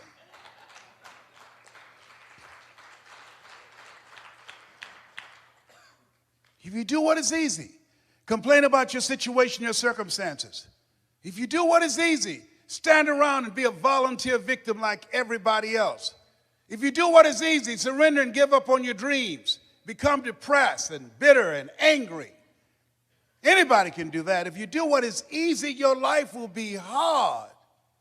But if you do what is hard, keep coming back again and again and again. If you do what is hard, approaching strangers, talking to people in shopping malls, get up dressed every day, going out prospecting, knowing some way, somehow, with a spirit of expectation, somebody's out here looking for an opportunity. You can go outside right now and see some pigeons, but you're out hunting for eagles, and they're not common. And if you do that over and over and over again, somebody's going to show up. Somebody's going to say, I'm the one.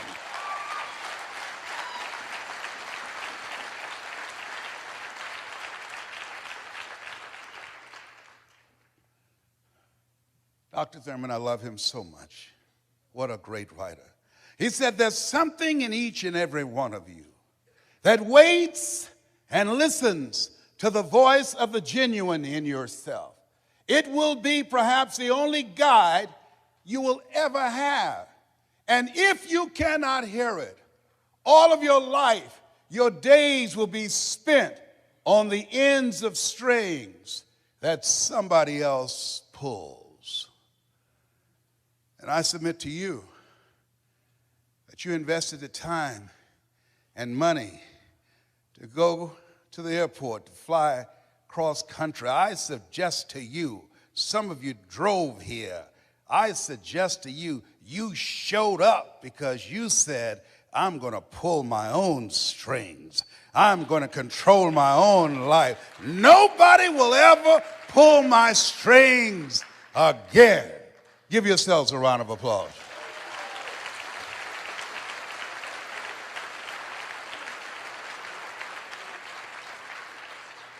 I want you to write this down, Choosing Your Future.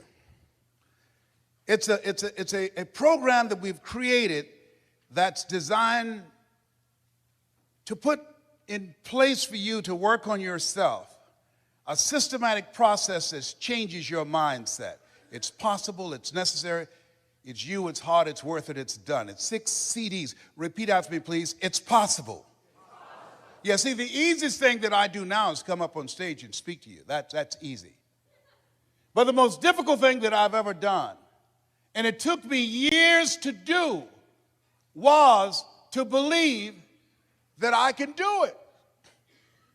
To believe that I could stand up and not be afraid and speak from my heart and think and be able to present, to believe that that was possible for me. For 14 years, I didn't do it. Mike Williams said, Les, you can do more than what you're now doing. But I didn't believe it. I just couldn't see myself doing it. I'm saying to you, there's some things that you can accomplish that you can't see right now. My favorite book says, eye has not seen, ear has not heard, nor has entered the heart of mankind what God has in store for you when you're willing to say yes, when you're willing to move forward, when you're willing to come back again and again and again in pursuit of your dream. Life will respond to you. You'll discover some things about yourself. Mindset transformation is very important. Be ye not conformed to this world. Be ye transformed by the renewing of your mind. You don't want to think like everybody else. You want uncommon thinking. Here's the other thing. Expand your skill set. This is the age of what the late Peter Drucker calls the era of the 3 C's. Accelerated change, overwhelming complexity, and tremendous competition. So you have to expand your skill set to stay ahead of technology and cheap labor abroad. When I was a kid, you got on an elevator, I was an elevator boy. What floor, please? We operated elevators manually. So then we're going through creative destruction. Somebody created an elevator that didn't require a person being there employed to close the door and take the people to the designated floor. When I was a kid, girls would say, what do you want to do when you become an adult? I want to be an operator, a long-distance operator. Years ago, when you made a long-distance call, you had to call a long-distance operator. Then somebody created technology that you can dial direct. Am I making this up? Anybody remember use that call a long-distance operator? It's called creative destruction. Somebody created technology that we don't have to do that anymore. So today, what multi-level marketing does allow you to secure your future, to stay ahead of technology and cheap labor abroad. You can hire a PhD or an MBA in the Philippines or India for $2.60 an hour. So what you're doing is you're staying ahead of the game because we're going through continuously creative destruction. I think about Mr. Washington. Young man, yes, sir. What do you want to do with your life? I want to buy my mother a home, sir. I want to take care of my mother. You do? Yes, sir. I want to make my mother proud. How can you say you want to make your mother proud and you were in the dean's office the other day for fighting? Sir, they call me DT, the dumb twin. So you're going to fight them? Yes, sir. Why, Brown? Why? Anger is the wind that blows out the lamp of the mind. How do I get even, sir? Tell me. They pick on me all the time because it takes me longer to learn things than others. I'm not like my sister at the University of Miami. I'm not like my brother. They always compare me to him. Mr. Brown, you want to get even? Yes, sir. He said, you have a good memory, young man. Yes, I do. Yes, I do, sir. Remember these words by Frank Sinatra. The best revenge is massive success.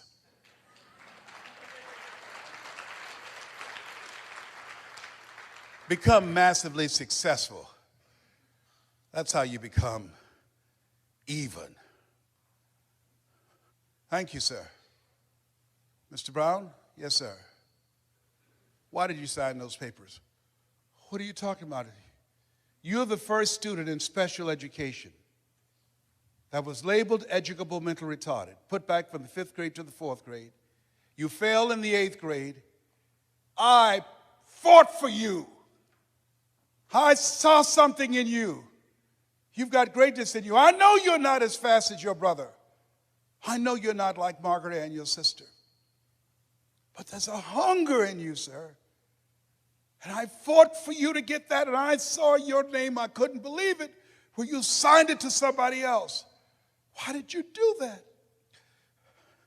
Several teachers met with me and said that you wouldn't be with me at Florida A&M University to help me. Mr. Washington, they said if I didn't make the honor roll at Booker T. Washington High School, I would not make it at Florida A&M. You've been like a father to me. I never would want to bring embarrassment to your name. Mr. Brown, I know it's harder for you.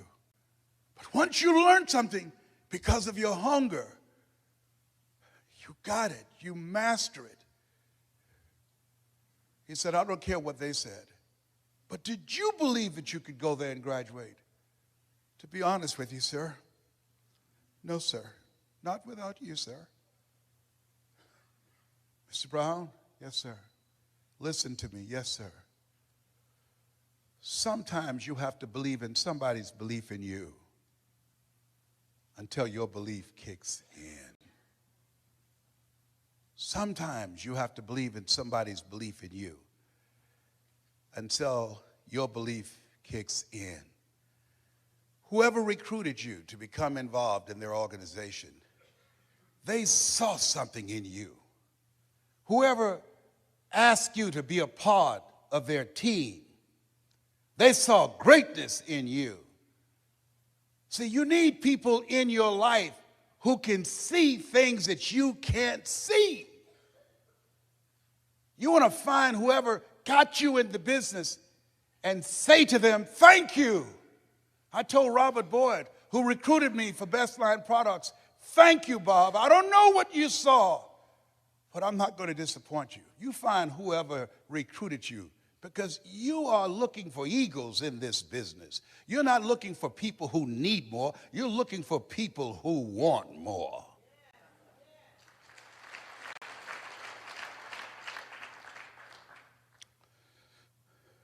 Let us say together, it's possible.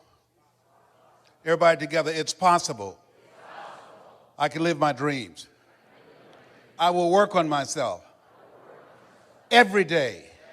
I will retrain my thinking every day. I will listen to audio programs. I would read 10 to 15 pages of something positive every day. I will turn off my television and turn on my life.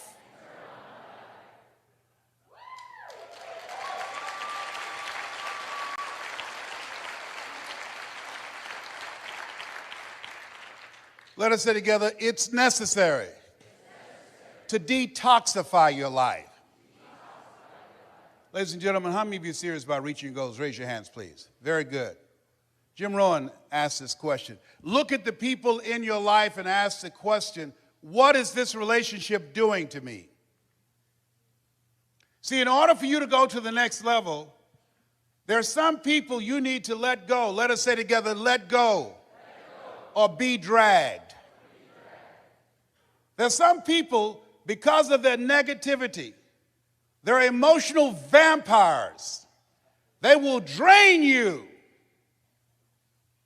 You want to be around people that you can learn from, that you can grow from.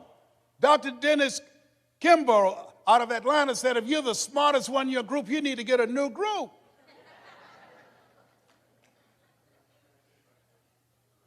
Les, can I change them? No. It's a full-time job changing yourself.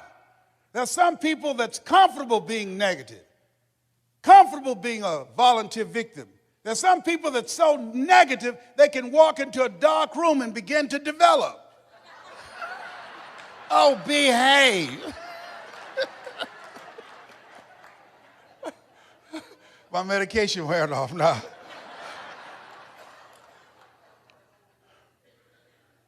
When you're talking about earning more money, you got to be serious. One sickness can wipe out a fortune.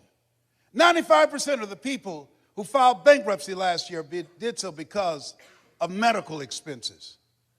People say money won't make you happy, but everybody want to find out for themselves. A friend of mine, Rita Davenport, said money ain't important, but it's right up there with oxygen. And let me tell you something, fellas, even if you're as homeless as I am, you got some money, women will find something cute on you. Oh, he's got earlobes like Tom Cruise. He's got a walk like Denzel Washington. I used to be so broke, I'd walk past a bank and trip the alarm. Creditors would call the house and my children would answer the phone and say, my daddy say he ain't home. And sometimes they would catch me on the phone. May I speak to Les Brown, please? Sorry, but he's not here. You sound like Les Brown. Don't you go there, big boy. Oh, my God. Red Fox said money can't buy you happiness, but it can make a big down payment. Oh. This thing called life. Here's something else. Write this down. You're going to fail your way to success. There are people who look promising. They're going to disappoint you, hurt your feelings. There are people who should be there to encourage you, to motivate you. They're going to be the #1 members of the discouragement club. Before things get better for you, they're going to get real bad. When you have a dream, think it not strange that you'll face the fiery furnaces of this world. You will, not you might, you will have tribulations. How many of you know that's true? Raise your hands, please. Things are going to happen to you. And don't complain. Don't go around telling everybody. 80% don't care. 20% glad it's you. Suck it up and keep on prospecting. And make it happen. Life is happening to everybody. Everybody, let us say together, leap and grow your wings on the way down. See, in order to control your destiny, you've got to be a risk taker. You got to be willing to risk people talking about you. You got to be willing to risk someone saying no. You got to be willing to fail again and again and again. You're different. You're an entrepreneur. You're strange. You're not like everybody else. We live in a world where we're told more about our limitations rather than our potential, and so most people just can't see themselves doing better. But you're different. You see some things they can't see. And I encourage you, every one of you in this room right now, you're here for a reason. How many of you know people who should be here? Raise your hands, please. Yes. But you know what? They're in their rightful place. Their rightful place is where their thoughts have brought them. Their true place is where their thoughts can take them. Everybody is in their rightful place. Here's something else. Seek out positive information. I want you to write this down. My Facebook page is brown.less. Every day we post a positive message there.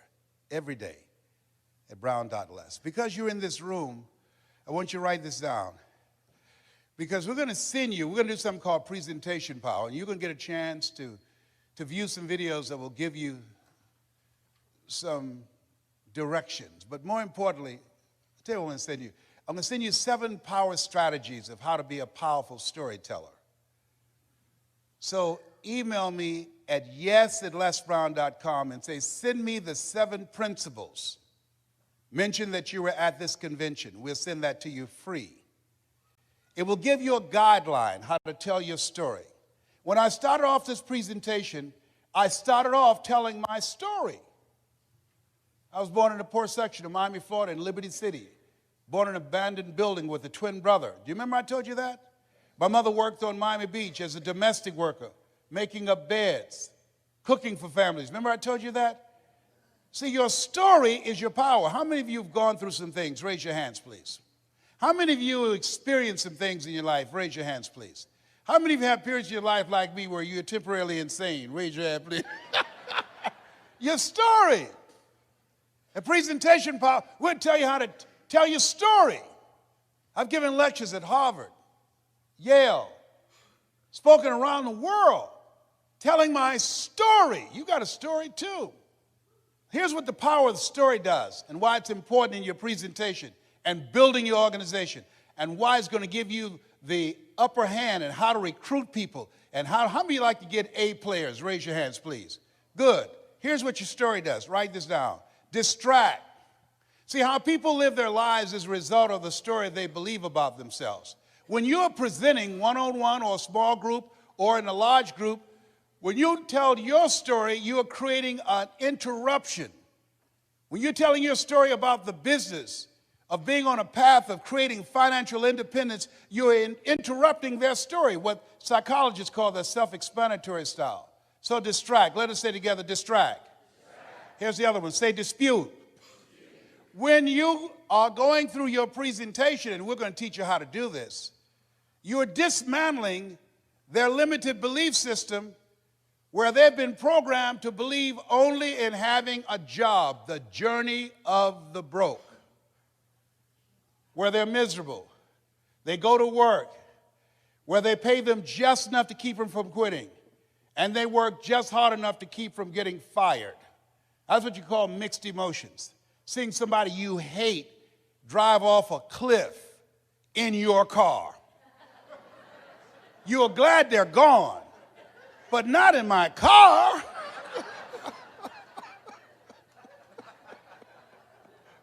Can you feel me up in here? Can you feel me? People go to jobs that they hate, 87% of Americans, and guess what? And they pray they don't get fired. That's no way to live. That's why you're here. You just said, you know what? No, I ain't going out like this. You know, I'm telling you. And people think you're crazy, and you are. You got to be crazy today. You got to be out of your mind. My favorite book said, let that mind be in you. You got to have another mind in you that says, I got this. This is my life. I own this. I'm going to call the shots here. Nobody's going to tell me how much I'm worth, what time I can take a lunch break. I'm not going to anybody and ask for permission to take my family on vacation. No, I got this. I've got a vehicle that can take me to another place. That's why you said yes. Give yourselves a round of applause.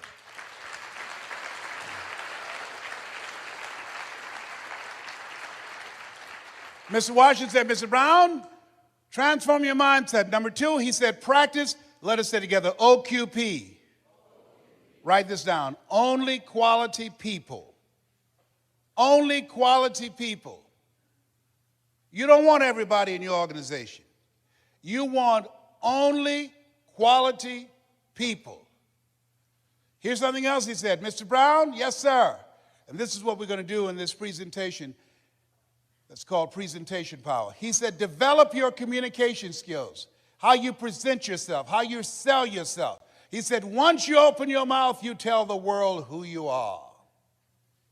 And then he said something else. Let us say together with conviction. I want everybody to join me on this. Let us say together, you got to be hungry. Say it again, you got to be hungry. He said, what do you want to do with your life, young man? I said, sir, I want to buy my mother a home. He said, you got to be hungry. I said, what do you mean by that? He said, people that are hungry are willing to do the things today others won't do in order to have the things tomorrow others won't have. He said, people that are hungry are relentless. People that are hungry are unstoppable. People that are hungry refuse to give up. People that are hungry, no excuse is acceptable for not making their dream become a reality. I said, I'm hungry, sir. I'm hungry to take care of my mother. I'm hungry to make her proud. I told my mother that she'll never have to pay another bill once I turn 18, and she hasn't, Mr. Washington. I'm hungry, sir, for another life. I'm not going to die here in Liberty City. I want to travel, sir. I want to see the world. He said, you can do that, sir. He said, practice OQP, only quality people. If you run around with 9 broke people, he said, I guarantee you, you'll become number 10. He said, work on your mindset. Listen to these audio programs I'm giving you every day. Glenn Turner, Dare to Be Great, every day. Dr. Norman Vincent Peale, Jim Rohn, every day. Zig Ziglar, program your mind, Mr. Brown. He said, how do you plan to buy your mother a home? I said, sir, I want to become a disc jockey. He said, is that right? I said, yes, sir. He said, good. He said, work on your mind. Here are my car keys. What do you want me to do with this? At lunchtime, go in my car, turn on the radio, and listen to Paul Harvey. Why? He's the world's greatest communicator. You want to be successful? Yes, sir. He says, listen and study people that are great communicators. That's the key to controlling your future. I said, but that's at lunchtime. In order to be successful, you got to be hungry. You got to be willing to do the things today others won't do. Are you willing to do that to be successful, to buy your mother a home? Yes, sir. Yes, sir. And that's what you have done. You've got some goals that you want to achieve. There's some things that you want to do. And you've said to yourself, I'm willing to face the no's. You said to yourself, I'm willing for people to laugh at me. You said to yourself, I'm willing to gut this out. You said to yourself, I'm willing to make this happen. You said to yourself, I'm going to do whatever it takes to build this business. I can do it. If anybody's ever done it at any point in time in history, then what's possible for one, it's possible for me, and I'm going to do it. That's what you said to yourself.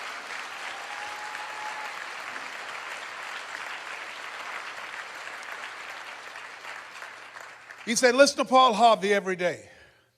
So you want to be a disc jockey? Yes, sir. He said, I want you to create your format. What will your personality be? What style are you going to have? I said, wait a minute, sir. I want to be a disc jockey, but I don't have a job yet. And then he said something. He said, it's better to be prepared for an opportunity and not have one than to have an opportunity and not be prepared. He said, you got to expect to become successful. Let us say together, I expect to win. I expect to increase my recruitment. I expect to be a great presenter. I expect to become a millionaire. It's my time. It's possible. It's necessary. It's me. It's hard. It's worth it. Nietzsche said, if you know the why for living, you can endure almost anyhow. Your homework assignment is write down 5 reasons that will make it worth it for you. So when the tough times come, and they're going to come, when you feel like you can't see the light at the end of the tunnel, and that's a part of the process, your reasons will be your rod and staff to comfort you, to take you through the storms of life. He told me, you want to be a disc jockey, practice on your communication skills. Visualize yourself talking to thousands of people, Mr. Brown. See yourself on stage presenting. Be willing to invest in yourself. Warren Buffett was being interviewed by a financial analyst on CNN. He said, what's the most important investment a person can make today? Warren Buffett, a billionaire, has billions of dollars in the stock market, billions of dollars in real estate. He looked at the reporter and said, the most important investment you can make is in yourself. The reason you are here, the reason you invested your money, your time and energy in transportation and the room and all the costs in a so-called tough economy, because you have the mindset of a billionaire. You know, investing in yourself, you are your most treasured asset. Give yourselves a round of applause. Come on, bring your energy level up.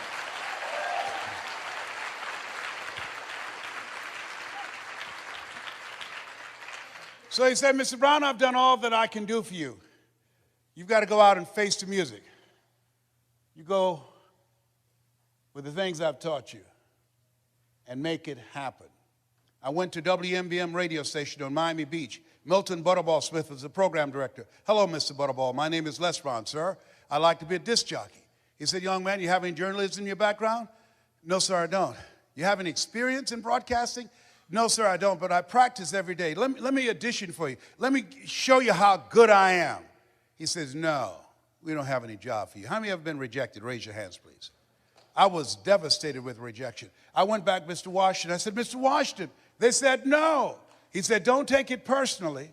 Most people are so negative, they have to say no 7 times before they say yes. He said, you got to be hungry. Go back again. I said, yes, sir. I went back again. Hello, Mr. Butterball. How are you, sir? My name is Les Brown, sir. I'd like to be a disc jockey. He said, I know what your name is. Weren't you here yesterday? Yes, sir. Didn't I tell you no yesterday? Yes, sir. He said, then why are you back today? I said, well, sir, I didn't know whether or not somebody was laid off or somebody was fired, sir. No one was laid off or fired. Now get on out of here. I came back the next day, talking loud, looking happy, like I was singing for the first time. I said, hello, Mr. Butterball. How are you? My name is Les Brown, sir. I'd like to be a disc jockey. He said, I know what your name is. Weren't you here the last 2 days? I said, yes, sir. Didn't I tell you no the last 2 days? I said, yes, sir. He said, then why are you back today? I said, sir, I didn't know whether or not someone got sick or someone died, sir. He said, no one got sick or died. No one was laid off or fired. Now don't you come back here again. I came back the next day, talking loud, looking happy, like I was singing for the first time. I said, hello, Mr. Butterball. With rage. He said, go get me some coffee. I said, yes, sir.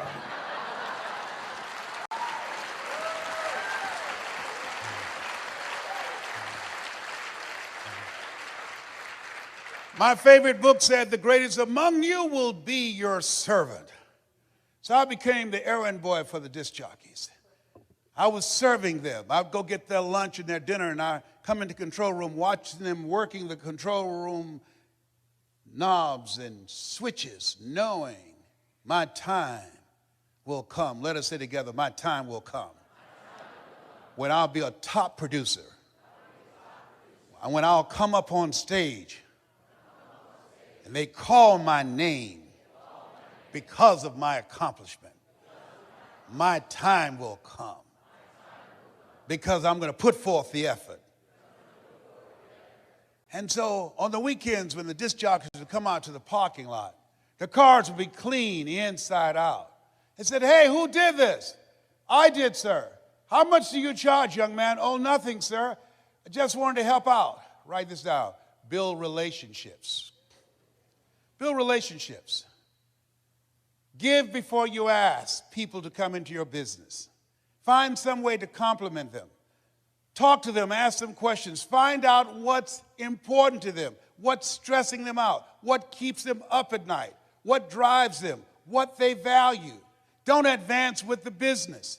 People do business with people they know, like, and trust.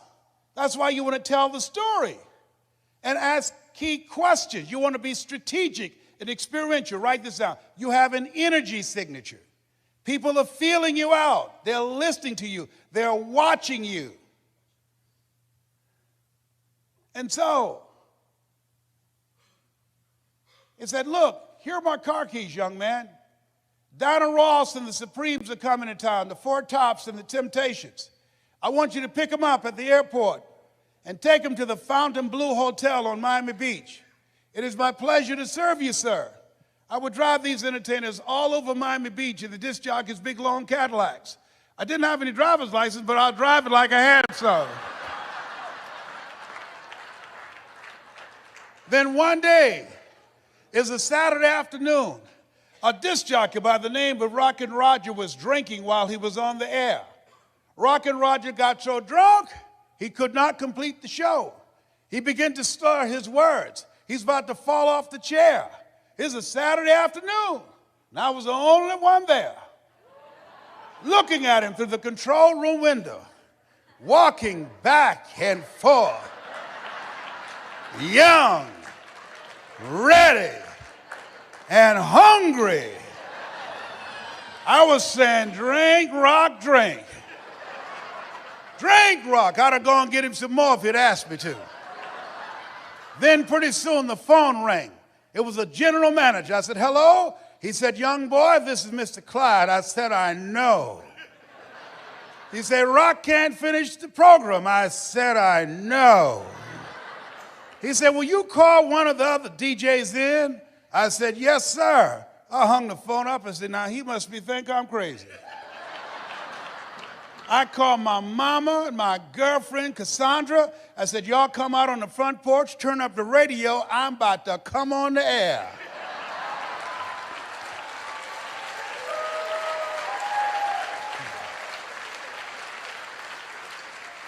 I waited for about 20 minutes and I called him back. I said, Mr. Klein, I can't find nobody. He said, young boy, you know how to work the controls? I said, yes, sir. He said, go in there and segue the records, but don't you say nothing here. I said, yes, sir. I couldn't wait to get old Rock out of the way.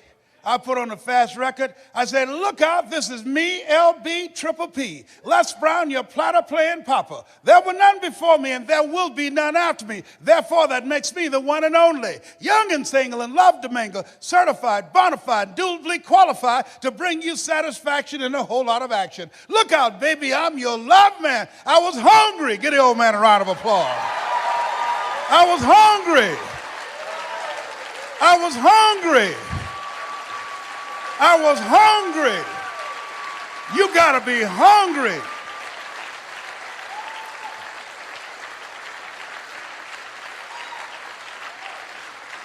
Shake someone's hand on your right and left and say, you gotta be hungry. Do that right now. Shake somebody else's hand. Say, you gotta be hungry.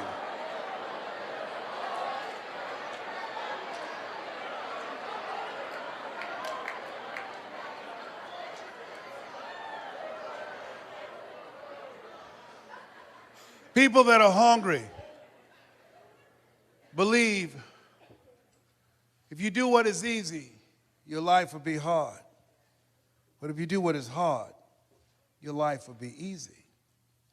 People that are hungry believe what Zig said when he said, if you give enough people what they want, they will give you what you want.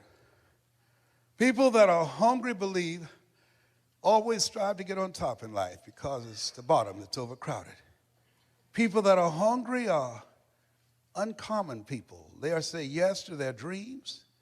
They say yes to an opportunity where they can develop their entrepreneurial skills, where they can develop their mind and their leadership skills, where they can become versatile and flexible and create and build a business they can be proud of. People that are hungry, have a vision of themselves when they leave here, leaving a legacy and not liabilities. People that are hungry understand that most people die at age 25 and don't get buried till they're 65 because they're not willing to take a chance on themselves. People that are hungry are a rare breed. They're risk takers. I don't know what you want to do. Seemed like yesterday when I was the new kid on the block. Now at 68, I'm the old timer. I used to think people in their 40s were old. Now that I'm 68, I feel like I served at the Lord's Supper. And I know I look young for 68 because I used mascara to cover my gray hair. I was over there asking Marie. I said, Marita, can you have any of this mascara? She said, oh, you look just fine. My kids say, Daddy, you look distinguished with your gray hair. I said, 68, I'm not trying to look distinguished. I'm trying to look young. I got to tell you this story. Don't tell anybody, please. I gave this speech at the Georgia Dome. And after I finished, it's called It's Not Over Till I Win. And after I finished, somebody came back and said, Mr. Brown, I know you're tired, and our speaker canceled. Do you have enough energy to do another program? I said, no, I'm tired. He said, we can pay your full fee of $25,000. I said, the Lord is able.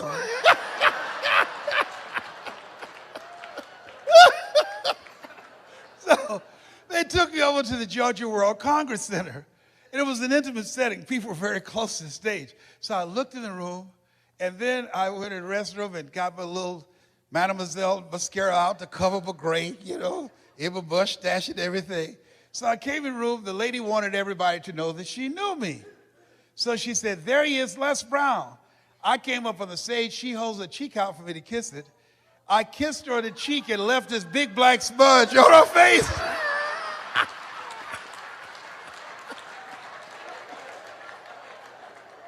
I said, oh my God.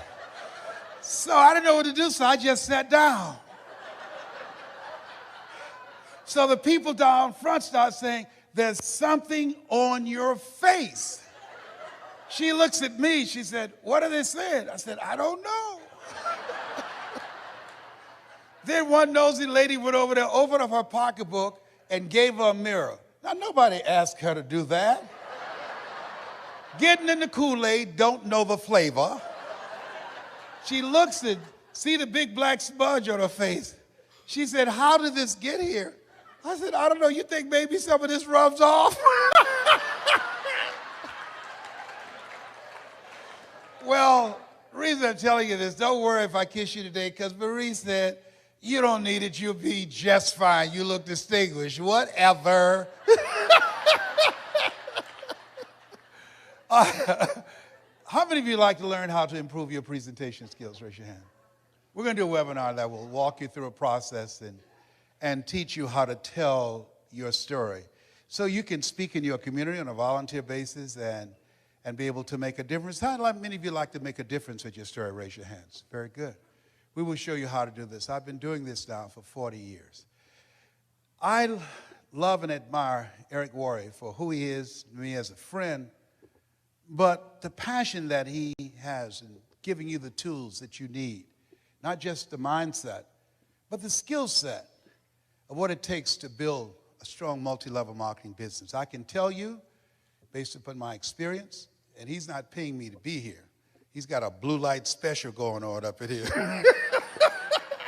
This is my friend that I love him. There are a few people who can call me, and I'll get on a flight and only had 4 hours of sleep to come in to speak. I was very subdued and conservative today, but I love and admire him.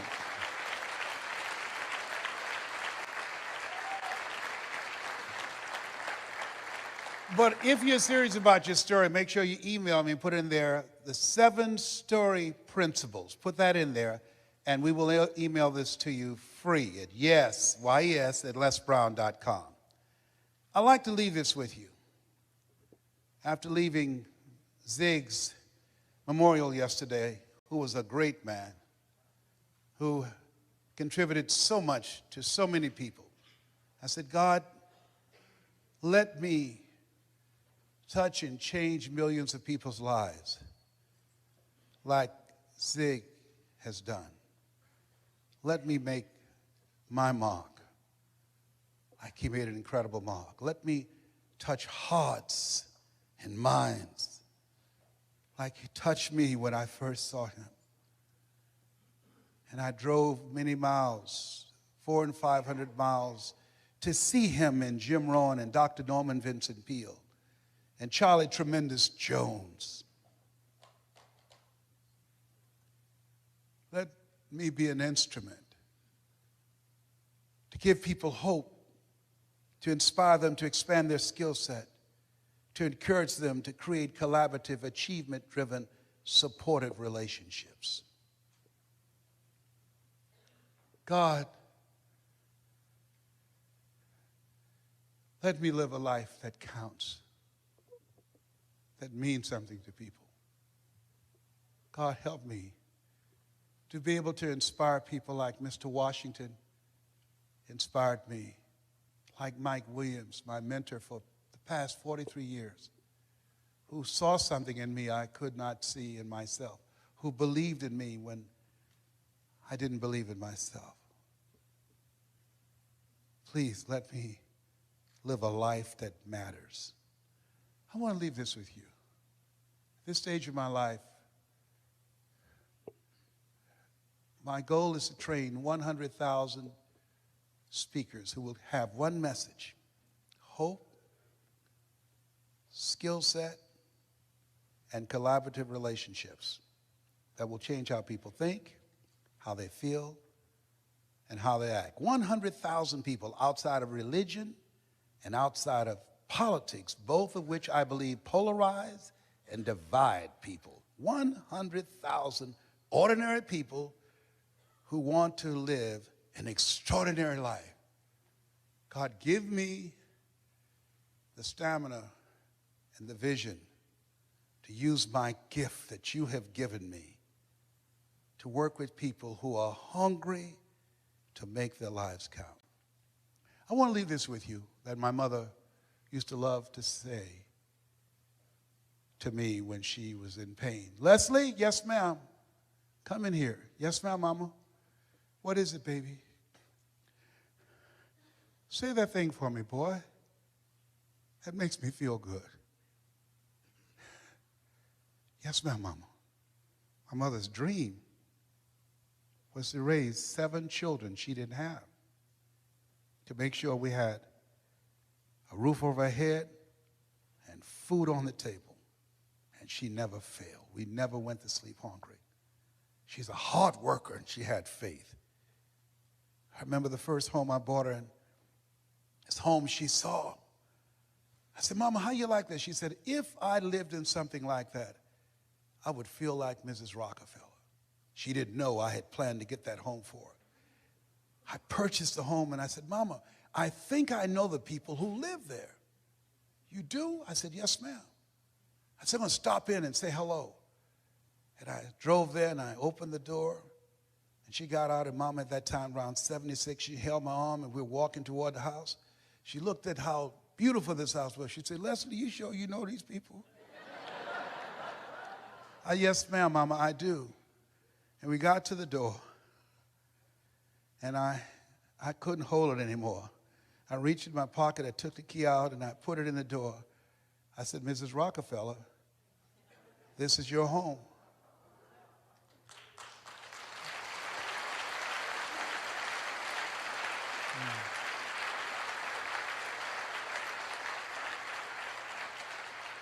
She said, Leslie, what are you talking about? I said, Mama, I bought this for you. I pushed the door open. She stuck her head in the door. She said, anybody home? I said, no, Mama. Nobody's here. This is yours. It's fully furnished. Multi-level marketing made that happen. this is going to happen for you. It's already happened for some of you.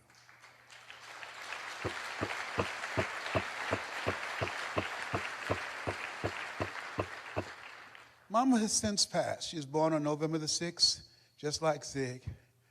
I remember her walking around the house looking and said, "Thank you, Jesus.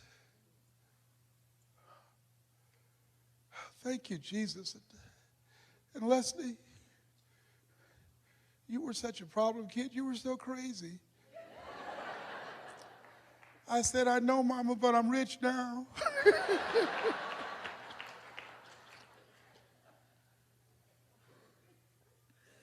I dedicate this to the dream in you. Say that thing for me, boy. Yes, ma'am. If you want a thing bad enough to go out and fight for it, to work day and night for it, to give up your time, your peace, and your sleep for it. If all that you dream and scheme is about it, and life seems useless and worthless without it, and if you gladly sweat for it and fret for it and plan for it and lose all your terror of the opposition for it, and if you simply go after that thing that you want with all of your capacity, strength and sagacity, faith, hope, and confidence, and stern pertinacity, if neither cold poverty, famish, or gulf, sickness or pain of body and brain can keep you away from the thing that you want, if dogged and grim you besiege and beset it, with the help of God, you'll get it. This has been Mrs. Mamie Brown's Baby Boy. God bless you. God bless your dream. God bless America. Thank you so very much. Yes. It's a pleasure to be here to share a few thoughts with you. And I want to just share this up front. Number one, everything that I'm going to say, you already know it.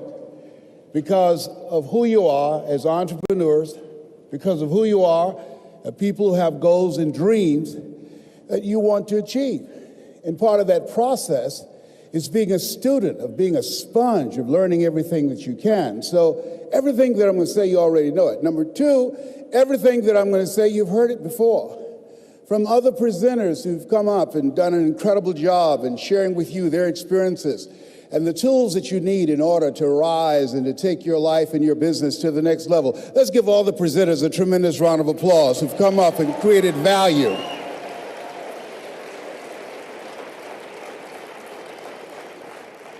And so I'm going to share some thoughts and ideas with you. And I just want to make it clear that as I share these ideas, just be open to the possibilities. And I must let you also know that God has a sense of humor. I'm 70 years old and I have hot flashes. Seriously, I'm going through a decancering program and I have hot flashes. I travel with a fan and a blanket. I call them power surges. So at any time you see me perspiring a lot, I'm a Mickey Mouse fan, have a Mickey Mouse watch, and this is my little pat myself down, when I start perspiring. You got to have a sense of humor. Let us say together, have some fun. Yes. Now, the other thing is that I want you to think about three major goals that you'd like to achieve. Something that's important to you. I'm thankful to this industry. I'm thankful to Eric and Marina for the work they've put together, because were it not for this industry, I would not be who I am before, who I was. I would not be the person that I am now. Because of this industry, people like Glenn Turner, most of you never heard this name, Dare to Be Great, Holiday Magic, Best Line Products, Bill Bailey.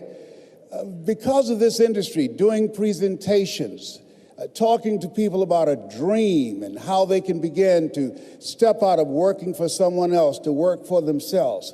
I had no idea that my life would be where it is right now. I don't know you, but here's what I know about you, based upon my own experience, that you have something special. You have greatness within you. Here's what I know about you. There's certain kinds of people who say yes when they're presented with this opportunity, because this is not for everyone. This is not for the faint at heart. This is for people who have goals and dreams that they want to achieve. When I joined, when I became involved in this industry, that's where I was. I was born in the poor section of Miami, Florida called Liberty City, with a twin brother in an abandoned building on a floor. When we were 6 weeks of age, we were adopted by Mrs. Mamie Brown. I feel like Abraham Lincoln, who said, all that I am and all that I ever hope to be, I owe to my mother. And my mother, she worked on Miami Beach. She cleaned homes, and she kept children, and she cooked for families. We ate the food left over from the families that she cooked for. These people were very kind and generous. They said, Mamie, whatever food is left over after we eat, you can pack it up and take it home to those children that you have adopted. And she kept their children, and we wore the hand-me-down clothes of the children that she kept. And as a kid, I remember walking around these big, beautiful mansions and said, Mama, what is it, Leslie? When I become a man, I'm going to buy you a big, beautiful home, just like this. How many ever have someone in your life that you want to do something special for? Raise your hands, please. Very good. I'm going to share with you how you can make that happen. And I want you to think about goals in your personal life, and I want you to think about your financial goal. What is it? I want you to think about that financial freedom number. How much money do you want to earn that as a result of your earning that, it alleviates a lot of stress. As a result of earning that, it allows you to become debt-free. As a result of earning that, you'll be able to contribute to causes that you believe in and be able to take care of family members and be able to have more time for yourself and your family. I want you to think about your financial freedom number. You know, people say money won't make you happy, but everybody want to find out for themselves. Friend of mine, Rita Davenport, said money ain't important, but it's right up there with oxygen. And let me tell you something, fellas, even if you're as homeless as I am, you got some money, women will find something cute on you. Oh, my boyfriend got eyelashes like Denzel Washington, honey. You know, he's got earlobes like Tom Cruise. I used to be so broke, I'd walk past the bank and trip the alarm. Creditors would call the house and my children would answer the phone and say, my daddy say he ain't home. Oh my God. Being broke is a trip. So I want you to think about your financial freedom number. Everybody right now, as you think about it, hold up your right index finger. Good. You don't do anything else, do this. Now put it in your ear, put it in your ear. And just listen to me. I just want you to listen to me. You have something special. You have greatness within you. You have the ability to do more than anything you can ever begin to imagine. There's an entrepreneur in you. You have million-dollar ideas, billion-dollar ideas in you. There are people waiting to hear your voice. You have a vision of yourself doing more, achieving more, taking care of your family, making your mark, leaving a legacy. You will never be stressed or challenged financially. You were born to be rich. You know that it's in your DNA. You were born to be successful. Take your finger out. And the reason I wanted you to do that, I didn't want to go in one ear and out the other. You know?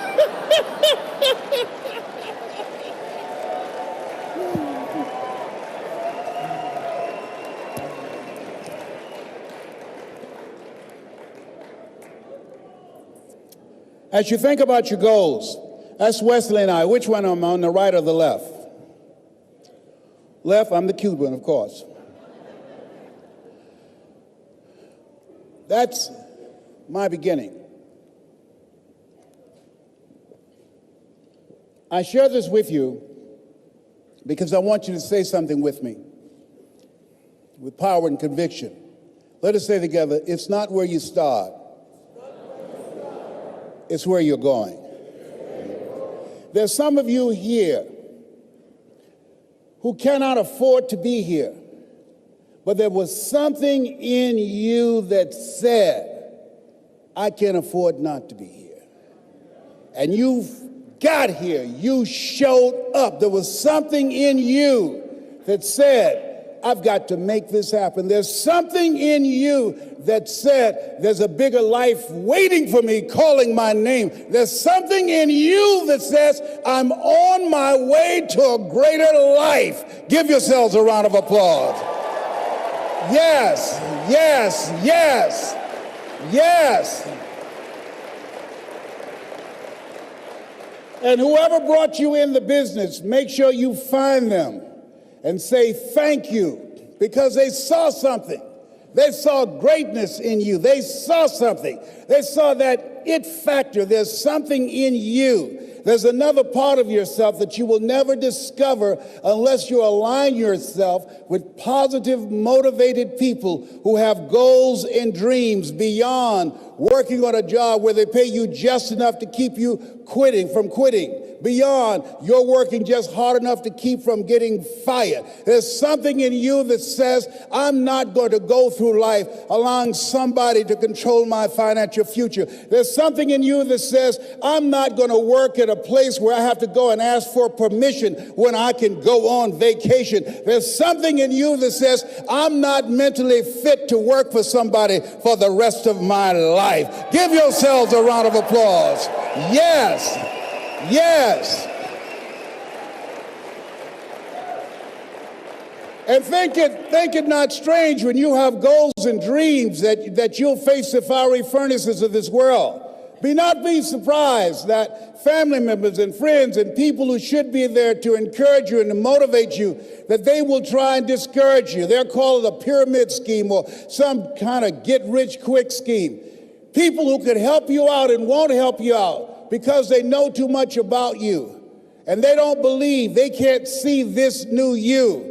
Don't allow those negative naysayers, the people who are suffering from possibility blindness, to stop you. Had I listened to them, I would not be standing here. Had I listened to them, I would not be traveling around the world, living my dreams and not my fears. There's something in you that says yes to your life, yes to a greater future. Give yourselves a round of applause. Yes, yes, yes.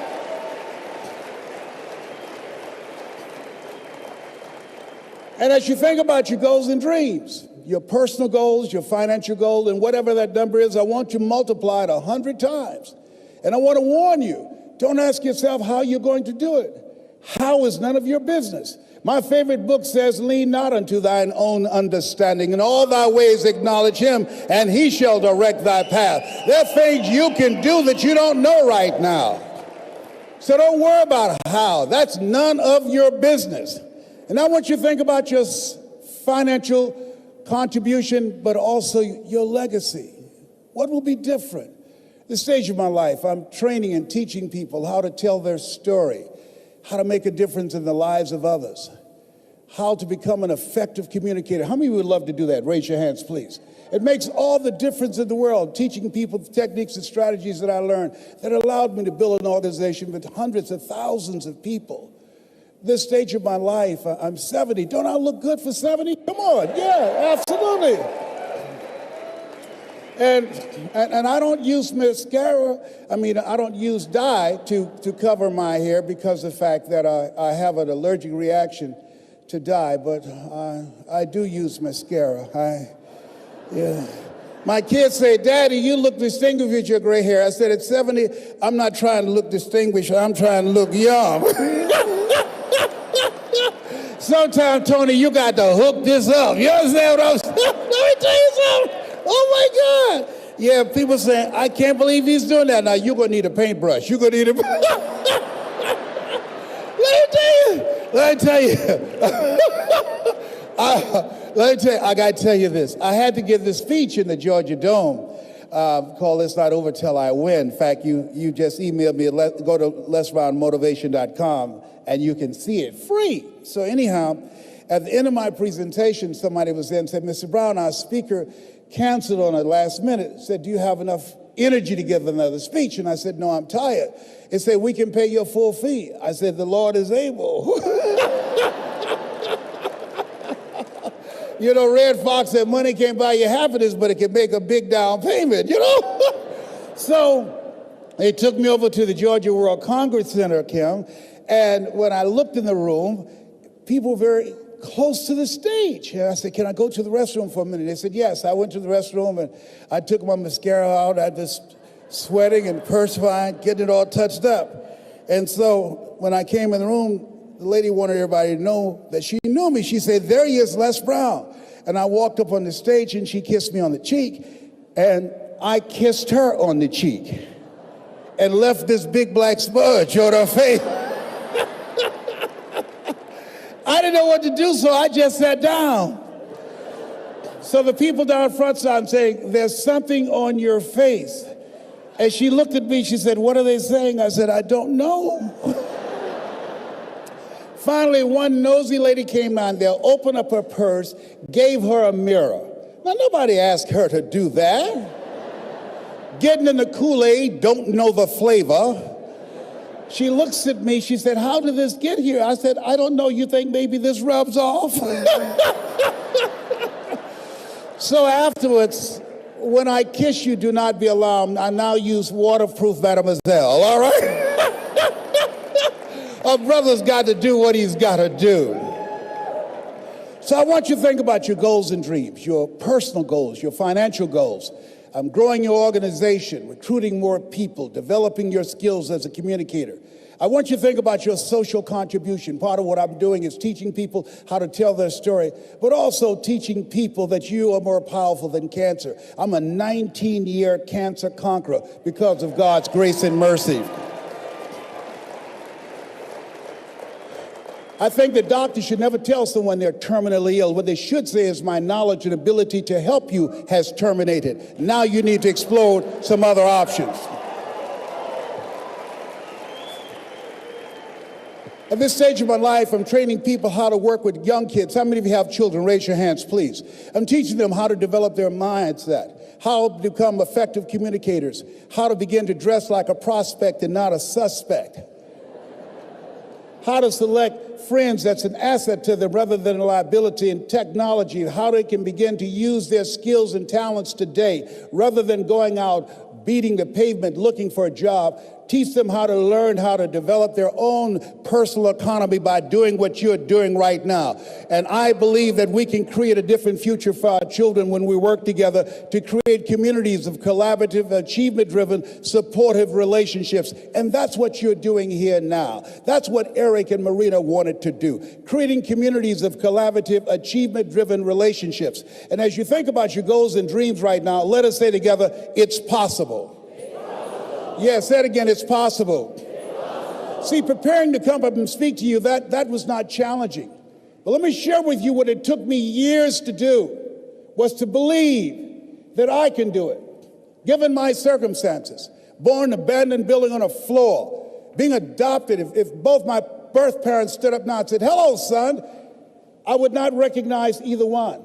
Being labeled educable, mentally retarded when I was in the 5th grade, and put back from the 5th grade into the 4th grade, and fail again when I was in the 8th grade.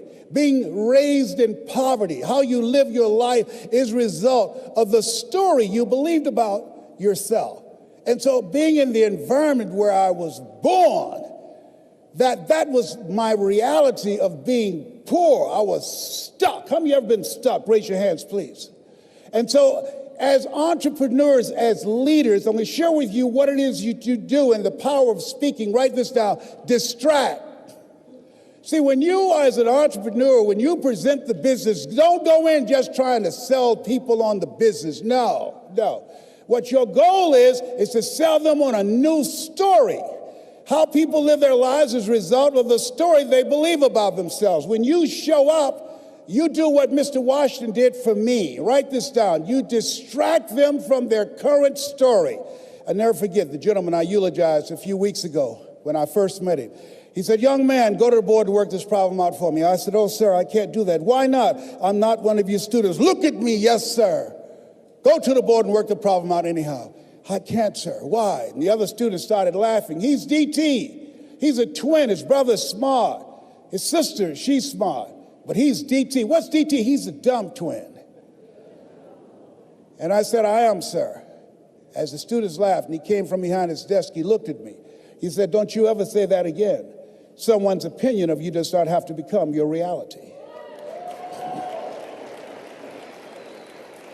And so that was a turning point in my life. On one hand, I was humiliated, but on the other hand, I was liberated. Because he looked at me with the eyes of Goethe, who said, look at a man the way that he is, he only becomes worse. But look at him as if he were what he could be, then he becomes what he should be. And so when you approach someone about this business, what you're doing is you are interrupting their current story.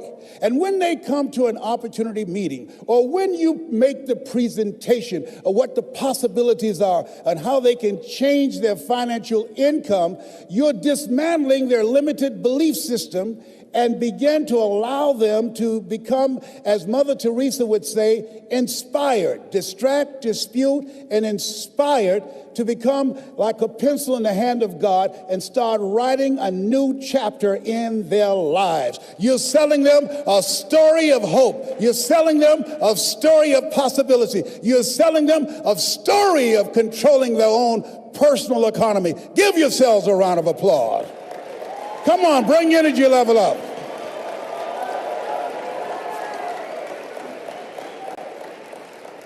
And that's what we do as entrepreneurs. That's what you do when you make a presentation. How important is that? That's major. That's major. More people died, according to the CDC, last year from, listen to this, suicide than from traffic accidents. People have lost hope. When you speak, you're giving people hope. When there's hope in the future, that gives you power in the present. When you speak with conviction, when you speak strategically and tell the story of why you said yes, tell the story on how you saw this opening up the door for a new life for yourself. Is it easy? Of course it's not easy. It's challenging. It requires patience. It requires persistence. It requires a willingness to do whatever is required to create a new life for yourself. Give yourselves a round of applause for giving people another shot, another chance. And see, I didn't do what I'm doing now for 14 years because I assumed I couldn't do it because I had never done it before. There are people who are going to tell you no. They're living off an assumption. They assume because they've never done it before, they can't do it. Or they assume because they've been involved in a business before and things didn't work out, and so this won't work out. I didn't do what I'm doing now because I assume because I don't have a college education. I assume because I had to compete with people with PhDs and MBAs. I assume because of my lack of education, I could not compete. How many of you ever decided not to do something based upon an assumption? Raise your hands, please. And so that's why it's important for us to be strategic and experiential and being able to tell the story to distract them from their current story, distract, dispute, break down the limited belief system, and inspire them to say yes to a new opportunity in their lives. And so as a result, I didn't do what I'm doing now because I had such a tremendous inferiority complex because of my lack of college education. I stopped myself. There's an African proverb that says there's no enemy within, the enemy outside can do us no harm. And so as you look at yourself, as you look at your goals, look at your dreams, it's very important that you take time every day and write this down to retrain your thinking. You got to retrain your thinking. Because how we live our lives is a result of the story that we bought into. I had to retrain my thinking because of what I saw. Studies indicating that the decisions we make in life is directly related to the things that we saw, the things that we experienced, the conversations we've been exposed to between age 0 and 5. And so as a result of that, my experience, I had to begin to engage in a process of retraining my mindset. And I didn't even know what I was doing. But this man, Mr. Swiderski, I'll never forget. Leslie, come in here. Yes, sir. Look at my shoes. You can shine them better than this? I do apologize, sir. I'll do a better job. And his wife said, please don't yell at him like that. That's not nice. He's just a kid. He's only 10 years old. He should do a better job than that. He can. I said, it's okay, Mrs. Swiderski. And he should have yelled at me. He was a very rude, arrogant guy, but he was a kind guy too. What I loved about him, every day he had a routine. It was his time in the morning he spent working on his mind. And I wanted to be in the office as he was shining his shoes, listening to Earl Nightingale. All of us are self-made, but only the successful will admit it. Listening to Dr. Dennis Waitley, people form habits and habits create futures. Listening to Zig Ziglar, if you give enough people what they want, they will give you what you want. Listening to Jim Rohn, when the end comes for you, let it find you conquering a new mountain, not sliding down an old one. Listening and reading the words of Winston Churchill, the truth is incontrovertible. Malice may attack it, ignorance may deride it, but at the end, there it is. Reading from my favorite book, Be Not Conformed to This World, Be Transformed by the Renewing of Your Mind. Listening to these words help to create a different vision for myself. Some of you are already doing it right now. I'm saying this is a time more than ever that you want to begin to inoculate yourself with positive words, coming to conventions, showing up on meetings, being on the calls, to make yourself unstoppable, to get out of your mind the polluting negative thoughts that's causing most people to go through life being stuck because they're volunteer victims. Somebody said that many people die at age 25 and don't get buried until they're 65 because they got so much garbage in their minds. You are here because you've got a clear vision of what you want and where you're going. Give yourselves a round of applause. Come on, bring your energy level up. Yes, yes. You want more. You want more. You're different. You're different than everybody else. Don't worry if they don't get it. Don't try and convince people to do this business. A person convinced against their will is of the same opinion still. You are not like everybody else. You can walk outside and find pigeons, but if you're looking for eagles, it's going to take you a minute. You are different. It's lonely at the top. How many of you know it's lonely at the top? Raise your hands. It's lonely at the top, but you eat better. That's what I'm talking about. You're different. One great entrepreneur said, I choose not to be a common man. It's my right to be uncommon if I can. I seek opportunity, not security. I do not wish to be a kept citizen, humbled and dulled by having the state look after me. I want to take the calculated risk, to dream and to build, to fail and to succeed. I refuse to live from hand to mouth. I prefer the challenges of life to the guaranteed existence, the thrill of fulfillment to the still calm of utopia. I will never cower before any master, nor bend to any threat. It's my heritage to stand erect, proud and unafraid, to face the world boldly and say, this I have done. You showed up because you're building a business that you can stand and say, I did this. I did this. This is my dream. Give yourselves a round of applause. Yes, yes, yes, yes.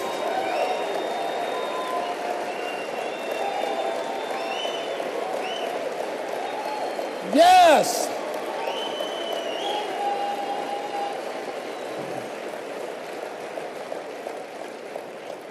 There's something in you that wouldn't allow you to stop.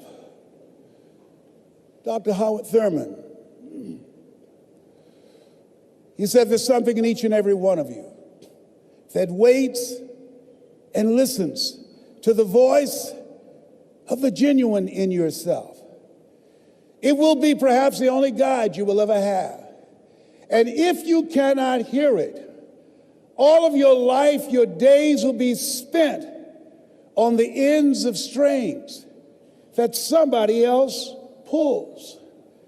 And I say to you, the reason you showed up, even though you couldn't afford to be here, the reason you drove hundreds of miles, flew around the world, there's something in you, in your heart of hearts, that said, I'm not going to let anybody pull my strings. It said, I'm going to control my own personal economy. It said, I've got a dream I want to achieve. I want my children to have a choice of the kind of education that they want. That said, I am the captain of my ship. That said, I'm going to control my destiny. And whatever it takes, I'm willing to do the work. Give yourselves a round of applause.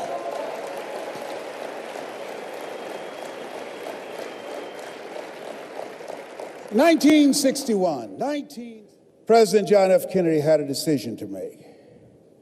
The decision was whether or not to call a news conference and tell the world the United States was going to go to the moon. And I submit to you that the decision to do that was very risky. And what governed his thinking is what governed your thinking when you decided, I'm going to do this. See, the technology did not exist. The answer of what will it take did not exist. No one had ever done it before. But he made a decision. He looked at Werner von Braun, the most brilliant scientist of that day. And he said, Werner, what will it take for us to go to the moon? And he spoke 5 words. And those 5 words, I think, is what governs most entrepreneurs. Those 5 words, I think, is what give people like you the courage to pursue their dreams. Those 5 words is what I think people who are pioneers, people who are breaking new ground, make decisions on. He said, what will it take for us to go to the moon? And the response was, the will to do it. As you look at yourself, as you look at your business, as we look into 2015 and beyond, what will it take for you to increase your business? The will to do it. What will it take for you to become more powerful in your presentation skills and be able to increase the number of people, to quadruple your business? The will to do it. What will it take for you when others are quitting because of the rejections, when others are stopping because they just become so discouraged and they have creditors breathing down their neck and they have family members and friends telling them they're a fool? What is it that will allow you to have the mental resiliency to keep on keeping on, to keep your commitment to your commitment? The will to do it. Every time I say it and ask you a question, I want you to say the will to do it. What will it take for you to build your business? What will it take for you to increase your recruiting? What will it take for you to bring out the greatness in you and to make your mark? What will it take for you to become a high achiever and to bring out the billionaire in you? Shake someone's hand on your right and left and say, I've got the will. I've got the will.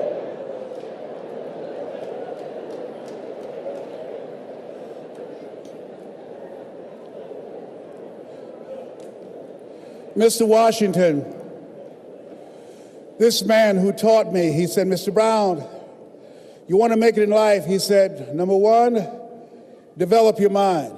You don't get in life what you want, you get in life what you are. Number 2, develop your communication skills. Once you open your mouth, you tell the world who you are. 3, practice the principle of OQP, only quality people. Let us say together, only quality people. As you think about your goals and dreams, this is not for everybody. You want to build an organization with only quality people. Not people who need more, but people who want more. You want to surround yourself with people that are hungry. People that are hungry are willing to do the things today others won't do in order to have the things tomorrow. others won't have. People that are hungry do what they know, not what they feel. See, I didn't do this for years because I knew it would be hard. And Mr. Washington said something to me. Mike Williams, my mentor, you want to go online and find his book, The Road to Your Best Stuff. He said something that grabbed me, and I want you to put this someplace where you can see it. See, you build this business through persistence.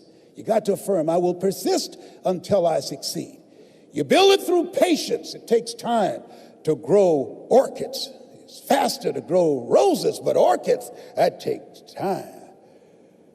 You have to have persistence, you have to have patience and perseverance. It takes courage to come back again and again and again. Because in order to build the business, it's hard work. It's H-A-R-D and H-E-A-R-T. Are you with me there? Write this down. If you do what is easy, your life will be hard. But if you do what is hard, your life will be easy. If you do what is easy, point out all this is some pyramid scheme. Oh, I've been talking to people and nobody's interested. I talked to people and they said no. Oh, I've done that before. Come up with excuses. If you do what is easy, always looking for a way to give yourself a pass, to let yourself off the hook, to do what everybody else is doing, a job, the journey of the broke. If you do what is easy, your life will be hard.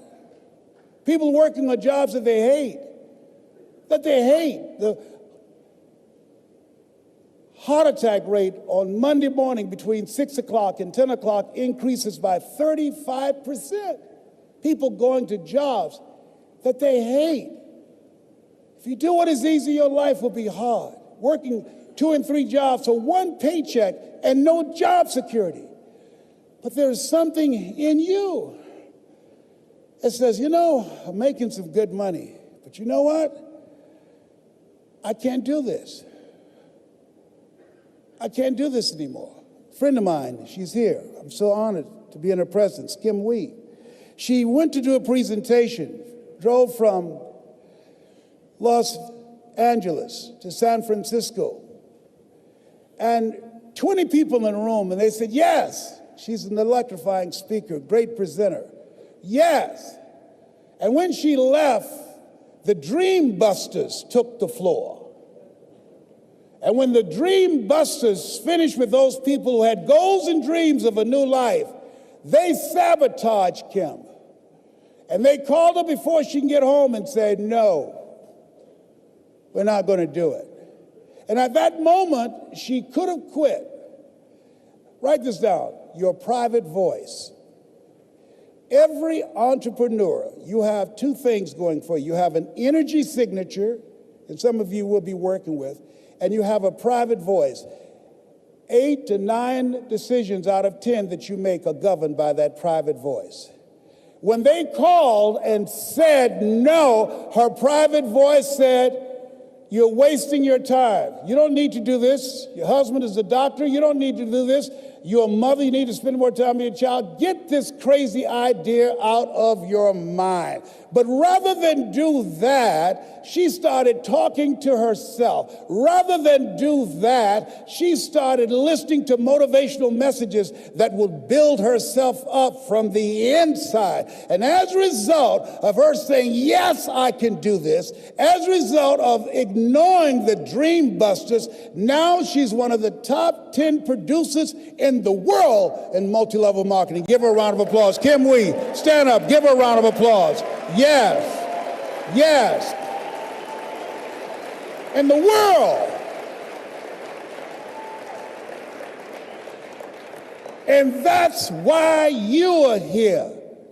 There's a voice in you that has said, I can do this. I know others have failed. I can do this. I know others have said that I can't do it. I've had setbacks in life. How many of you had some failures? Raise your hands, please. How many of you had some no's in your life? Raise your hands, please. Shake someone's hand on your right and left and say, make no your vitamin.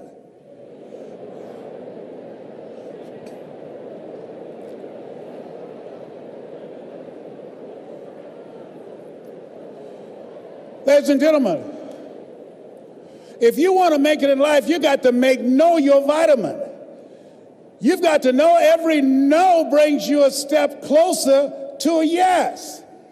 Anybody can stop because someone said no. But there's something in you, in your heart of hearts, that's saying, I'm not a quitter. There's something in you that says, I've got the will to do it. There's something in you that says, I'm going to find a way. Mr. Brown, what do you want to do with your life, young man? Sir, I'd like to become a disc jockey. Why? Sir, because I want to buy my mother a home. He said, great. Listen to Paul Harvey. Here are my car keys. Go in the car, 12 noon. He comes on every day. Why? Because if you want to be successful, study the people that are doing what you want to do. He's the best in the world when it comes to communication.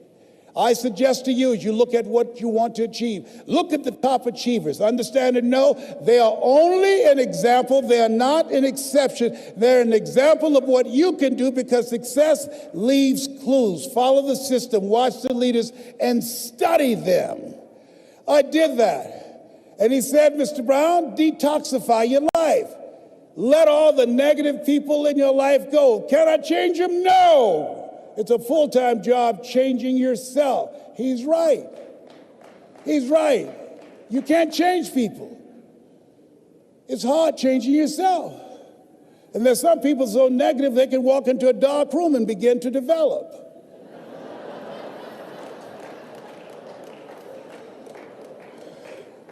He said, practice OQP, only quality people. He said, I want you to see yourself as a disc jockey. You want to be a disc jockey? Visualize yourself being on radio. You want to be a top performer? Visualize yourself building the business. Visualize yourself coming across the stage, accepting an award for your recognition of your hard work. See it in your mind's eye. He said, I'll give you all your eyes can see.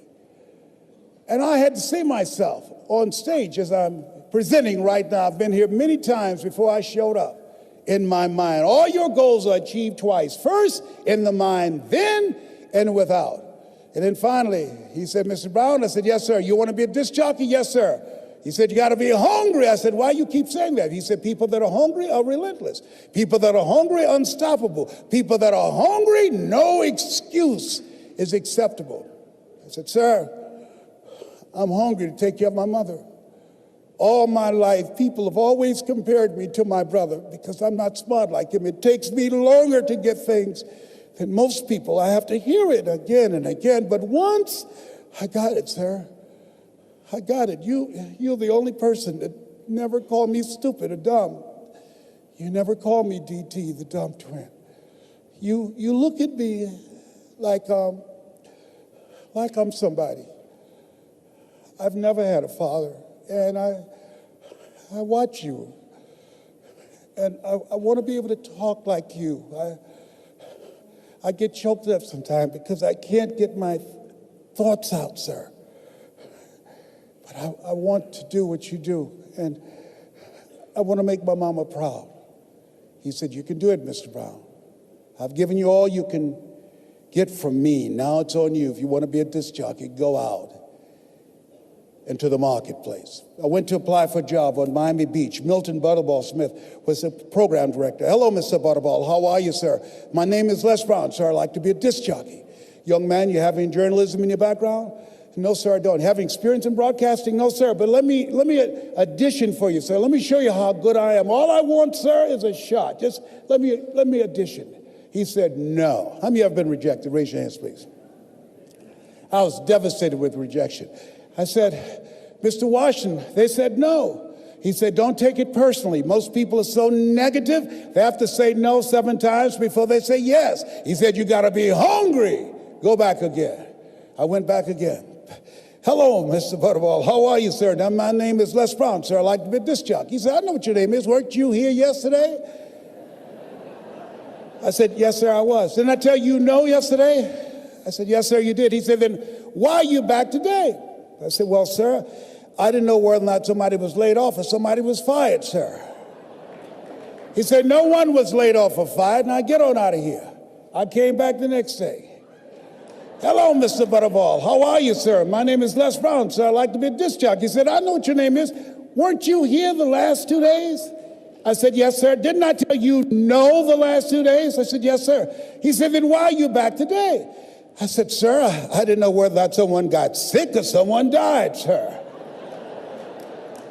No one got sick or died. No one was laid off or fired. Now, don't you come back here again.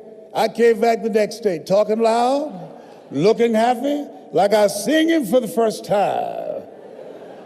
I said, hello, Mr. Butterball, how are you? He looked at me with rage. He says, go get me some coffee. I said, yes, sir.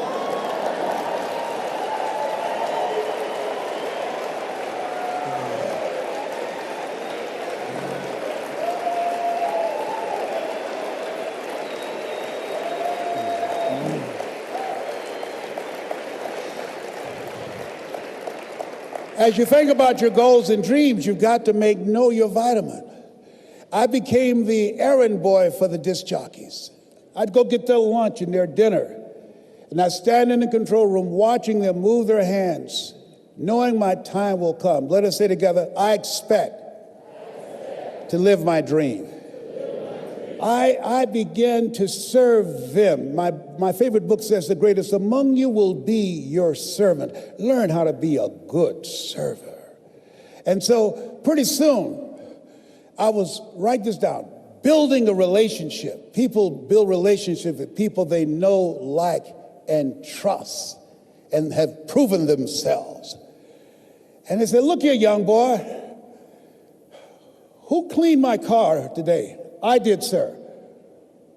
How much do I owe you? Nothing, sir. You cleaned it inside and out. You waxed it, yes. I don't owe you anything? No, sir. I just wanted to help out. Write this down. Give before you ask. I was giving service. I was giving service first. He said, whoa. Yeah, Donna Ross and the Supremes are coming to town, the Four Tops and the Temptations. Here are my car keys. Pick them up and take them to the Fontainebleau Hotel on Miami Beach. I said, be my pleasure to serve you, sir. I would drive these entertainers all over Miami Beach in the disc jockeys' big long Cadillacs. I didn't have any driver's license, but I'll drive it like a handsome. Then one day, it was a Saturday afternoon, a disc jockey by the name of Rockin' Roger was drinking while he was on the air. He began to slur his words. He got so drunk he was about to fall off the chair. It was a Saturday afternoon, and I was the only one there, looking at him through the control room window, walking back and forth, young, ready, and hungry.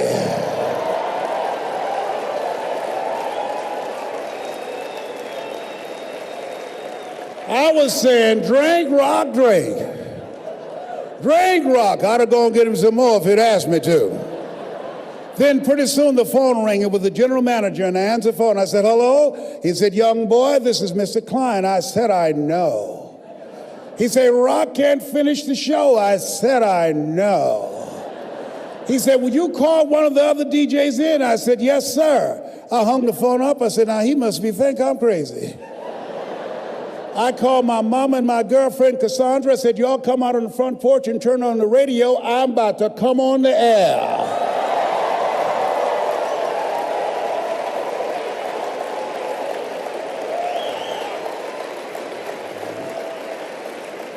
I waited for about 20 minutes, and I called him back and said, Mr. Klein, I can't find nobody.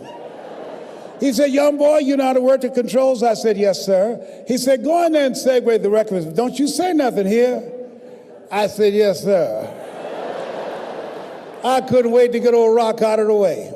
I put on a fast record. I say, look out, this is me, LB Triple P. Les Brown, your platter playing papa. There were none before me and there will be none after me. Therefore, that makes me the one and only. Young and single and love to mingle, certified, bona fide, indubitably qualified to bring you satisfaction and a whole lot of action. Look out, baby, I'm your love man. I was hungry.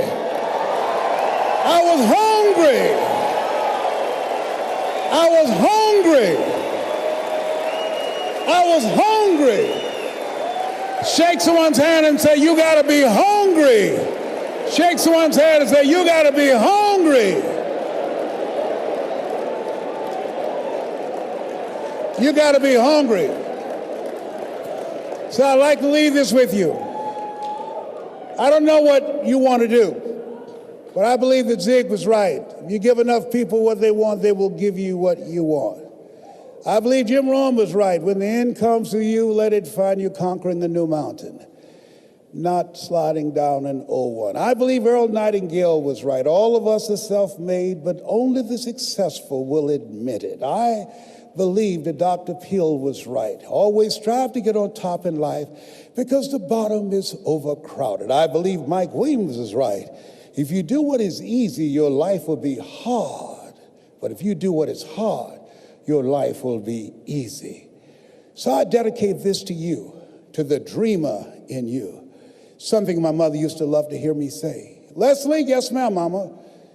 Say that thing for me, boy, that makes me feel good. I dedicate this to you because it's one thing to be in the business, but there's something else when the business is in you. You're here because it's in you. It's in your heart.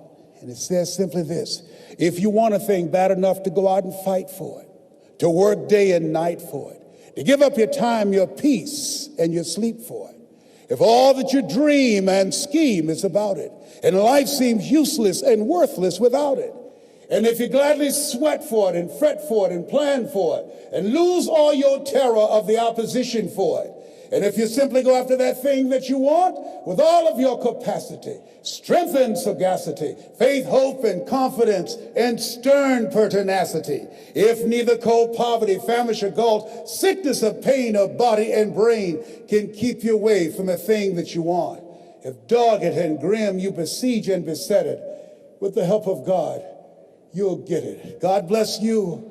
God bless your dream. God bless America. Thank you so very much.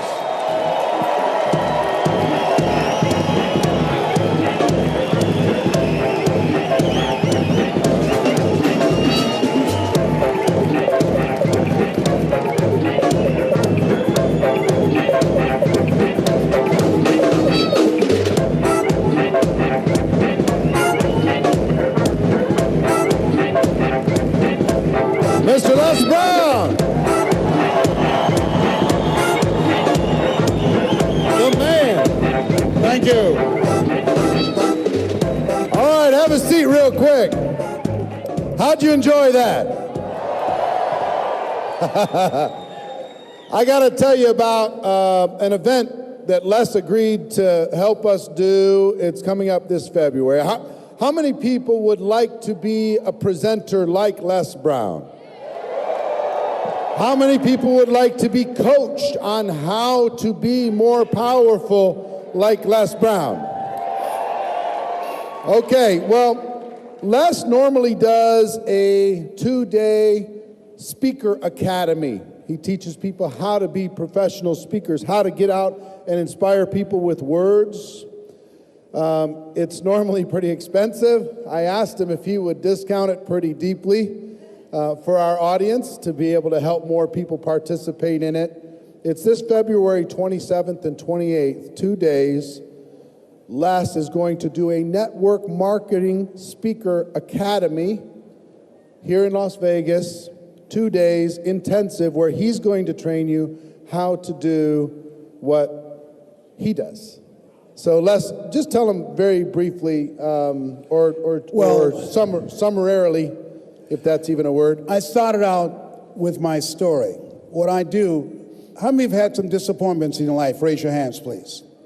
How many have had some setbacks? Raise your hands. How many have ever gone through divorce? Raise your hands, please. How many have ever lost a job? Raise your hands, please. So what I teach you how to do is how to give a message out of your mess. I teach you how and why it's important for people to learn how to tell your story. Because the goal is when people leave your presence, they will feel better about themselves, but talking about you, because you have used your story strategically to distract, dispute, and inspire, to distract them from the story they currently believe about themselves. And through the experiential and strategic telling of your story, then they will now begin to become open to the possibility of creating a new story with you as their coach. And I want you to write this down. Something that I invented and I created this. It's called three-dimensional communication. Three-dimensional communication. And what you're doing, you impact, it teaches you how to use your story to expand their minds so they can begin to see, I can do this. To touch their hearts. People make decisions based upon emotions, but they're justified with logic.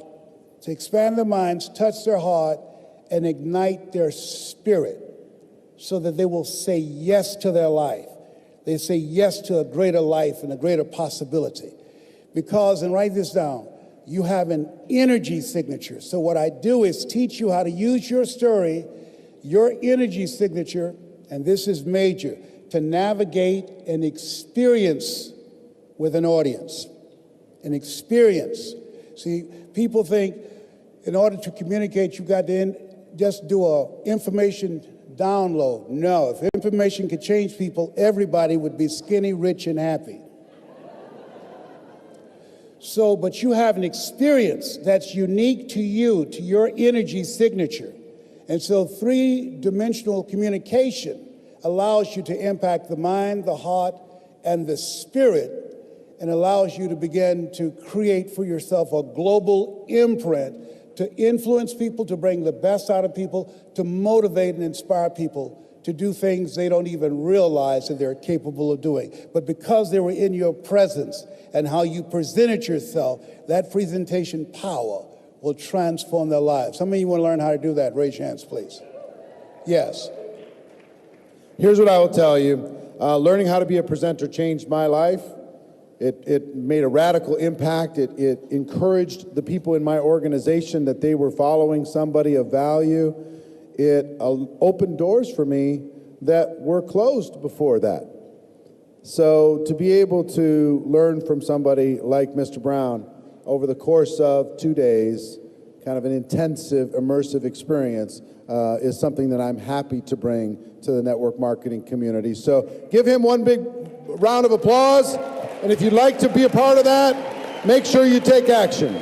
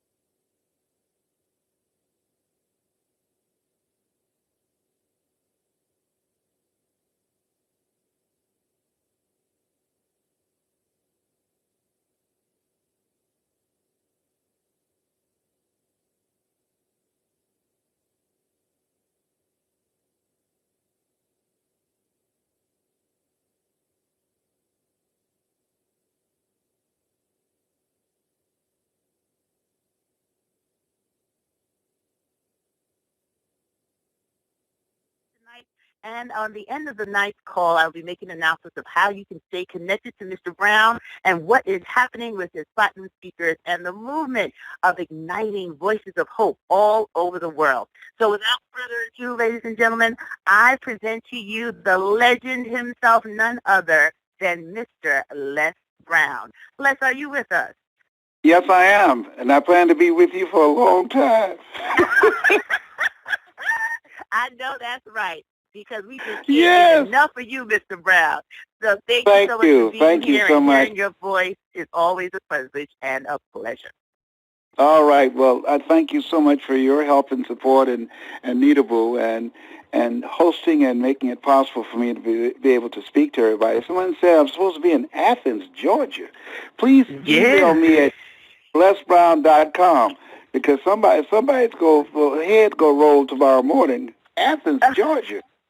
That's my first time hearing about that. Please let me know about that. Please email me at yes at lesbrown.com, the sponsoring organization, so I can reach out to somebody, because I don't miss engagements. So, but let me get into my presentation tonight. I want everybody to think about some goals and dreams that you'd like to achieve. And first of all, every opportunity that I get to be on this call, I'm going to affirm you. I'm going to validate you, because you represent a small number.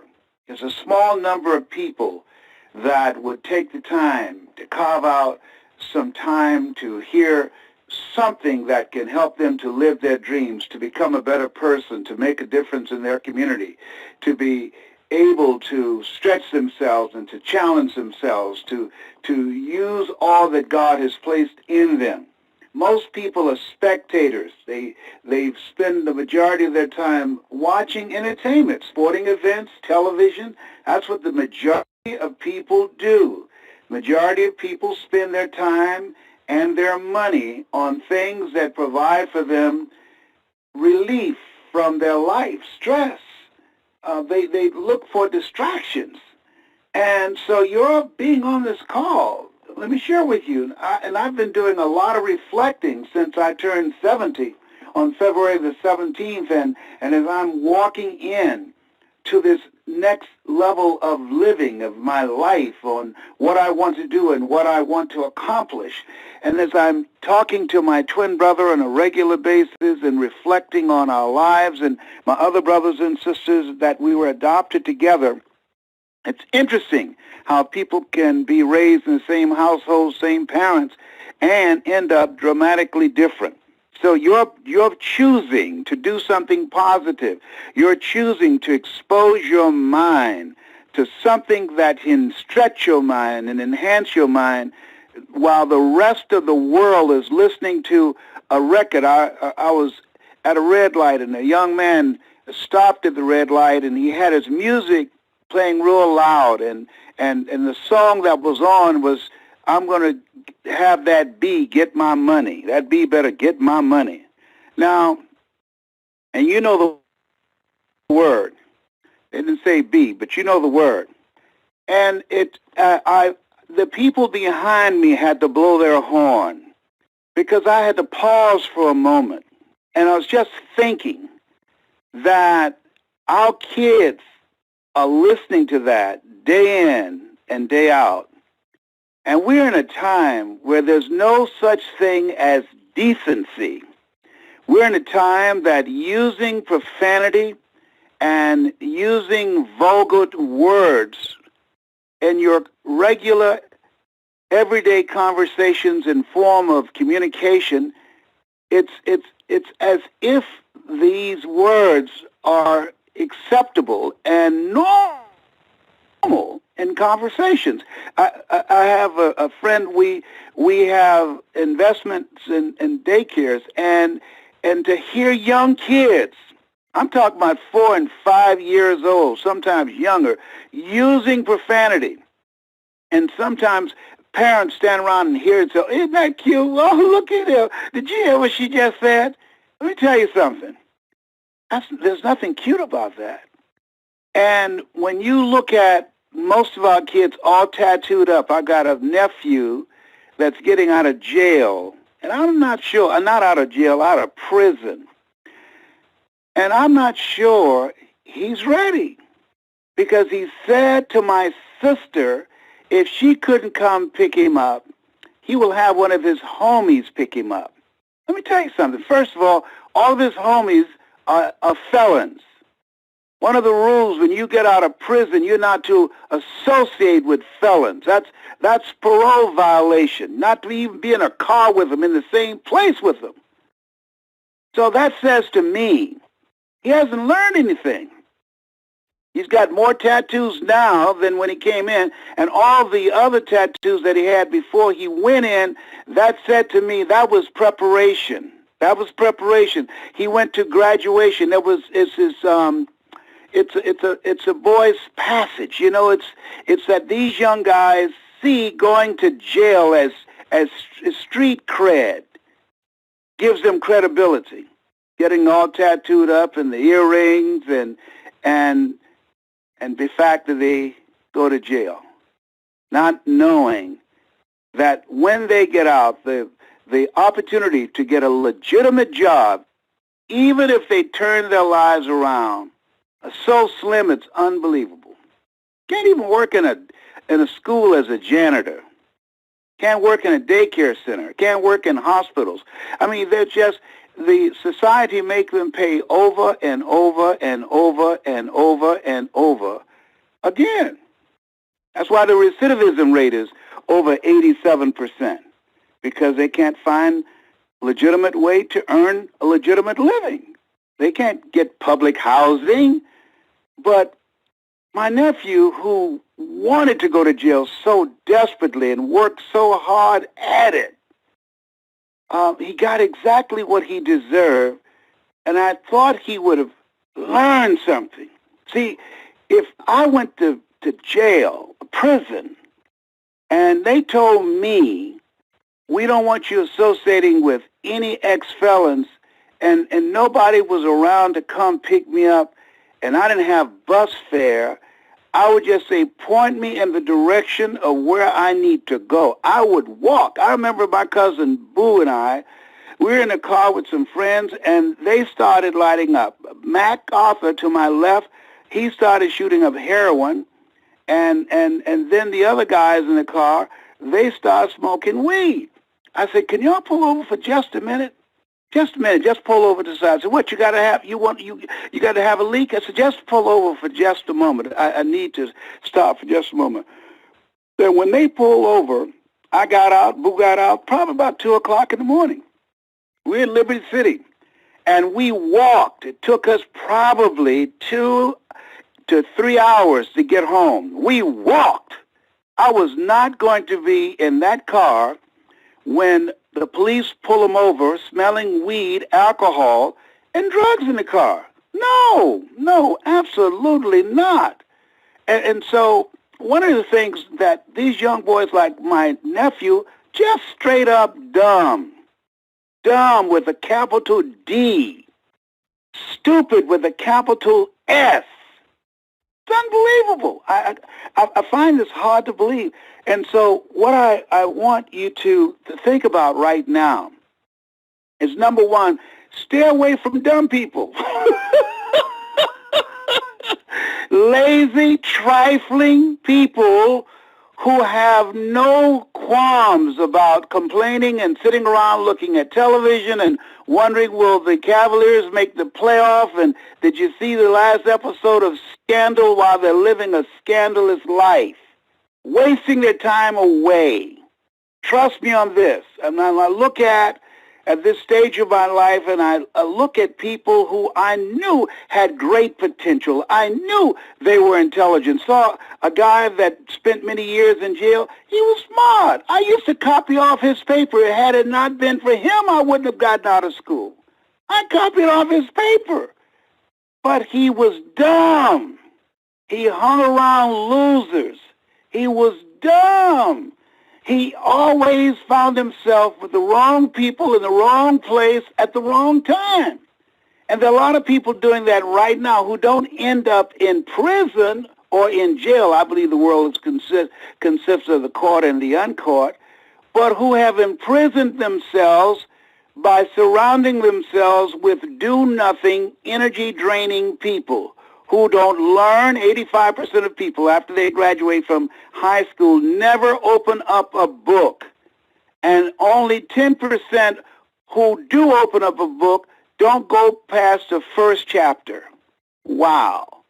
So part of what I'm suggesting to you as you think about your goals and dreams, separate yourself. As you think about where you want to go with your life, you want to begin to saturate your mind with positive stuff. Just imagine our kids are singing songs that be better give me my money. Now, it's scientifically proven words affect how your brain works. Do you hear me? Your words affect how your brain works. So if you're around people who have empty conversation or conversation that's filled with profanity and ignorance and vulgarity, it affects how your brain works. Do you hear that? I'm not making this up. This is scientifically proven. So you have to not only watch your language, but you have to watch the language that you expose your mind to. There's certain comedians I love them, they're talented, I just can't sit through the cursing. I can't do it. I love Chris Rock. He's a talented guy. I met him. He's an introvert, very reflective guy. Can't sit through his program. He's got to drop the F word too many times for me. Listen, that's not good for your mental and physical health. Do you hear me? There's some things that you can make fun and you never have to ever use profanity. But today, it's about how low can you go. It's today, how vulgar can you get.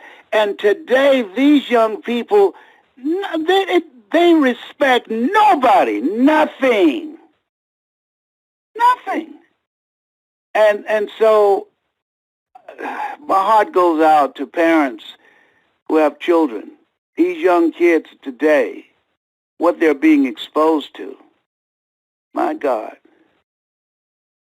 My God. It's something else. I say to you, you got goals and dreams. You're going through some tough times right now. Won't cost you nothing. Go on YouTube. Find everything that I have recorded and watch it every day, hours on end. It will change your life. It will change your life. It will teach you how to become successful. It's easier now to become successful than ever before. You have no competition. Now, here's something else. Secure yourself. I called to talk to a friend of mine who worked at a radio station in Detroit with Mildred Gaddis, and they laid him off. Brilliant guy. Laid him off. Why? Because he didn't do the job? No, because of politics, station politics. You got a job, you got to do 2 and 3 jobs for one paycheck and no job security. You can lose your job on foolishness. Foolishness. So this is a time that you want to, one, put things in your mind that will expand your mind, that will increase your belief in yourself, that will give you mental resiliency. And 2, you want to secure your own future. You got to create yourself. You've got to create your own job. You got to look at yourself and say, what is it I want to do?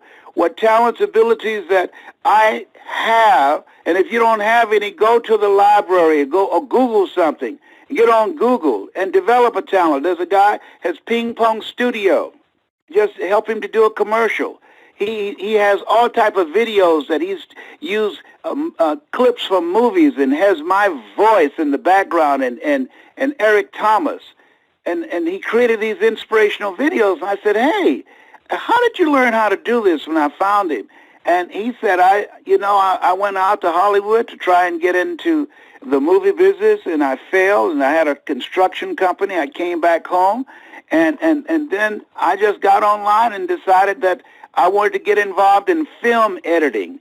And I found a place on Google. I Googled it, and I taught myself how to edit. Now he has his own company, editing films, earning over $1 million a year. Did you hear me? See, if you turn off the television and turn up your life, if you let go of negative people who filling your head with head trash, and you focus your time and energy on developing another skill, you'll be surprised at what you can do. I'm 70 years young. Before the end of the month, I'm flying. I'm going to Germany. I'm going to speak in Germany. Before the end of the month, I'm going to London, England. Before the end of the month, I'm going to speak in Australia. I'm traveling around the world, and somebody else is paying me to come in to motivate them, to talk to them, and I'm very glad to do it. Whatever. Hello? I'm telling you, I love this. Listen to me. Listen to me. You can design a life that you can be proud of, where you're making money doing what you love to do, earning the kind of money that you deserve. If you spend time saturating your mind with positive material, stay away from people whose negative conversations can affect your attitude about yourself, and spend some time learning something. What is it you know today that you did not know yesterday? Make it a point that you're going to learn something new every day. When I hang up, I've got some things that I'm looking at. I'm developing new skills. My goal is to learn something about the internet every day. I've got these skills that I'm working on that will serve me well, because most people my age, they're tired. They tired, honey. They tired. They got one foot on a banana peel and the other one in the graveyard. I'm having a great time. Life begins at 70. If you have a positive mindset, if you're looking for ways to improve yourself, and if you stay away from negative, energy-draining people who have no goals and no dreams, I believe, each one of you listening to me right now, listen to me, that there's something in you that attracted you to my voice. And that something in you, I call that your higher consciousness. There's a presence in you, that inner man, that inner woman, that knows that you can do more, that you can have more, that you can achieve more. And that if you honor that still small voice within you and continue to saturate your mind with positive things, continue to look for people with talents, abilities, and skills, and surround yourself with people that you can learn from, people that you can grow from, and set for yourself big goals and dreams. There's some power in pursuit of a dream. When you are pursuing a dream, you develop confidence, you develop skills, you develop new relationships, you develop resources that eye has not seen, ear has not heard, nor has entered the heart of mankind what God has in store for you if you live a life where you're pursuing goals outside of your comfort zone, where you're pursuing projects. See, we grow from people and projects. Look at the people in your life. Well, how many projects do you have in your life that you're working on to make a difference? I'm working on my legacy. I'm a great-great-grandfather. So I'm working on what will my mark be? How many more lives can I touch? How many more lives can I change before I check out? Let me share something with you. A lady went with a friend of hers whose father died. And her friend's father was a grumpy guy, mean-spirited. He had no friends. Nobody visited him. And when he died, she fulfilled his wishes. He wanted to be cremated. And she followed behind the hearse with her friend to take her father to be cremated. And she said she stood there as they first prayed for her father, and then they pushed him in. And they waited. They went and did a few things, and they came back. And they collected his ashes in an urn about a day or 2 days later. And he wanted his ashes to be thrown in the wind. And she said, as her friend threw her father's ashes in the wind, and the wind blew the ashes, she said what grabbed her and moved her so deeply was, as the ashes disappeared, it was as if her friend's father never existed. Because he didn't live a life of contribution. He didn't have any projects that he was working on that would make a difference. He didn't build relationships with people that could have helped him do some of the things that he was sent here to do. No one was there to witness the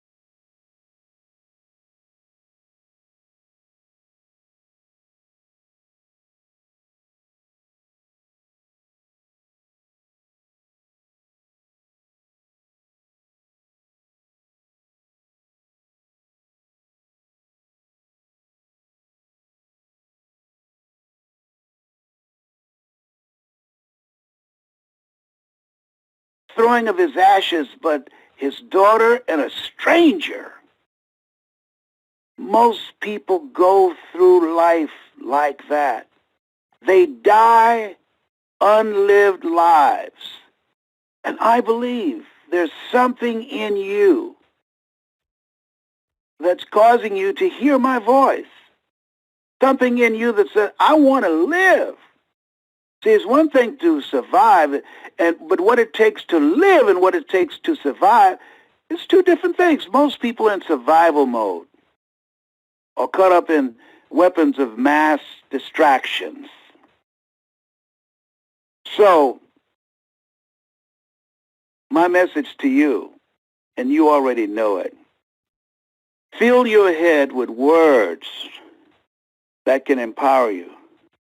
Spend several hours. I do it on a regular basis. Every day I have to spiritualize my thoughts. I have to listen to things. Why? Because you're going to take some hits. Think it not strange that you're going to face the fiery furnaces of this world. You're going to take some hits. Something's going to happen to you or someone you care about, and you need the mental resiliency to accommodate the things that will be coming your way. Well, that doesn't happen to me. Don't worry. Just keep on living. Trust me. Trust me on this. Your time will come. Your name will be called.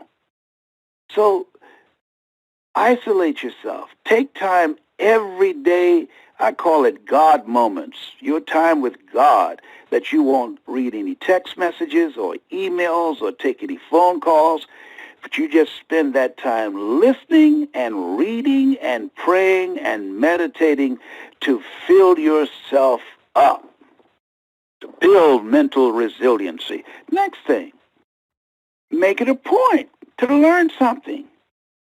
To learn something that will allow you to continue to grow, that will allow you to continue to stimulate your thinking, your imagination.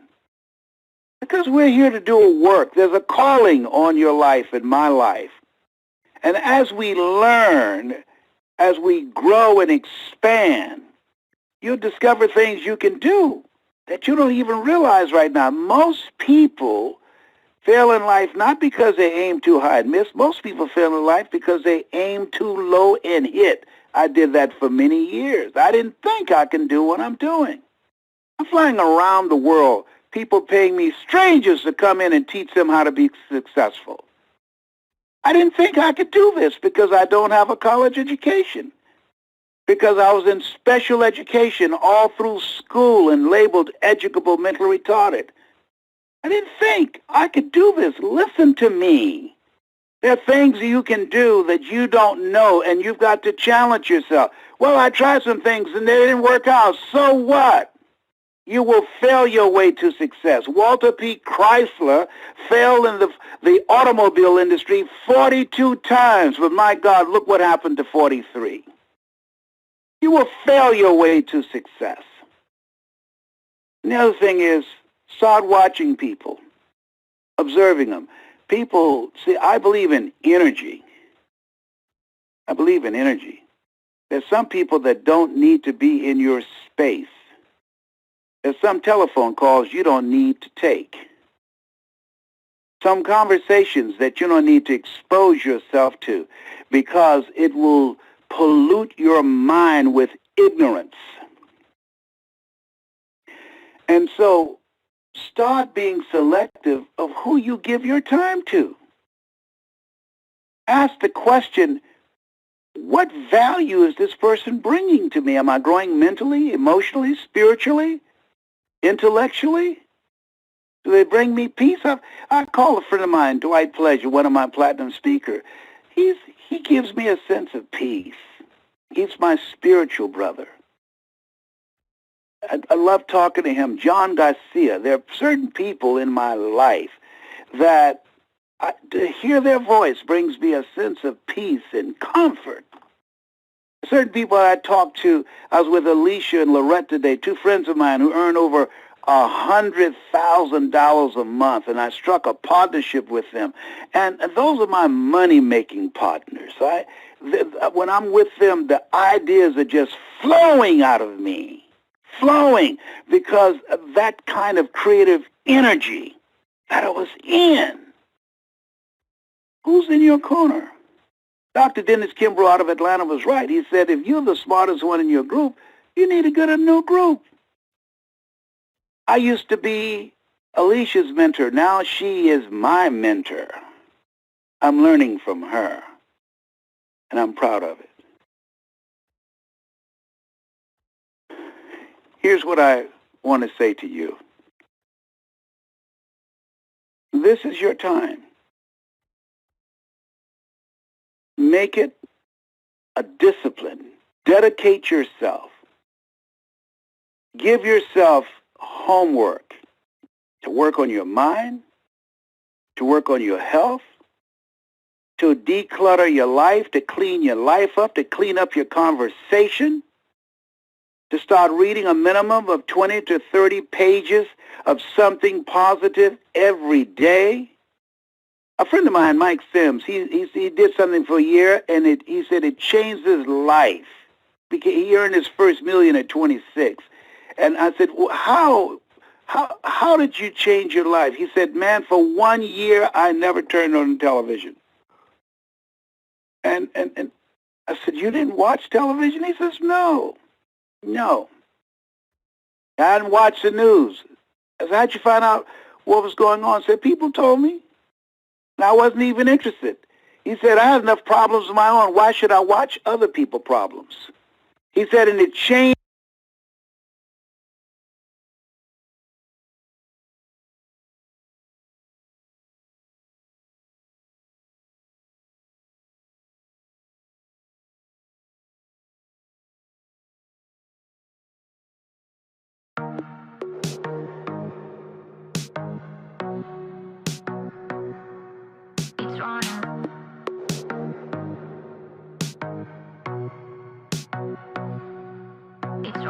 It can be easy, holding fast to our dreams.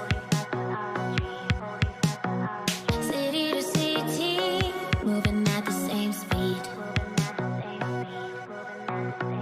Beauty is skin deep, looking for the in-between. It doesn't take just anything to bring out the extreme. We live to keep score. For us it's run and go. For us it's all we know. It's run and go. We think ahead out of force out. We run and go. For us it's in our bones. It's run and go. Oh, we live to keep score. For us it's run and go. For us it's all we know. It's run and go. We think ahead out of force out. We run and go. For us it's in our bones. It's run and go.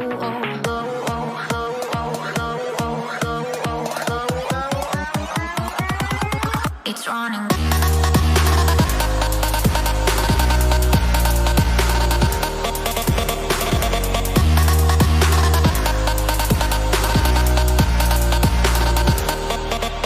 It's running.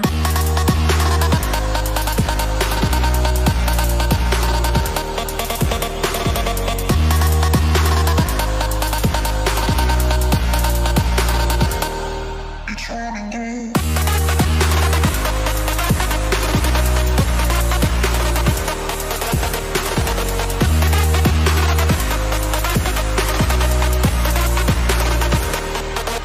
It's running.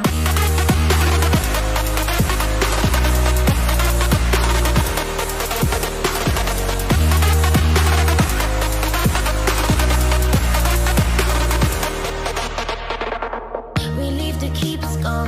For us it's run and go. For us it's all we know. It's run and go.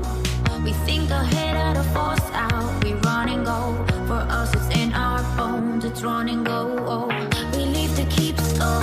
For us it's run and go. For us it's all we know. It's run and go. We think ahead out of force out. We run and go. For us it's in our bones. It's run and go.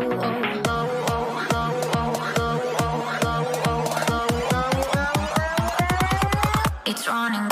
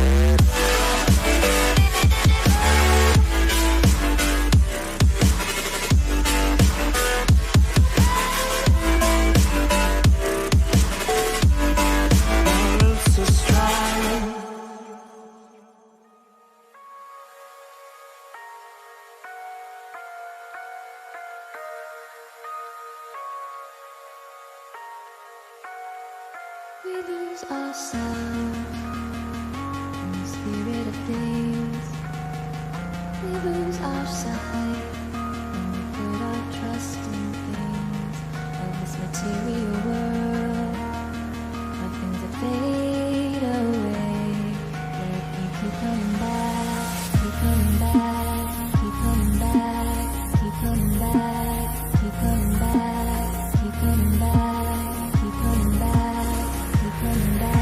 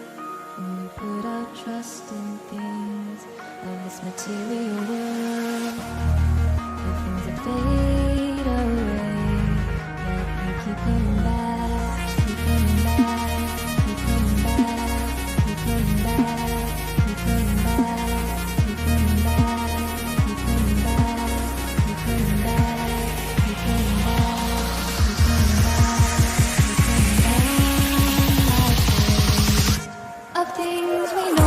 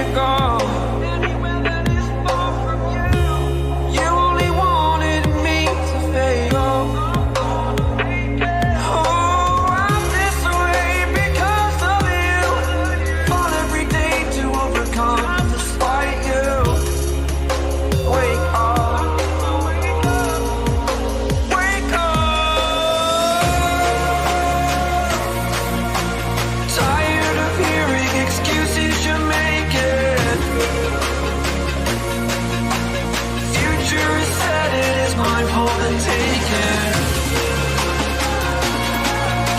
Spending all my time living on made up. I need to wake up.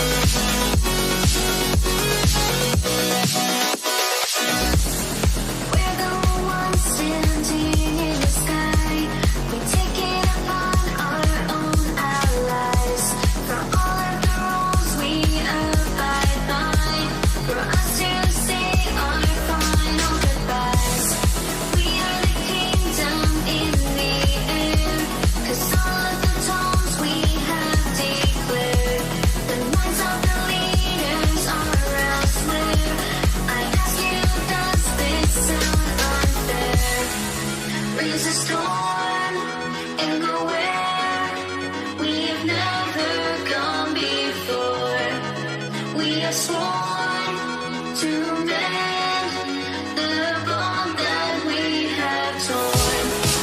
Brings a storm and go where we've never been before.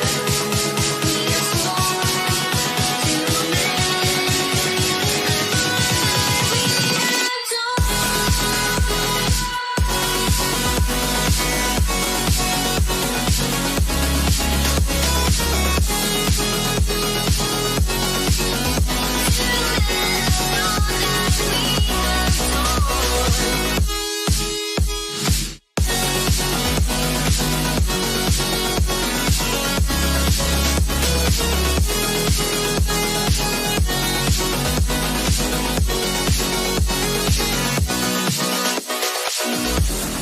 We are the people of the clouds, a title we have been endowed.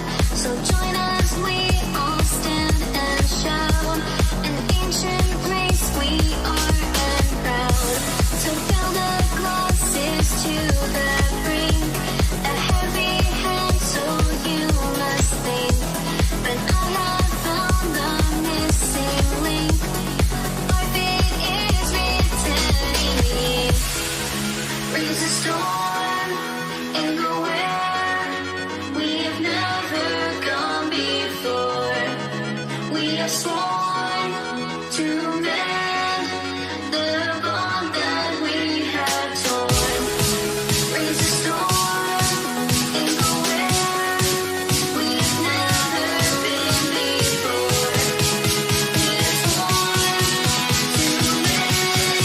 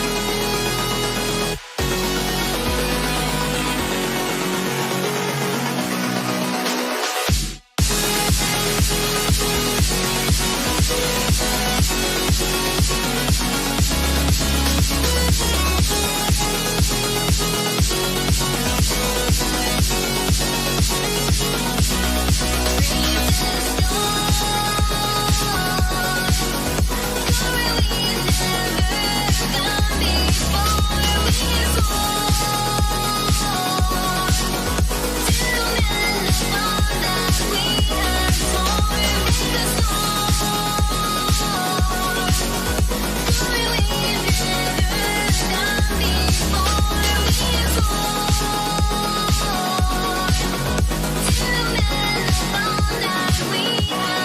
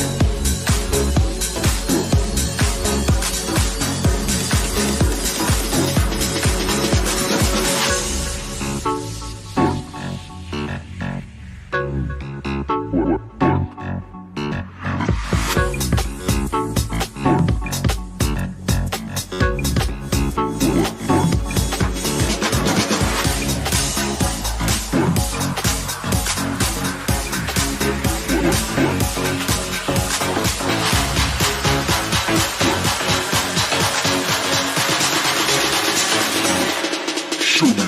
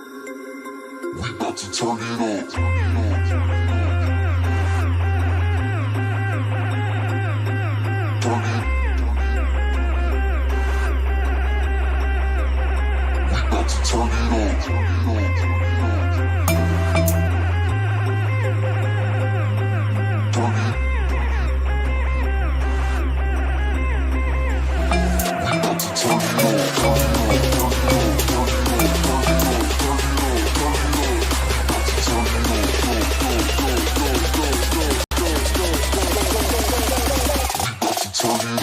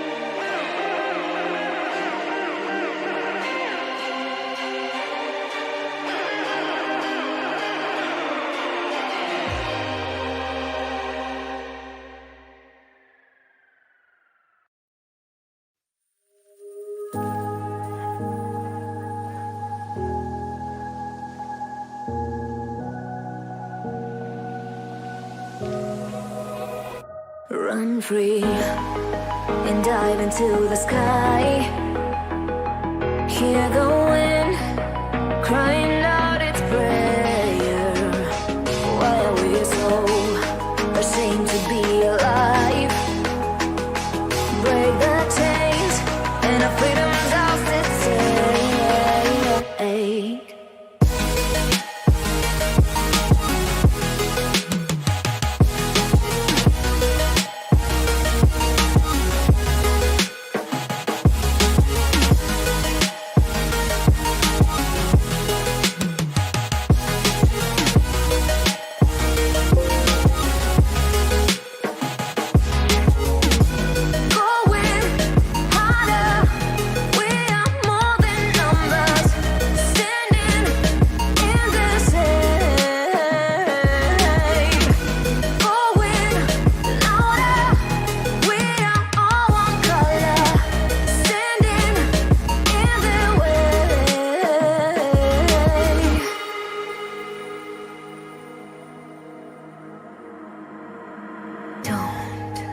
Look behind your back. Chase a light when the world is getting darker. I have a dream where love's the only side. So take my hand, join the army of the shadows. Going harder, we are more than numbers. Standing in this shade. Going louder, we are all one color. Standing in the way.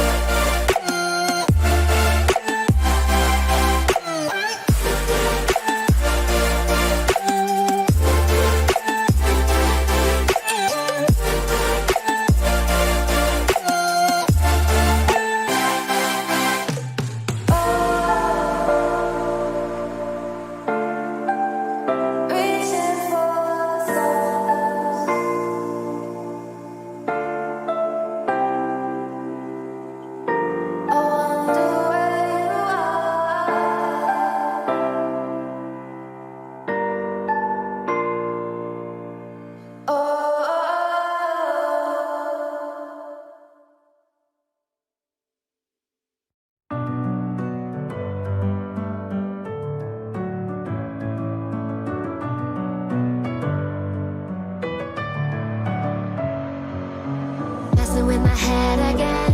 You had your heart set on me, but these feels, they come and go, and they come so easily.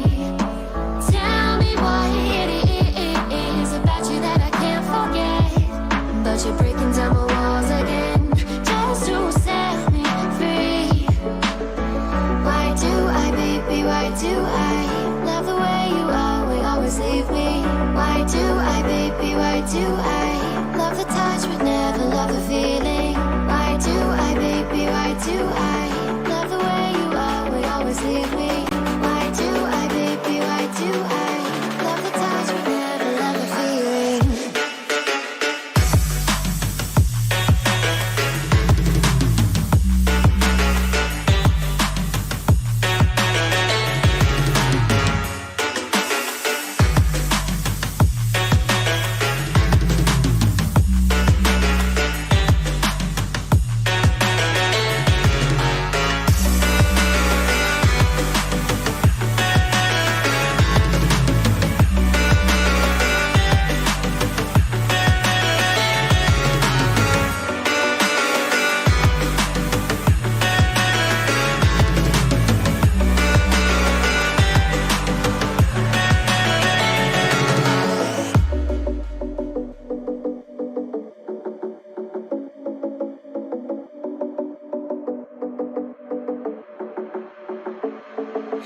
Staying up when I go out, you gotta know I'm all yours. But when I say what's that about, you start slurring your words. Tell me why you have to seem so distant when I'm holding you. Your fingertips are drifting away, and I fucking love how it hurts. Why do I, baby, why do I love the way you always leave me? Why do I, baby, why do I love the touch but never love the feeling? Why do I, baby, why do I love the way you always leave me? Why do I, baby, why do I love the touch but never love the feeling?